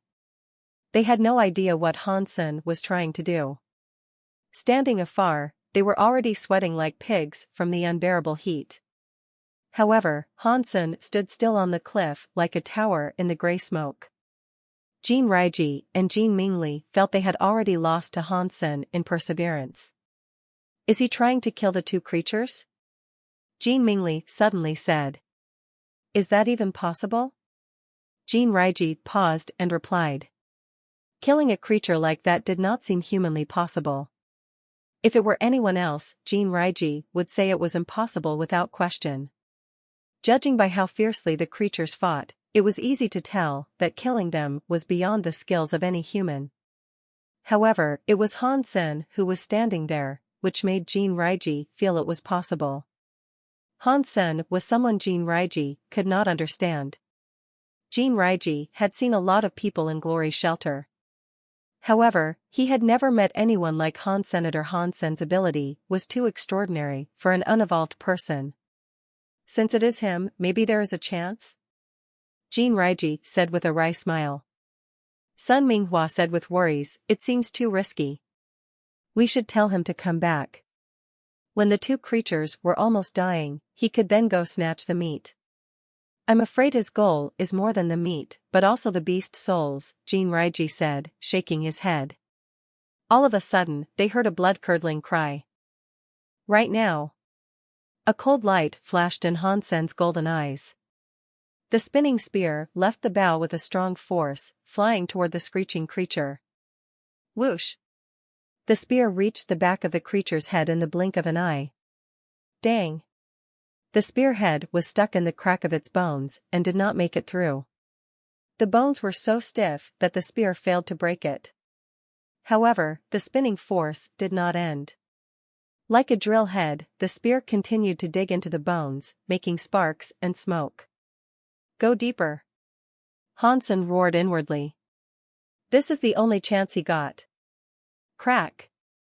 It seemed that heaven was listening to Hans Senator. The cracks in the creature's skull was broken further by the spinning spear. With a pop, the entire spear entered the skull from the crack. Roar. With another painful cry, the crocodile-like head of the creature raised up for a few seconds and suddenly collapsed, shaking the entire cave. Larva of super creature Aqua Reaper killed. Beast soul of super creature Aqua Reaper gained. Life essence available. Consume its life essence to gain 0 to 10 super geno points randomly. Meat inedible. The voice Hansen heard made him jump. A super beast soul. I finally gained a super beast soul. Shortly, Hansen became calm again. It was not yet time to celebrate. The turtle was still there. Hansen now understood that the Aqua Reaper was still a larva. The reason why it could fight the turtle was likely that the turtle had just laid its eggs in the lava and was still weak. Even so, the turtle was too strong for Hansen to kill. At least before he had gained a strong weapon, there was no way he could hurt the turtle. After the Aqua Reaper was shot dead, the turtle threw a gaze at where Hansen was, sending a chill down his spine. However, the turtle merely looked at him and then left the cave from the opening on the stone wall made by the Aqua Reaper. Hansen was overjoyed. If the turtle did not leave, he did not even dare to go down and collect the life essence. Before Hansen went down, he saw that the body of the Aqua Reaper gradually dissolved and disappeared in the thin air. Thump! A football-sized purple crystal fell into the lake along with the spinning spear. Hansen did not dare to hesitate anymore and quickly jumped from the cliff, summoned his sacred blood wings in the air, dived into the lake and dredged up the life essence and the spear. Looking at the purple crystal, Hansen heard the voice he had missed so much. Life essence of super creature Aqua Reaper consumed. No super geno point gained. The voice cheered Hansen up. He continued to look at the life essence of the Aqua Reaper, which became purple liquid in his mouth. As he swallowed the liquid, the coolness filled his body, nurturing every body cell. After looking for a while, Hansen eventually heard the voice telling him he had gained 1 super geno point. Fortunately, the life essence of Aqua Reaper was much smaller than that of the golden growler. If it was bigger, Hansen would not be able to finish eating it on the spot. Such a giant Aqua Reaper turned out to be a larva. If it was in the adult form, it would not be smaller than the golden growler. Maybe it was because the life essence was from a larva. Hansen had gained 7 super geno points from eating the entire crystal, which was less than what he used to get. However, Hansen was satisfied already. Originally, he thought it would take him a while longer before he could kill a super creature, but he just managed to kill one by chance and gained 7 super geno points and a super beast soul. What a surprise! Looking at his super geno point count, which was now 26, Hansen was very pleased. Sen, are you okay? Jin Raiji asked from the cliff. Jin Raiji, Jin Mingli, and Sun Minghua were all looking down from the cliff and became excited when they saw Hansen. I'm fine. The two creatures both left. Let's follow this opening to go out. I see light on the other side. This should be an exit, said Hansen, pointing at broken stone wall. After the three of them flew down with wings, they saw a valley from the opening. Going out of the cave and climbing up the valley, the group discovered that they were still in Copper Mountains. Returning to Glory Shelter, Hansen heard someone had seen the turtle crawling back into the ocean. Although it was a shame, Han Sen was not too disappointed because he had gained a lot from the Aqua Reaper. Type of Super Beast Soul of Aqua Reaper, Parasite. Han Sen studied the beast soul of the Aqua Reaper in the shelter and found that it was something he had never seen before, a parasite beast soul. Like the beast soul of the Beetle Knight, it could not be summoned, and Han Sen had no idea how to use it. However, normally speaking, a rare beast soul was a strong beast soul. If Han Sen had high hopes for this beast soul and wished to find out more about it after he had access to the Skynet, there was no need for him to stay in Glory Shelter any longer, so when Sun Minghua decided to go to Steel Armor Shelter, Han Sen followed them back. On the way, Han Sen continued to think about the lava pool. Maybe the turtle had laid its eggs there and it would be wonderful if he could fish those out. Because Dark Swamp was too dangerous, Jin Raiji did not choose to go via that route but picked a longer and safer path. Han Sen was in no hurry. He had Heresy Mantra, Overload, Panorama, and Kiting skills to practice on the way. When they finally reached Steel Armor Shelter, it was more than a month later. After returning to his room in Steel Armor Shelter, Han Sen checked on the cloud beast he was feeding. Its body was becoming more and more transparent, and its progress was more or less what Han Sen estimated. The black crystal should be able to make a super creature in about a year. What is this black crystal? It could even make super creatures. It seems that it's not getting any smaller either. What a wonder. Han Sen again felt lucky that he had gained this treasure. It was indeed priceless. No one would believe him even if he told someone. After resting for 2 days in Black Hawk, Han Sen did not immediately go on Gladiator. He had read more news from different shelters, trying to find the traces of a super creature again. Han Sen had found a lot of leads, but they were all too far from Steel Armor Shelter, and it would not be easy for him to travel to those places in time. During Han Sen's recess, Gambler told him via comlink that Yang Zikuan wanted to meet him to discuss a deal. Yang Zikuan did not tell Gambler the specifics of the deal and wanted to talk to Han Sen alone. Yang Zikuan did not ask Han Sen to meet in God's sanctuary, but managed to get Han Sen out of Black Hawk and took him to a private club. Han Sen had little faith in the so-called closed-door military training at this point. Those with means could always open the doors. Mister, you did not go through all this trouble just to drink with me, right? Sitting on the couch, Han Sen asked Yang Zikuan, who was sitting opposite him. Brother, today I asked you to come both to learn boomerang skills from you and to ask for a favor. Yang Zikuan was very polite to Han Senator since Han Sen beat him at boomerang. Yang Zikuan had thought of Han Sen as a master. Yang Zikuan had spent a lot of time practicing butterfly boomerang recently, but the effect was not ideal. He had asked a lot of masters to gain a bit progress.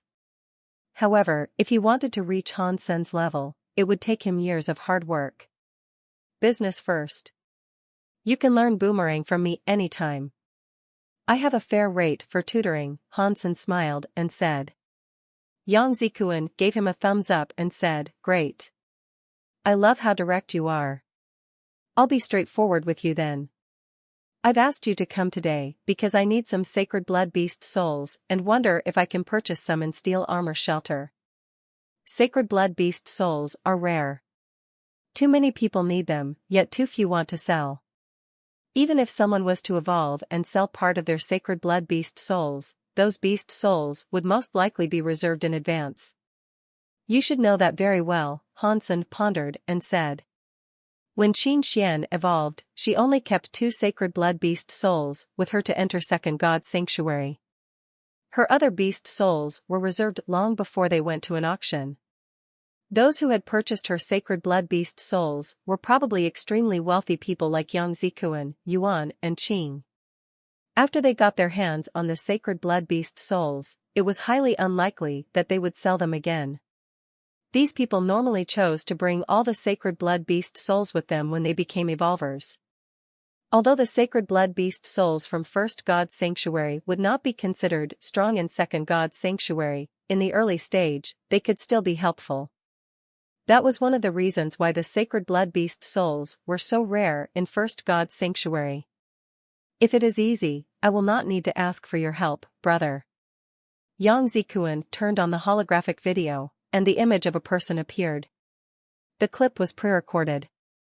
That person summoned his beast souls one by one and introduced them. After showing the clip, Yang Zikuan showed Han Sen and another clip that was similar to the first one.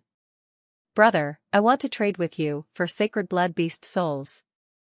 I can offer you beast souls or warframes. This private club is specialized in beast soul dealing. You can have a look at the clips. If you have a certain beast soul in mind, I can trade with you. Most people here are not from Steel Armor Shelter, said Yang Zikuan. Han Sen's eyes lit up. He asked, does this private club also deal beast souls from Second God's sanctuary? Yang Zikuan was puzzled and explained to Han Sen, that is possible. But most deals are conducted in the same phase. It would be harder to exchange across different phases. If I were to exchange sacred blood beast souls in the First God's sanctuary for sacred blood beast souls in the second, what would that be like? Han Sen asked. His family was doing well financially, but he had hoped to gain some sacred blood beast souls for his mother to guarantee her safety in Second God's sanctuary. Second God's sanctuary was not like the first. It was extremely risky, and even the shelters were not 100% safe. Creatures would attack shelters in large groups in Second God's sanctuary, which was different from the first. If you wanted to trade, that's okay. But it depends on what kind of beast souls you have. Normally speaking, 3 sacred blood beast souls from First God's sanctuary could be used to trade for 1 sacred blood beast soul in the second. After all, it is much more difficult to gain a sacred blood beast soul in Second God's sanctuary, explained Yang Zikuan briefly. Han Sen pondered for a while and said to Yang Zikuan, I do have some sacred blood beast souls on hand, but I am not interested in anything else but the sacred blood beast souls in Second God's sanctuary. And the trade must be conducted in Sapphire's shelter of Second God's sanctuary. Yang Zikuan looked at Han Sen and asked, brother, do you have any requirement for the types of beast souls you want? I would prefer beast soul armor, followed by beast soul mount and beast soul wings. Han Sen wanted to get some beast souls that could keep his mother safe. When he evolved and entered Second God's sanctuary, it would be easy for him to get beast souls and meat for his mother. The most important thing was to keep his mother alive. Although Luo Sulan was located in a large human shelter and all she did was killing ordinary creatures and primitive creatures at most, it was hard to say what would happen in Second God's sanctuary. Many human shelters be destroyed overnight. Give me a minute. Yang Zikuan checked his comlink and dialed a number. A man of about 60 years old appeared in the holographic image. Young master. The man bowed to Yang Zikuan. Mr. Su, could you check for me how many sacred blood beast souls we could use in Sapphire's shelter of Second God's sanctuary? Asked Yang Zikuan. One moment, young master. I will report to you when I have the information. Yang Zikuan turned off his comlink and said to Han Sen with a smile, brother, let's see if anything interests you. If there is something you like, then we will continue our discussion. Han Sen nodded and admired Yang Zikuan's masterful manner. Indeed, Yang Zikuan was the grandson of a demigod. Although he was still young, he treated everyone gracefully. Shortly, Mr. Su knocked on the door in person and showed a video clip to Yang Zikuan, while explaining, currently, we have 3 sacred blood beast souls that we can use in Sapphire's shelter. One is. After he had explained everything, Mr. Su stepped back and waited for Yang Zikuan to speak. Brother, what do you think? Yang Zikuan asked Han Sen. Mr. Su looked at Han Sen in surprise. He knew very well Yang Zikuan's character and thought Han Sen must be someone important so that Yang Zikuan will treat him this way. I am very interested in the sacred blood armor and sacred blood mount. I have 3 sacred blood beast souls that I want to use to exchange for those 2. Do you think that's doable? Han Sen pondered and asked. Mr. Su frowned upon Han Sen's words. Although the sacred blood beast souls in First God's Sanctuary were rare, the normal value of a sacred blood beast soul from the first and one from the second were 3-to-1. Although the sacred blood armor and sacred blood mount in Sapphire's shelter were not the best, he would not necessarily trade them for even 6 sacred blood beast souls in First God's Sanctuary. However, Han Sen was trying to exchange for both using just 3, which made Mr. Su sneer. "Brother, can you show us the beast souls you have?" Yang Zikuan said with a smile. Han Sen summoned his 3-blade harpoon, brandished it briefly, and said, "I think you should recognize this 3-blade harpoon. Huangfu Pingqing once showed it at an auction. It is rather sharp among sacred blood weapons." Mr. Su was dazed. He had heard of this harpoon. In fact, they did a lot of business with Ares Martial Hall. And he had thought about acquiring this harpoon before. In terms of sharpness, the 3-blade harpoon was more than just rather sharp, but definitely one of the sharpest weapon in First God's Sanctuary. Mr. Su did not expect Han Sen would produce this weapon first. It was a top-notch sacred blood beast soul. Normally speaking, one would not let go of it. "Brother, are you really going to sell this?" Yang Zikuan asked Han Sen in surprise. "Sure." Han Sen smiled. This 3-blade harpoon did not mean as much to him at this point. He could not kill a super creature with this harpoon. And since the harpoon was not a sword, he could not attach the devil sword to it. Han Sen still had the pair of skeleton's daggers, which were as sharp as the 3-blade harpoon. Although they were not as valuable as the beast soul, to Han Sen, they functioned equally well. Therefore, Han Sen wanted to sell his harpoon. For the second piece of beast soul, Han Sen summoned the tornado wolf. "Amount?" asked Yang Zikuan, gazing at the tornado wolf. Yang Zikuan had never seen such a mount before and did not know what it could do. Mr. Su frowned slightly. Although the 3-blade harpoon was great, a sacred blood mount from Second God's Sanctuary was definitely worth at least 3 sacred blood mount in the first. Han Sen smiled and explained, "It is a mount called Tornado Wolf. It is nothing but fast. You should have heard about Blast Horse?" "Of course, Blast Horse is the fastest mount in First God's Sanctuary," Yang Zikuan nodded and said. "This Tornado Wolf is slightly faster than Blast Horse." "What do you think of it now?" said Han Sen casually. Mr. Su stared at the Tornado Wolf and asked, "Are you serious? Is it really faster than Blast Horse? If you don't believe me, you can try it out." "If it is not faster than Blast Horse, I will give it to you for free," said Han Sen with a smile. There were a lot of videos of Blast Horse on the Skynet. Han Sen had no doubt that the Tornado Wolf was faster. Mr. Su changed his look. If this Tornado Wolf was really faster than Blast Horse, its value was hard to say. Although a sacred blood mount from the First God's Sanctuary was not as valuable as a sacred blood one from the second, it still very much depended on what sort of mount it was. If the Tornado Wolf was the fastest mount in First God's Sanctuary, then it was invaluable. "Fantastic," Yang Zikuan said. It seemed that he liked the Tornado Wolf quite a lot. Mr. Su now had high hopes for Han Sen's third beast soul. Although the 2 beast souls Han Sen had shown them were both top-notch, he still needed the third beast soul to wow him before he would consider the deal.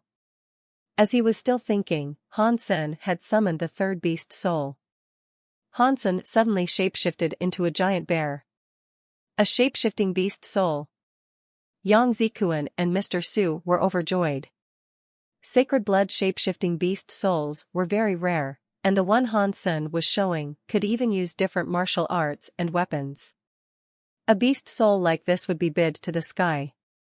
Han Sen took back the beast soul and said to Yang Zikuan, "The sacred blood shapeshifting beast soul is named Ghost-Eyed Bear. It could greatly enhance one's strength and speed. If I were to trade these 3 beast souls for the 2 sacred blood beast souls you have in Second God's Sanctuary, what would you think?" "Let's do it," Yang Zikuan said without hesitation. Although he would not profit much from the deal, it was a great deal nonetheless. Hansen had produced 3 excellent beast souls, which were the top in their own type. In addition, Yang Zikuan liked the 3 sacred blood beast souls very much, especially the sacred blood ghost-eyed bear. Mr. Su had changed his point of view on Han Senator. 3 sacred blood beast souls like this were so hard to come by that they were totally enough to match the 2 sacred blood beast souls they have in Second God's Sanctuary. Yang Zikuan asked Mr. Su to prepare the contract. After they both signed, Mr. Su arranged for a guide to transfer the 2 sacred blood beast souls to Luo Sulan. Hansen called his mother and asked her to receive the 2 beast souls. With the sacred blood armor and sacred blood mount, even if Luo Sulan was in danger, she would be able to keep herself alive. Hansen and Yang Zikuan used the teleport device in the private club to enter steel armor shelter and completed the deal. Hansen had wanted to do this for a long time, but he hadn't found the right opportunity or people whom he trusted. Eventually, he was able to accomplish the deal. After completing the deal, both parties were satisfied about the transaction. Originally, Yang Zikuan only wished to gain 1 or 2 sacred blood beast souls. In the end, he was able to obtain 3 top-notch beast souls, which were all practical as well. "Brother, you have so many excellent beast souls. Can you show us a few more?" Yang Zikuan looked at Hansen excitedly.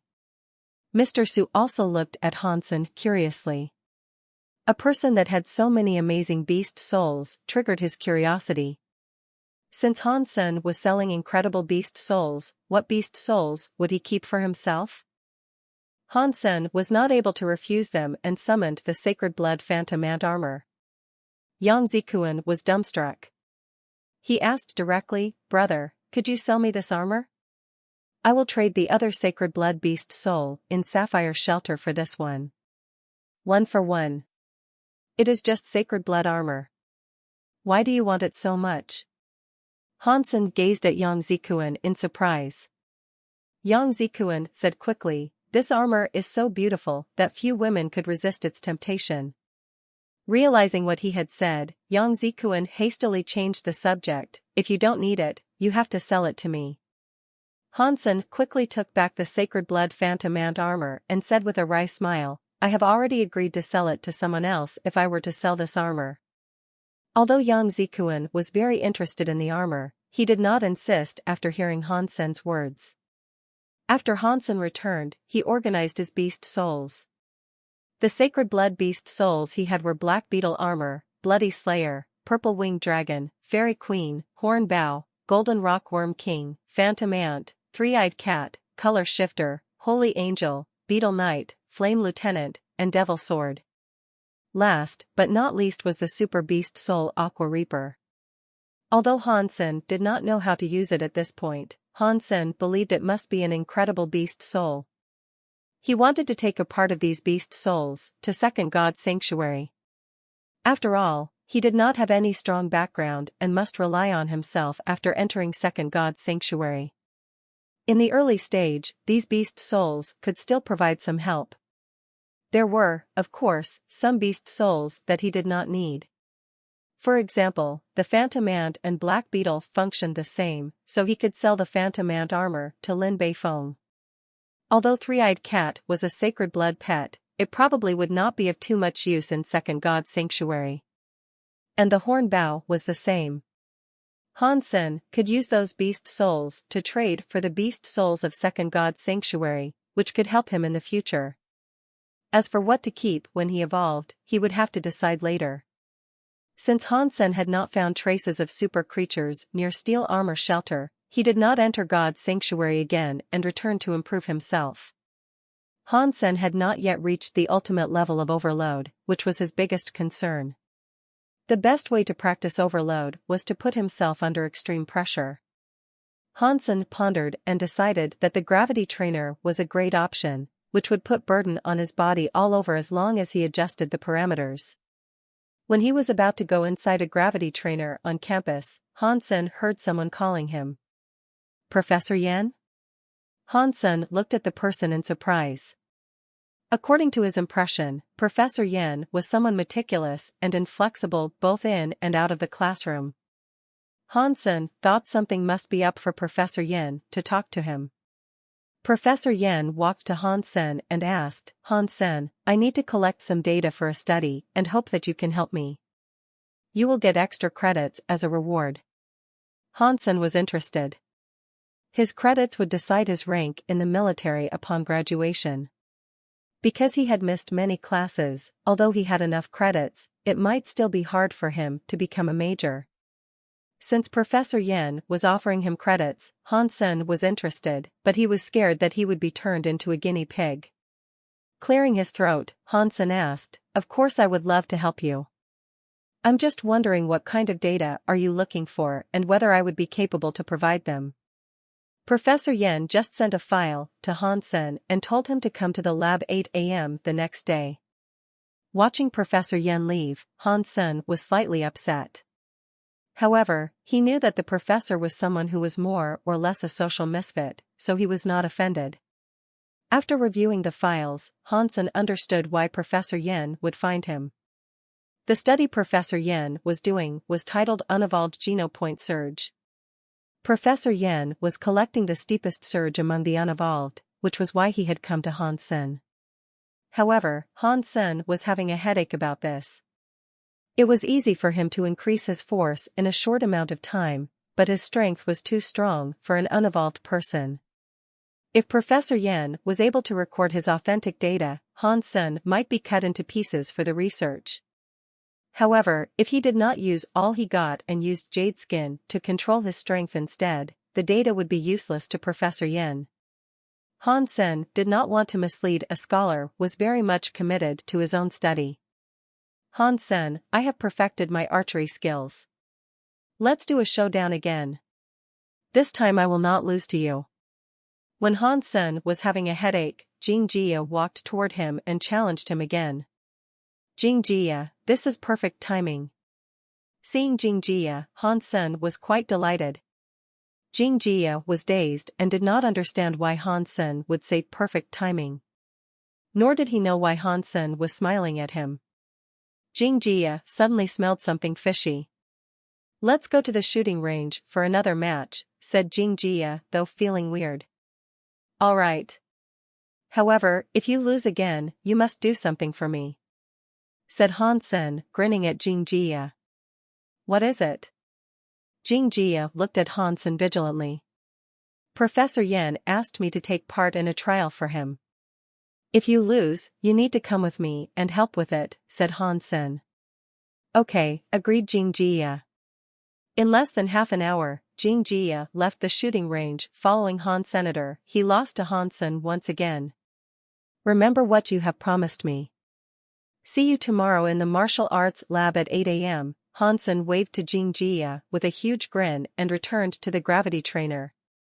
The next day, Hansen would bring Jing Jia along to the lab and hide his own ability, letting Jing Jia's data speak for itself. By that time, Professor Yen would be more interested in Jing Jia for sure. Since I would be the one who introduces Jing Jia, I would still get the extra credits, right? Hansen entered a gravity trainer with the thought. Feng Wuotao was a renowned martial arts specialist who had become popular because he invented a hyper-geno art named Primal Innocence. Among the unevolved, Primal Innocence was the fad of the moment. 4 to 5 young men out of 10 had read Feng's book elaborating on Primal Innocence. The reason why this hyper-geno art was popular was its concept: the innocent has no fear. Its core value was that humans had unlimited potentials, but due to negative emotions such as fear, humans had become their own prisoners, which made it hard for them to reach their potentials. In order to develop one's potentials and increase one's abilities, the key was to keep one's innocence and lose the fear. This way, one could continue to break free and increase one's abilities. Because of the popularity of Primal Innocence, Black Hawk had also invited Feng Wuotao to give a speech. Many students of Black Hawk had come down to the auditorium for the speech. Many became motivated, as if they were to become fearless demigods in the next moment. Naturally, Hansen had no time for the speech, and he was not at all interested in Primal Innocence. Primal Innocence was so popular that even Shi Kong bought the book to study. Han Sen scanned through the book and found most of its contents pointless. Few people could reach the state of being fearless, unless they were brainwashed or hypnotized. Even if one could reach that state, it would be more harm than good. The ability of feeling fear was an important function of mankind. It was like the ability of sensing pain, which was a guideline telling you what to do and what not to do. Although this guideline could be off, it would be even worse without it. If someone lost the ability to sense pain after falling asleep, he would not be alarmed when burned or attacked. The alarm system would be down. It was the same in the case of fear. If one did not know what was fear, the person must be a lunatic who dared to do anything. Therefore, Han Sen was not interested in Feng Guotao or his primal innocence, and thus would not listen to his speech. However, Feng Guotao was a flamboyant person. He would not be satisfied with a speech in the auditorium and had to demonstrate the magical effects of primal innocence in the training hall where Han Sen was. The potentials of mankind are unlimited, and primal innocence will teach you how to reach your full potentials. I'll demonstrate that with the gravity trainer. Feng Guotao pointed at a student and said, "Mister, please come over here." "Me?"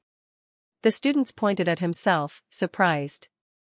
"Yes, you," replied Feng Guotao assertively.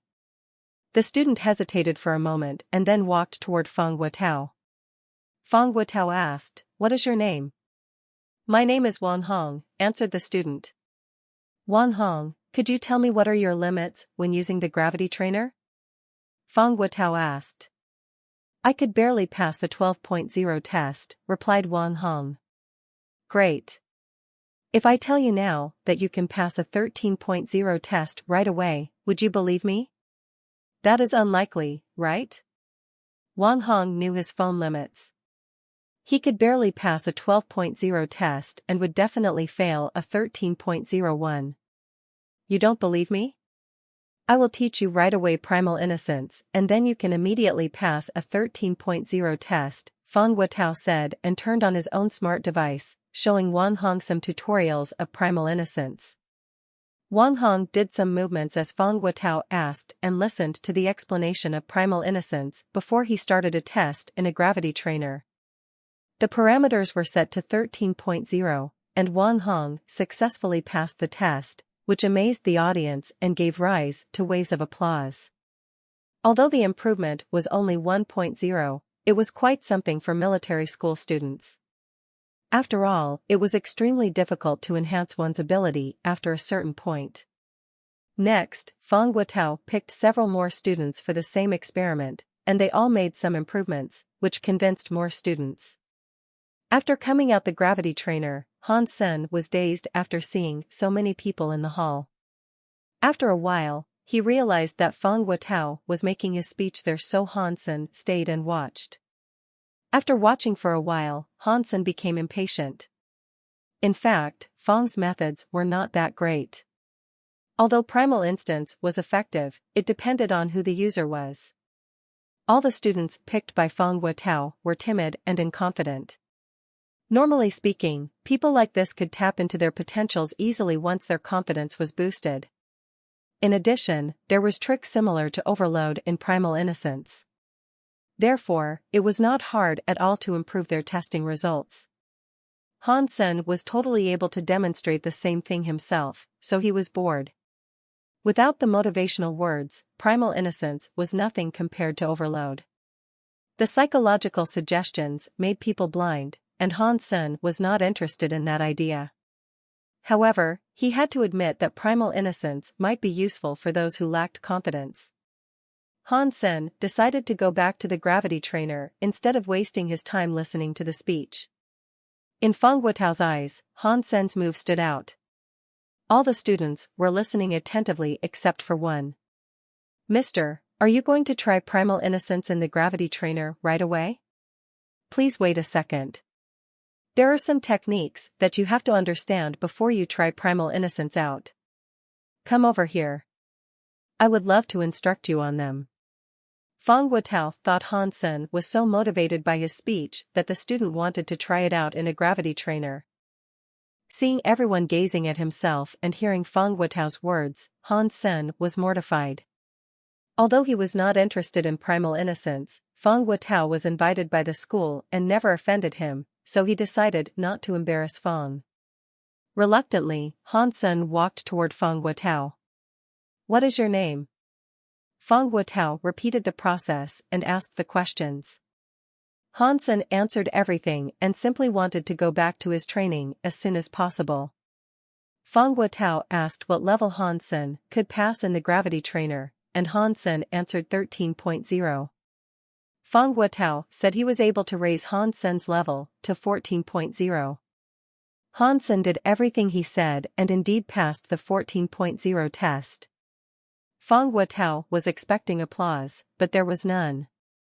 All the student cast an odd look to his side, but Fang Guotao did not know what had happened. He almost thought his fly was open, looked down and found nothing wrong. Fang Guotao was puzzled. As an evolver, he did not pay much attention to military schools, less the military school students. There was no way he would know how famous Han Sen was. When Han Sen said 13.0, his schoolmates were already amused. When he passed the 14.0 test, they were about to burst out laughing. They had only one thought on their mind: is the genius a plant? Although they did not know specifically what Han Sen's fitness index was, they did know that Han Sen beats Jing Jia, whose fitness index was more than 15. There was no way Han Sen would be weaker than 15. Han Sen was only trying to get it over with as fast as he could, while in others' eyes, he was obviously a plant. When Han Sen was ready to step down, someone in the audience yelled, "Genius, you need to be more professional if you're a plant. You can pass a 14.0 test single-handedly. What kind of improvement is that?" "Haha, brother, you must be kidding. This is blatant fraud, lol. Now this is highly inappropriate, genius. Do it again, genius." The students would not let Han Sen off the hook easily. It was rare that they could see Han Sen perform, and they would not let go of the opportunity. Seeing the reaction of the audience, Fang Guotao became nervous. Although primal innocence was effective, it depended on who the user was. Han Sen was pretending the entire time, while Fang Guotao was not able to tell he was faking it. The fact that Han Sen was able to control his strength so well indicated that Han Sen had both strong confidence and abilities. On those who were confident, primal innocence was less effective. On someone like Han Sen, primal innocence basically had no effect. Fang Guotao regretted so much that he had called this person. How could he ever expect this to happen? "Professor, do it again. If you can help Han Sen increase by 1.0, then I would become a true believer." All the students were kicking up a fuss. Fang Guotao looked at Han Sen, and Han Sen threw a glance at Fang Guotao. Fang Guotao walked to Han Sen, patted him on the shoulder, and said in an intimate tone, "Han Sen, it seems that you are a popular figure in Black Hawk?" While saying that, Fang Guotao hugged Han Senator. As Han Sen was wondering why Fang Guotao was being so passionate, he heard Fang whispering into his ear, "Fake it again, please. You will be rewarded." "How?" Han Sen whispered back. Since Han Sen already faked it once, Fang Guotao thought he would try his luck. To his surprise, Han Sen answered him. Fang Guotao became overjoyed and whispered, "Whatever you want. I promise." "Okay." Han Sen nodded. Fang Guotao was the guest of the school and had promised him benefits, so there was no need for Han Sen to embarrass him in public. Furthermore, primal innocence was quite helpful to build up one's confidence, and its harm was minimal, which was why primal innocence was so popular. Otherwise, the Alliance would not allow it to be circulated, and the leadership of Black Hawk would never have invited Fang Guotao as a guest speaker. Getting a yes from Han Sen, Fang Guotao was pleased and let go of Han Sen naturally. He said to Han Sen in an authoritative tone, "Han Sen, be honest with me, what is your level? I am confident in primal innocence. It will help you." Han Sen played along again and increased his performance level. He was not sure whether his schoolmates would buy it, but he had done his best. Fortunately, his schoolmates were satisfied with the 16.0 that Han Sen showed them. After finishing his speech, Fang Guotao talked to Han Sen over Comlink and asked him to meet in a private room in a cafeteria on campus. Han Sen did not want anything from Fang in the first place, so he did not even give Fang Guotao his number. However, Fang had somehow found out about his contact information and insisted that Han Sen meet him. Han Sen had to go in the end. After arriving at the private room, Fang Guotao immediately took Han Sen's hand and ordered the most expensive food and drinks on campus. "Thank you so much, Han Sen. Otherwise, I would not know how to save the day." To Han Sen's dismay, Fang Guotao did not even look like the master he pretended to be. Han Sen even doubted whether Fang Guotao really invented primal innocence. The person who could invent primal innocence must be someone with a strong mind. This Fang Guotao, however, looked more like a con artist. Very soon, Han Sen was certain that Fang Guotao was not the author of primal innocence, but a con artist. "Brother, your faith is strong. I have never seen a young man so sure of himself under the influence of primal innocence," Fang Guotao said to Han Sen, holding the student's hand. "Brother Fang, you are the true inventor of primal innocence." Han Sen was wondering whether Fang Guotao had invented primal innocence, but he did not want to offend the guy. Fang Guotao did not mean to hide anything and chuckled. "Brother, I will not lie to you. I am not the one to invent such a great thing. This is written in a book passed down from my previous generations named Innocence Mantra. Unfortunately, the mantra was incomplete, and I based my invention on the remaining chapters. I need to thank my ancestors for my good life." Han Sen did not understand why Fang Guotao would tell him everything since they had just met. What Fang Guotao said next appalled him even more. "Brother, I think your fitness level should be more than 16, right?" Fang Guotao asked Han Sen with his eyes lit up. "More or less that." Han Sen thought, "Here we go." Fang Guotao looked Han Sen up and down and said, "I am not good at other things, but an eye for talent. I think you are a well-rounded fighter and should have high scores in every aspect." Han Sen did not say anything but grinned at Fang Guotao. Fang Guotao said hastily, "Don't get the wrong idea, brother. I am not trying to be a snoop. All I want to say is that, on average, an unevolved person could reach 15 maximum, even with the sacred geno points maxed out. You are a rare talent and have a higher fitness level than that. If you work together with me, we could make big money." Han Sen almost vomited blood. He eventually understood why Fang Guotao was being so truthful with him. The guy was asking him to be a real plant. If it was before, Han Sen would have agreed without thinking twice. However, he did not need the money now, so there was no need for him to do something like this. "Brother, I am still in the military school. Even after I graduate, I will have to serve in the military. I'm afraid there is no chance we could work together," said Han Sen. Fang Guotao became upset. He thumped his chest and said, "Brother, you think too little of me. I want to work with you exactly because you are about to enter the military." "Why?" Han Sen looked at Fang Guotao, surprised. He wondered how this con artist could wiggle his way into the military. Fang Guotao chuckled and said, "Because of the family legacy and my own work, I am considered a martial art master not only in academia, but also the military. Primal innocence is almost made a mandatory subject in the military, so I would have a lot more opportunities to give speeches there." Han Sen thought it was reasonable. Fang Guotao and primal innocence was indeed extremely popular currently. It was something effective on potential developments. Although it was not too strong, it almost suited everybody. Once it's official, I would be made a general. Although I would not have too much actual power, I could always ask for you to be my guard. Once you start to serve, Fang Guotao continued. "Brother, let's forget about it. I have not even graduated," he stopped him quickly. He was not at all interested in being Feng Watao's guard. As a con man, Feng Watao immediately understood what Han Sen was thinking and did not bring it up again. However, he was still implying the benefits Han Sen could gain. Brother, at your level, you don't need me at all. Your guard has to be at least an evolver. I am merely an unevolved person and it would not serve you well, said Han Sen with a smile. Let's forget about this then. In the future, if you changed your mind, you can always come to me, said Feng Watao. Han Sen did not know what Feng Watao had seen in himself.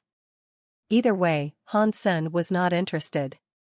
After the meal, Han Sen went back to the gravity trainer and started to train again. What a shame. Watching Han Sen leave, Feng Watao's smile disappeared. He licked his lips and had a sinister look on his face. Returning to the gravity trainer, Han Sen set the parameters around 25. Han Sen's fitness index was a little more than 20 at this point. Without using heresy mantra, it was still hard for him to pass the 25.0 test using only overload. Heresy mantra did not have much side effects, because all his organs had been strengthened during the first stage. However, overload was completely different. It was simply squeezing clean every last drop of his potentials, with no holdback. Therefore, overload was extremely dangerous. Once he went overboard, his body would collapse right away. There were 10 items in the test of the gravity trainer. Han Sen had only finished 3 when he was completely soaked in his own sweat. His entire body became red like a cooked shrimp. The scarier thing was that his body temperature was much higher than someone with a fever, which was already under the effect of jade skin. It felt like all his body cells were moaning. Han Sen gave up on continuing his training. The gravity within the device gradually fell back to normal. Han Sen lay on the floor like a dying dog, breathing heavily. Han Sen was convinced that he had strong potentials. After all, he had already gained super geno points. However, in order to tap into his potentials, he had to work extremely hard. He could understand his weaknesses and strengths better under extreme conditions with overload. This way, he could develop his full potentials. A high level of understanding of his own body was necessary. He had to know exactly where he could work harder. Otherwise, he might push himself too hard so that his body would collapse. The process of practicing overload was a process to learn how to control his body. He had to make sure that each bone, muscle, and body cell were working at the limits, but not over the limits, which was the ultimate goal. Certainly, Han Sen had not reached that level just yet. Because of jade skin, he had much better understanding and control of his body than an average person, which was conducive to his overload practice. On the other hand, when he continued to push his limits, Han Sen felt he was making a big progress with jade skin as well. It seemed that he was about to complete the first stage. Again. When he had recovered, Han Sen once again turned on the gravity trainer and tried to make his body function better in sweat and heat. Han Sen had controlled himself very well so that his body would not be damaged, thanks to jade skin. Brother Han, I will have a small party tomorrow. Would you come? Wang Mengmeng asked Han Sen with her eyes wide. What party? Han Sen was puzzled. You will know after you arrive. Please come. Wang Mengmeng said. All right, agreed Han. Senator Wang Mengmeng rarely asked him of anything. Since it was just a party, of course Han Sen would not turn her down. Wang Mengmeng was delighted and told Han Sen the time of the party and that she would come to pick him up. When it was time, Han Sen realized that the party was not on campus. Wang Mengmeng took Han Sen to a private garden with food and drinks already arranged. Han Sen found a spot and started to eat, while Wang Mengmeng went to change. Han Sen, how come you're here? Someone exclaimed when seeing Han Sen in the garden. Tang Jinliu. Han Sen was also dazed. He did not expect to see Tang Jinliu there. You're connected to the Wangs? Tang Jinliu sat down next to Han Sen and asked.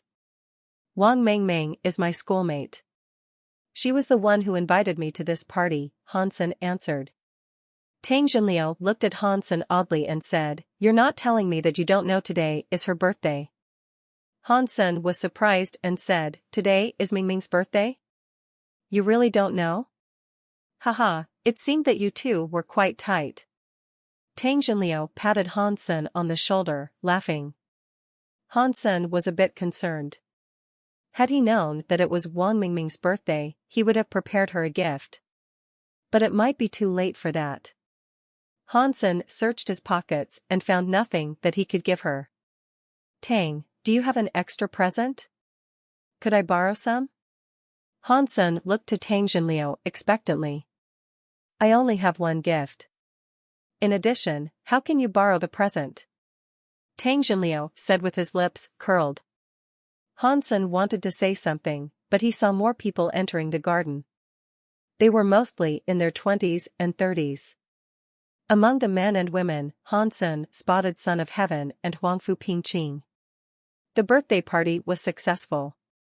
And nobody paid Hansen any mind. Hansen continued to fill his stomach, while Tang Jinliu was socializing with men and women in the high society. Son of Heaven had gained much more repose.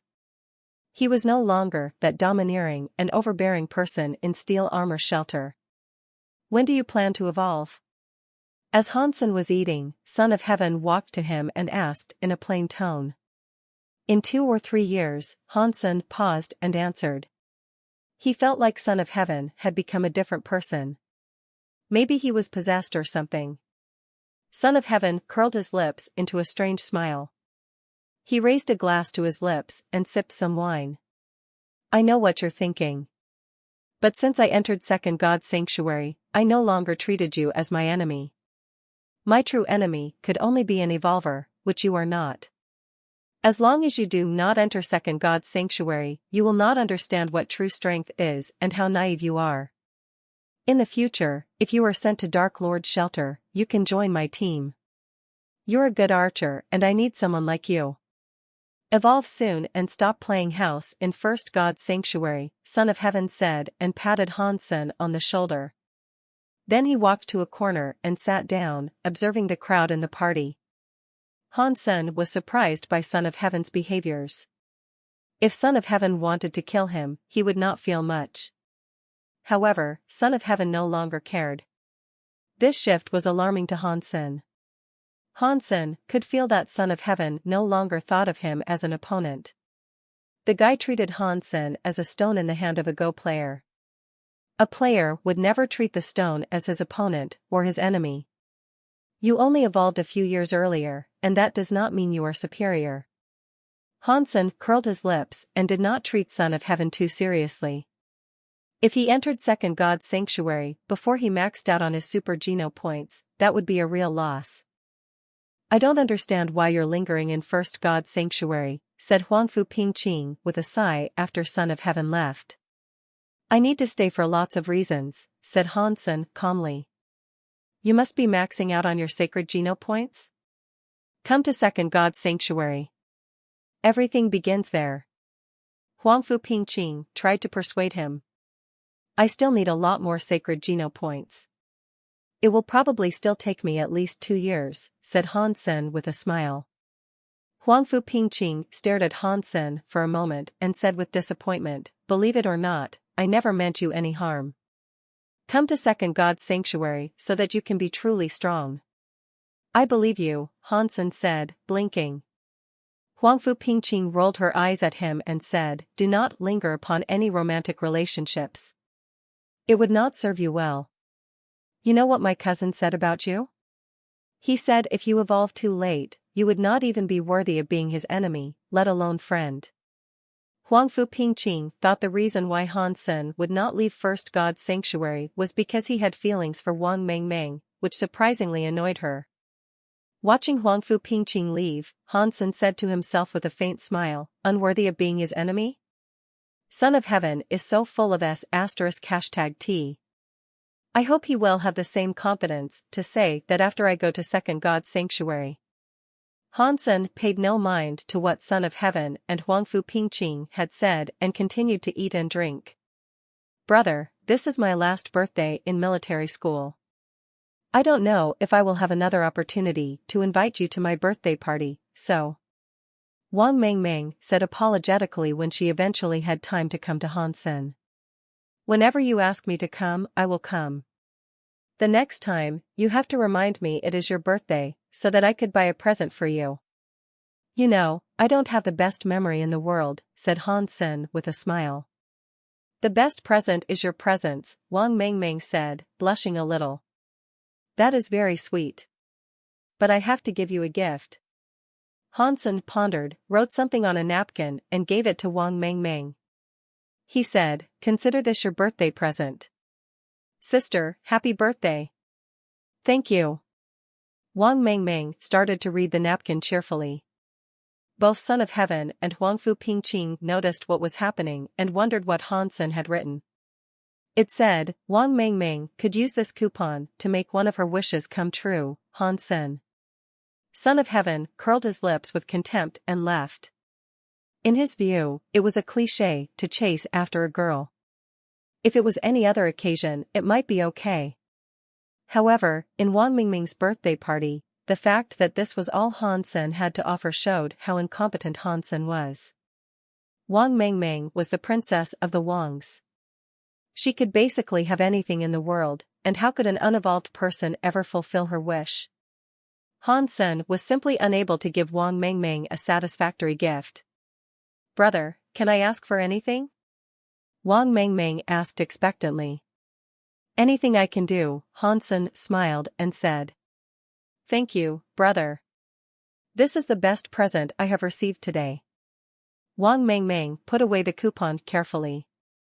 It seemed she did not plan to use it right away. After returning to Blackhawk, Hansen did not go back to the gravity trainer since it was too late.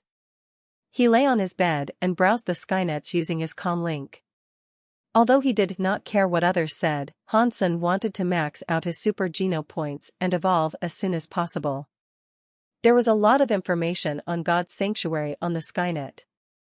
Hansen's main focus was the creature activities near Steel Armor Shelter and its neighboring shelters. It was not easy to fish out useful information on the Skynet. Hansen had been paying attention to news every day, but did not have much luck. Suddenly, a post caught Hansen's attention. It was posted by someone in Steel Armor Shelter, saying that he had spotted a phoenix in Devil Desert. Since images could not be recorded in God's sanctuary, the poster with the ID Rainbow Man simply described what the phoenix looked like. According to his description, the creature was somewhat like the legendary creature. However, all the creatures looking like phoenix were discovered in higher phases. Hansen had never heard of a phoenix-like creature in First God's sanctuary. Many people replied to mock Rainbow Man, but Rainbow Man insisted that he had seen that creature and described it with more details. According to Rainbow Man, the creature he saw looked like a peacock with golden flames as its flesh and feather. In addition, Rainbow Man said when he spotted the phoenix-like creature, it was resting on a huge tree. When the creature left, Rainbow Man went to check the tree and found it was turned into charcoal. There was never any fire, and the tree was still intact. However, the entire tree was carbonized. Hansen did not know whether Rainbow Man was telling the truth. However, it was a lead and gave him some hope. He replied and asked where Rainbow Man had spotted the creature. Shortly, Rainbow Man answered Hansen and said he was not sure how to describe the location. Indeed, the desert did not have much reference for a clear description. However, Rainbow Man said he knew how to find the burnt tree. Hansen hesitated and sent Rainbow Man a private message, saying he wanted to pay the guy to take him to the tree. However, Rainbow Man did not reply until Hansen went to bed. The next morning, Hansen got up and went to Professor Yin. Last time he brought Jing Jia with him, whose testing scores interested Professor Yin as Hansen expected. However, Hansen was not off the hook and had to check in with Professor Yin once every few days. Although Hansen did not want to fake the data, he had to. If his fitness level was published, there must be a ton of troubles, which was the least thing Hansen needed. All he wanted at this point was to max out on his super geno points. Hansen arrived at Professor Yan's lab and completed the test. Afterwards, he watched Jing Jia's test. The test Jing Jia was doing was completely different from the one Hansen did. Jing Jia was using very special devices, and it should have been Hansen in his place. Hansen watched for a while and felt interested. He asked a researcher he had become familiar with, "Brother, what is the device that Jing Jia is using? It looks quite impressive." Qin Jiming smiled and said, "It is called cell activator, something we have developed specifically for this study. It vitalizes the body cells and keeps it active, so that all functions of the body could be enhanced. This way, we could determine one's maximum fitness."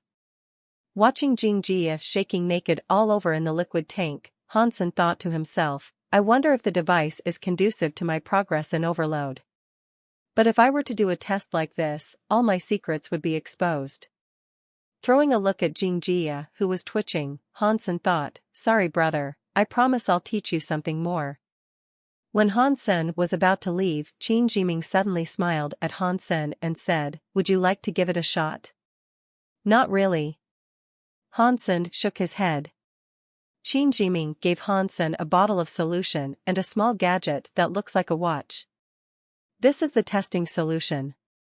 It would not affect your body and is only used to test your body cells. Drink this before you go to sleep and do the test when you get up, then you will find out how much potential your body cells have. After getting that data, we could determine to what extent your body cells could be activated." "How do I use this?" Hansen asked Qin Jiming, pointing to the gadget. Although he did not want to be the subject of the trial, he was curious about his potentials. Qin Jiming told Hansen how to use the gadget and Hansen took the solution and gadget to the holographic training hall. He had not logged in Gladiator for a while. Checking his friend list, Hansen found that both Queen and QHC were offline, and Desperado, whom he added long time ago, he was online. Since adding him, Desperado had never sent him a message or invite. Hansen did not understand why Desperado would add him in the first place. He was very impressed by Desperado, who had very high fitness level. Hansen was matched with him randomly by the system several times and lost within a few movements every time. Sparring with such a master, Hansen could barely learn anything because he lost too fast. Closing the friend list, Hansen suddenly received an invite from Desperado when he was about to be matched randomly. Hansen hesitated and clicked yes. He did not care if Desperado simply wanted to kick his ass, because hardship was what made one improve. Hansen accepted the invite and entered Gladiator. Seeing Desperado was still empty-handed, Hansen chose not to use any weapon as well. "Friend, which branch in Ares Martial Hall are you from?" After the countdown ended, Desperado did not attack but sent Hansen a message. Hansen was dazed and answered, "I am not in Ares Martial Hall." Desperado was surprised. There were plenty of students from Ares Martial Hall in Gladiator. Since Hansen was able to mimic 13 slashes and diversion, Desperado thought he might be someone from Ares Martial Hall, which turned out not to be the case. "Are you interested in joining us?" Desperado asked. He was interested in this person who could keep QHC interested in fighting him. "I'm sorry, but I am still in military school," replied Hansen casually.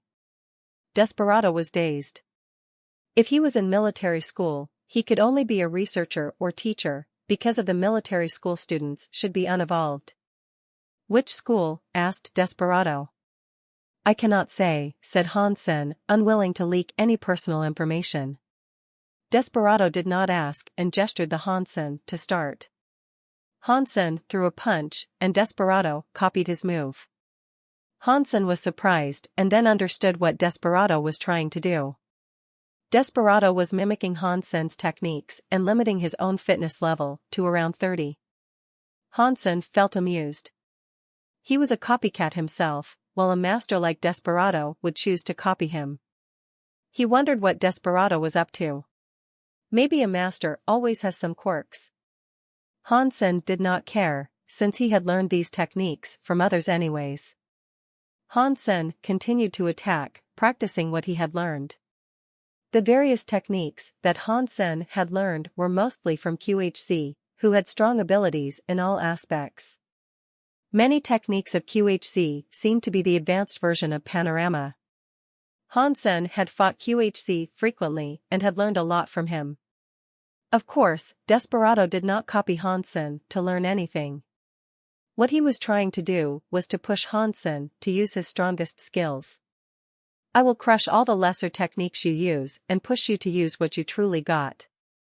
Therefore, I could determine how strong you actually are. Desperado was confident in doing that.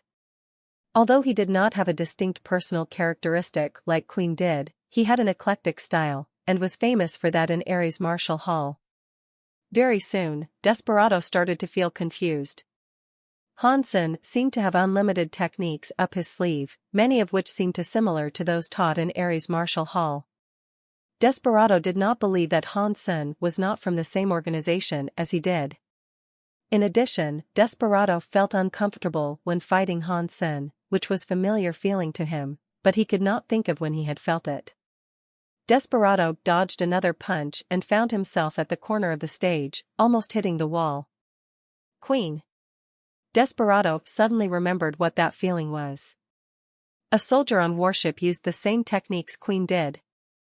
Desperado then realized he was right. It was what Queen made him feel. Although a soldier on warship was no match to Queen and did not bring him the same pressure, the feeling was the same. How could this person make me feel this way? It is impossible, he had learned that elsewhere. Maybe this guy is connected to Queen somehow? Desperado thought to himself skeptically. When he thought about it, he felt it was impossible. Queen was an orphan raised by Huangfu Xiongqing. Since a soldier on warship said he was not from Ares Martial Hall, how was it possible that he was connected to Queen? Desperado was trying to confirm this, so he defeated Han Sen with one blow and sent Han Sen another invite. Why did Desperado defeat Han Sen? Because when trying to maintain his fitness level around 30, he was trapped in the corner by Han Senator. If he did not use his true strength, he would lose. Ready to fight again, Desperado again chose to keep his fitness around 30. He was paying attention to Han Sen's every move and was able to determine Han Sen was indeed using Queen's skills. Trying to fight Han Sen with a fitness level around 30, Desperado was basically fighting Queen of a weaker version, which allowed Desperado to observe the kiting skills better. Desperado thought it might help him in the future when he sparred with Queen. With such thoughts, Desperado fought Han Sen repeatedly. However, as long as he kept his fitness level the same as Han Sen, he would always be pushed into a corner. There was simply no way he could win. All he could do was to rely on his fitness. Desperado was upset about this. He was a fast learner himself, but he was unable to learn the kiting skills no matter what. There was a simple explanation for that. As long as one knew the rules, one could play Go. However, not everyone could become a master. Although Desperado was good at mimicking other people's skills, calculation and strategy could not be obtained simply by mimicking. One had to think for oneself. Han Sen was a beginner himself, and was not even close to Queen's level. However, he could beat Desperado, who had never tapped into this field before, easily. The two fought a dozen times, and Desperado won every single time. However, Desperado was not happy at all. He only won because he had better fitness. In terms of technique, he had lost completely. I should go. See you next time. Han Sen left Gladiator at mealtime. He felt like he had gained a lot. In the beginning, Desperado was trying to copy him, but later, Desperado had to use many techniques he had not seen before to cope with kiting skills. Han Sen could not learn everything on the spot, but it was still a great inspiration for him to practice Panorama. If it was not because he wanted to use Gravity Trainer after lunch, Han Sen would have fought Desperado some more. Although Han Sen was still losing on Gladiator, he was committed to practicing on Gladiator. It did not matter whether he could win as long as he was making progress. After lunch, Han-sen walked to a gravity trainer. Suddenly, he got a message on his comm link which turned out to be from Rainbow Man. Han-sen quickly checked Rainbow Man's reply. Rainbow Man said he had organized a group to hunt the phoenix-like creature. If Han-sen was interested, he could sign up as well. Joining the group would cost Han-sen a fortune, and he had to have enough strength to get Rainbow Man's approval before joining. Rainbow Man had also told him a time and place to meet. Han-sen thought it would not hurt to take a look. There was no one he feared in Steel Armor Shelter anyway. The time was set on the day after tomorrow. According to Rainbow Man, he posted the information several months ago, so he could not guarantee the creature would still be there. All he could promise was to find the burnt tree. Han-sen wrote down the time and place and decided to take a look the day after tomorrow. He would not let go of any lead on a super creature. Entering the gravity trainer again, Han-sen still set the parameters around 25. This time, he made it to the 5th testing item. I have passed 5 and there are only 5 more to go, thought Han-sen. If he could reach 25 using just overload, his fitness could pass 30 with Heresy Mantra added. With the Flame Lieutenant and Devil Sword, he would then be a threat to super creatures. Of course, there was that he could hit a super creature in its weak part. In addition, I will need a Sacred Blood Sword, otherwise the Devil Sword would be useless. However, Han-sen could not think of anyone who had a Sacred Blood Sword. Son of Heaven used to have a Sacred Blood Sword, which he took to Second God's Sanctuary. Even if he did not, it was unlikely that Son of Heaven would sell the sword to him. Han-sen pondered and did not think anyone else in Steel Armor Shelter who had a Sacred Blood Sword. If I can't find a Sacred Blood Sword, that will be problematic. Han-sen suddenly thought of the Z-Steel blacksmith. He remembered seeing a weapon with 75% Z-Steel at the blacksmith's place. He wondered if that was real. The best Z-Steel product in the Alliance only had less than 20% Z-Steel. If that weapon really had such a high portion of Z-Steel, maybe it could even be compared to a Sacred Blood weapon. In that case, I wish it could be remodeled into a sword. Han-sen dialed the blacksmith's number and asked about that weapon. He remembered the price was 100 million, which was no longer an issue for Han-sen as long as it was good. It is definitely stronger than a Sacred Blood weapon. But it could not be remodeled, the blacksmith replied Han-sen definitively. Why not? Han-sen asked, puzzled. It was a metal weapon, it could always be remade. After a long silence, the blacksmith said, this is not made with human technology and no one could remake it. Han-sen continued to ask, but the blacksmith did not answer any of his questions and hung up. There was nothing Han-sen could do. If the weapon could not be made into a sword, it did not make sense for him to purchase it. At the agreed time, Han-sen went to meet Rainbow Man and gasped, "It's you?" Rainbow Man had the same reaction and stared his eyes wide. Rainbow Man turned out to be Su Xiaoqiao. Damn it. You're Rainbow Man? Han-sen looked Su Xiaoqiao up and down, wondering if he was disseminating fake news for money. Su Xiaoqiao and chuckled and said, I just wanted to make some money and didn't expect to meet you. So you were lying about the phoenix-like creature? Han-sen asked in disappointment. Of course not. When have I ever lied? All right. Maybe I have. But I can swear on my dick this time that I have seen that creature, Su Xiaoqiao said excitedly. Really? Han-sen looked at Su Xiaoqiao incredulously. The realist. Su Xiaoqiao felt upset being doubted. Okay.